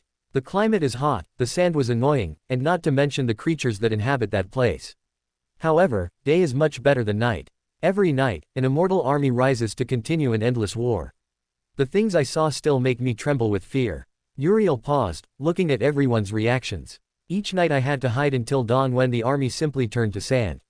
This continued every night for a few months until I arrived at a solitary tree. However, instead of leaves, it possessed skulls, thousands of them, and on its trunk were 2 living skeletons. Cassie interrupted him. How were they alive if they were skeletons? She asked. From what they told me, they were cursed by the shadow god, he revealed, provoking surprised looks from everyone. The first was arrogant. He called himself Azarax, the king of the Steel Plague, conqueror of 100 thrones, or something like that. He was of supreme rank, and the other was a slave of divine rank. Everyone's eyes widened upon hearing that. Are you sure? Asked Sunny. Yes, but don't get any ideas. Although they were powerful, their power was non-existent, I think. Anyway, I never saw him fight, said Uriel, remembering how he and Uri's had to change course several times to avoid one great beast or another before it noticed them. I traveled for a while with one of the skeletons. Why one and not both? The first, Azarax, was unbearable. And the second, at least, was better company, calmer. Do you know his name? Uri's of the 9. That's how he introduced himself. Our journey lasted a few months. Uri's could sense nightmare seeds, so he guided me to one I could use to ascend. That's how we arrived at the other death zone with the great creatures that inhabited it. Fortunately, we reached a city where the seed was. I said goodbye to the skeleton and challenged it alone. And what happened to the skeleton? Asked Effie. I don't know. He said he was going to bother his companion for a while before leaving for the Shadow Realm, where the dead go. Wait, the Shadow Realm? Asked Sunny. Yes. From what he told me, it was beneath the underworld, where we went to recover the crown of the Bright Lord, he explained. Pausing, he let the information sink in. He could smell the aroma of delicious fried rice. Summoning the crown of repose, he held it in his hands, looking at it with somewhat sad eyes. My second nightmare was strange. And in a way, it's not correct to say that I was the one who caused everything, said Uriel, causing confusion. You mentioned those words before, but what did they mean? My nightmare unfolded in the city. The city was prosperous and beautiful, it was called Idrat. There were many people, as well as creatures. I took on the role of a creature. I was a stone saint, he said while standing up. Darkness enveloped him, taking the form of the stone saint perfectly before he abandoned the form. I was wounded and confused, but I was saved by the princess of that kingdom, who healed me. Her name was Isis. She was undoubtedly quite vivacious. We spent a lot of time together, fighting and going from one place to another. This continued for a full year. However, Isis suffered from an illness that slowly weakened her body. One day, she made me promise something. The promise was to kill her if she ever became corrupted. I didn't understand it at the time, but later I did. I suppose that's when everything began. Uriel let out a tired sigh. One day, while I was outside eliminating some corrupted things away from the city, I had a bad feeling and returned as quickly as I could. When I returned, the city was destroyed, and the former people had changed, becoming nightmare creatures due to the corruption. I quickly headed to the castle, where I saw Isis, or rather, what she had transformed into. Uriel paused, remembering the amorphous, gigantic mass of flesh he had fought arduously and lost against. Her appearance was, at best, horrible, the kind that would give you nightmares for the rest of your life. I fought her for a while, but I couldn't win. I tried for a time, but I never succeeded. I was too weak. So I began to investigate. I remembered a sealed artifact, a divine relic that had been created by a god. It was a time spell that reversed time for a certain period. Once I activated it, I only went back to the day when it all began. Instead of leaving, I stayed in the city. It turned out that the origin of everything was a purification ritual that had gone wrong, allowing the corruption to spread, affecting everyone, especially Isis, who consumed everything in the castle, rapidly evolving into a corrupted beast. I fought her, but I couldn't do anything until she evolved again and became a great beast, and after that, I was defeated, and the corruption spread, and I reversed time again with the relic. A frown appeared on his face. As I said, it's difficult to comprehend. Yes, I reversed time again and again, returning to the same day. I tried everything to avoid the outcome, evacuating the population, stopping the ritual, even eliminating the source, but nothing changed. Everything remained the same or got worse when I tried to change it. How many times did you relive the same day? Asked Cassie. 1,898,000 times, he revealed, making everyone turn pale. What the hell? That many? Shouted Effie. That's more than 5,000 years, said Sunny, doing the math. Yes, but in the end, it was useless. No matter how many times I tried or what I did, nothing changed, and everything remained the same. I reversed time so many times that it simply became erratic. One side became night, the other day, and no creature inhabiting one side could cross to the other. If they did, they would suffer a time collapse of thousands of years, killing them instantly. If you relive the same day that many times, how are you still sane? Asked Nefis. That's easy. I had to destroy my own mind. With Shade's help, I was able to shatter those failed cycles, isolating them in a part of my head, he explained. How is that possible? No idea. I think we destroyed that memory, said Shade, appearing beside Uriel. Anyway, after so much time trying, I realized that nothing I did would be worthwhile. Besides, I couldn't go back again because the relic simply broke from overuse. So I stayed alone in the city that I myself had cursed through the cycles. I fought one last time with Isis, where I used a fragment of a divine weapon hidden in the castle's vault to put her into a dream. However, doing this required a price, my memories. After doing it, I lost everything good except my name and somehow my goal. You also forgot to mention that I went crazy, said Shade. Yes, Shade lost his mind, becoming totally hostile, slowly falling into madness whenever the failed cycles were mentioned. This continued for about 100 years. Uriel saw Kai turn pale. After a century where I only killed corrupted beings every day, a group of 4 travelers arrived one day, seeking the fragment I used to seal Isis. With the help of their seer, who had mental powers, she helped me recover the memory of who I was. Once I became myself again, I made one final gamble to end everything once and for all. Whether I won or lost, it didn't matter to me. With the help of the group, they aided me in fighting Isis in an intense battle where, in the end, I finally managed to kill her after so long. I should mention she was a great beast. In the end, I was half dead, but the nightmare had finally ended, and then the rest was me waking up, confused, with your faces looking at me, he finished recounting. I'm so sorry. You had to endure all that, said Kai with pity. Even being burned alive or nearly eaten by a dragon was insignificant compared to the experience his friend had suffered during his nightmare. It's okay, you don't have to apologize. Uriel gave a slight smile, looking at the crown with golden bread leaf patterns. After thinking about it for a while, I realized something. The trial was about whether I had the courage or not to kill someone I cared about, even if it wasn't real. It felt so real that I couldn't muster enough courage until the very end. Uriel looked at his friends and then said, "But don't worry about me. The memories of that experience have mostly been destroyed. What I told you were just the parts one decided to keep. So it's not like I went crazy from all that experience." That's true, said Effie. You're still as short as ever. Do you want to fight, Wolf Bride? Oh, of course. Now that I'm a master, we'll see who's stronger, said Effie. Even use your little lizard if you want. Hey, no fighting. We're going to have dinner, Cassie reprimanded. No, Cass. This time we're going to settle things. Besides, Effie owes me a chair that she stole, that I took as a reward for exploring a castle. Oh, come on, it's not like I took those dresses that were in that closet, she mocked with a wild smile. Sunny, Kai, Cassie, and Neffys blinked in unison upon hearing what Effie said. A vein materialized on Ural's forehead. All right, it's official. I'm going to kill you. Try it if you can, little, Effie smiled, leaving the room. Hey, where are you going? You know I can move through the shadows, it's impossible for you to escape me. Effie. That was the last they heard as the four watched the duo leave the kitchen. Well, it seems he's really okay, said Cassie with relief. Yes, but did Uriel really wear a dress? Asked Sunny, a disturbing image appearing in his mind which he immediately discarded, a chill running down his spine. In the end, everyone ate delicious food, where Uriel said it was undoubtedly better than Sunny's cooking and his own, much to Sunny's annoyance and Neffis's secret happiness. When night had fallen on the chained aisles, Uriel was sitting on the marble bench looking at the lake reflecting the moonlight. The air was cold, caressing his body. He had dismissed his saint's mantle some time ago, wearing much more casual clothes instead. What are you thinking about? Asked Shade beside Uriel. About the future. Oh, that's what I think. Actually, I don't know. You know you left many things unsaid, right? Yes, I did, but they won't be that relevant for now, he responded. Shade didn't respond. He simply stayed looking at the lake alongside Uriel, both in total silence. Chapter 70 Accelerated Plans. Uriel returned to the Waking Academy, having been summoned by Master Jet a few hours ago. After returning from the Dream Realm, he had been summoned by Jet, agreeing to a meeting at the Academy. He had at least a suspicion that something must be about to happen, something that would force him to accelerate his plans. He could feel it, even with his fated attribute. Uriel let out another sigh as he entered the Academy's faculty staff area, which had been extremely easy by simply showing his silence with his identity. Sometimes he forgot that being famous brought many advantages.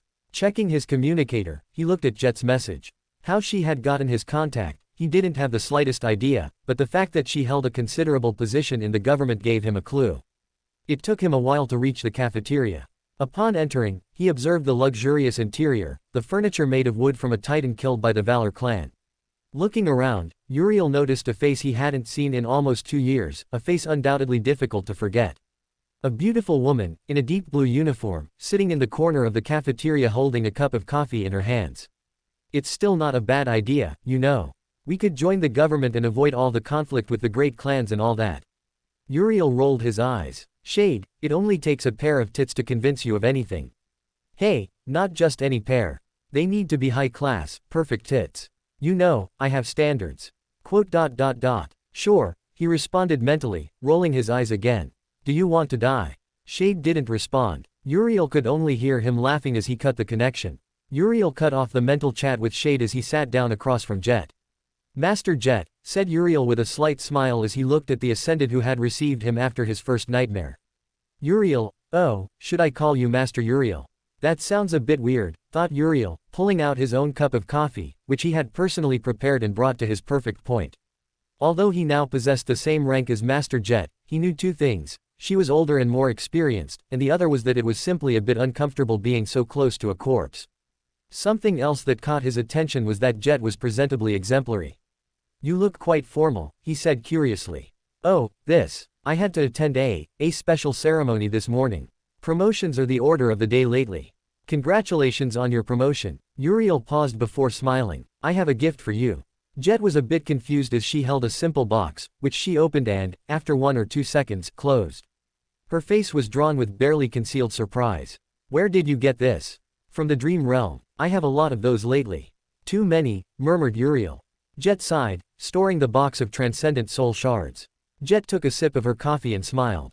I'm still amazed at everything you've accomplished in these 2 years, since you woke up confused at the police station, said Jet. Yeah, a lot of crazy things have happened lately. Congratulations on becoming a master, even if it's late, Uriel. Thank you, Master Jet. The duo stayed silent for a few minutes until Uriel spoke again. I suppose there must be another topic and not simply congratulating me on becoming a master. Jet sighed. Actually, no. There is a second thing I wanted to talk to you about. Jet looked around indifferently and summoned a memory resembling a little music box. Immediately, a dome of silence surrounded them, isolating the external noise. To be honest, I wasn't going to have this conversation with you, at least not until some time. But since the situation has changed, what we're going to talk about may affect the decisions you make in the future. Uriel simply took another sip of his coffee. It seems like something really bad, said Uriel. Of course, he already knew everything Jet was leading to, and he was simply pretending not to know anything, although he was surprised, since according to his calculations, there were still a few months left. Jet pulled out a projector-type communicator. The image showed a map of something that looked like the current world map. He noticed some differences here and there from the map of his own world. For example, Brazil was largely flooded with water. The United States and Canada were missing large chunks of land, left floating near the continent. He looked at where Central America should be, but there was nothing, simply an expanse of water with no islands. Shit, Central America doesn't exist anymore. Shade shouted in shock. Uriel's eyes widened as he looked at the map. Why am I seeing a map of Earth? As you probably don't know, our world isn't in very good shape. A few centuries ago it looked very different. There were around 12 billion people living on it, a few million even made it to the moon over time. Jet paused briefly, looking at the map. But now barely 3 billion of us remain, and we only inhabit 4 of the 7 continents. Do you know what continent we're on now? What's the city called? We're in Asia and this city is called NQSC. Jet nodded. Most of the planet's surface is uninhabitable or invaded by nightmare creatures, so megacities are the most convenient way to sustain a large population. However, even spell technology and modern science aren't capable of sustaining everyone. Hence the outskirts, where about 20% are sent to slowly die out of sight from the rest of humanity. But that's beside the point. Uriel listened as Jet explained and showed the destruction in the general important areas, until she stopped at Antarctica. Then she explained about the chaos of the war centuries ago, the displacement of billions, the chaos of the spell era. Master Jet, I understand all this, but what does it have to do with me? Oh, it's very simple. Really. Those 4 bastions of humanity I mentioned. They're about to become 3. What? Asked Uriel, eyes wide. Do you know what the Obel scale is? They explained it to me a bit during the interview. As far as I know, it's a very complex spell technology system that the government uses to know when a nightmare gate will appear, and that awakened must respond when one opens, said Uriel. Jet nodded. Yes, but there's something you don't know. Lately the Obel scale has been failing quite a bit. You seem pretty calm, Master Jet, commented Uriel, looking at the government worker's cold expression. You're the one who doesn't seem upset upon learning this and hearing that from 4 continents, there will now be 3. Well, I've been through really crazy things, so I've become more or less indifferent, he explained. Anyway, said Uriel, what does the Obel scale have to do with all this? I'm getting to that. When we lost North America, something similar happened. The Obel scale became misaligned, making its detection range unreliable. Finally, a Category 5 gate appeared, and after that everything returned to normal. However, a few years ago the government began noticing these irregularities again. We came to the conclusion that something serious will happen again. Jet made a slight grimace. This time, instead of one gigantic gate, there will be a kind of chain reaction. Hundreds of small gates will open in rapid succession, allowing an endless wave of abominations into the real world. And all of this will happen in Antarctica. Uriel was silent for a few moments. And what is the government doing about this matter? And the great clans? We're mobilizing all our forces. And I mean all. We got the great clans to fully support the operation. We could hold Antarctica. However, it's not that easy. Everyone has their price. There are 3 other continents we must protect, and sending so many awakened into the meat grinder will leave them defenseless. The fact that hundreds of portals will open doesn't mean it won't happen elsewhere. Spreading our resources to protect one quadrant will doom the rest. Even if it doesn't happen immediately, in the long term, humanity will cease to exist on Earth. Jet rubbed her face and then smiled. However, that doesn't mean we're sitting idly by. In fact, the government has been preparing a massive operation for 2 years. It's just that the situation changed much faster than anyone could have expected. The schedule was brought forward several years. At least, our preparations aren't enough. We thought we'd have more time, a few years, yet that time shortened from one moment to the next, shortening the deadline to less than a month, she revealed. What is the government planning? What else? We're going to evacuate 900 million people from the doomed continent while a horde of nightmare creatures chases us. Or we'll try, at least. Being honest, most probably won't make it. The conversation between Uriel and Jet continued for a while longer, with Jet explaining the method to move millions of people, with the House of Night being the key. And what do I have to do with all this? Asked Uriel. It's simple. I want you to leave everything behind, check in, and come with me. Your strength will be of great help to us for this entire operation." Uriel fell silent. How long until all this starts? A month, 2 at most, though that's an estimate that could be reduced. All right, I'll do it. I guess the idea of fighting back and forth is good enough for me. You agreed quite quickly. Well, I can't stand idly by while Antarctica goes to hell. So if I can help evacuate a few million, at least I'll have a clear conscience. Jet looked at Uriel for a few moments before smiling slightly. By the way, where did you get those transcendent shards? Oh, I simply have the gift of attracting corrupted rank creatures. It seems I'm some kind of irresistible being to them, so I kill them. There must be at least a few cores from some tyrant or another I've killed. Jet's eyes widened, looking doubtfully at the danger, whether he had really killed corrupted tyrants. But she simply took it as truth. After all, someone capable of becoming a master while still a sleeper and surviving 2 death zones was simply something that didn't make sense. But then again, no one really knew what Uriel was to be so terribly strong for someone of his rank. After the conversation, Uriel returned to his home. Upon arriving, he collapsed onto the sofa. Without saying anything, Shade materialized in front of Uriel with a complicated expression on his face. This must be a bad joke. How the hell did the nightmare chain get brought forward so much?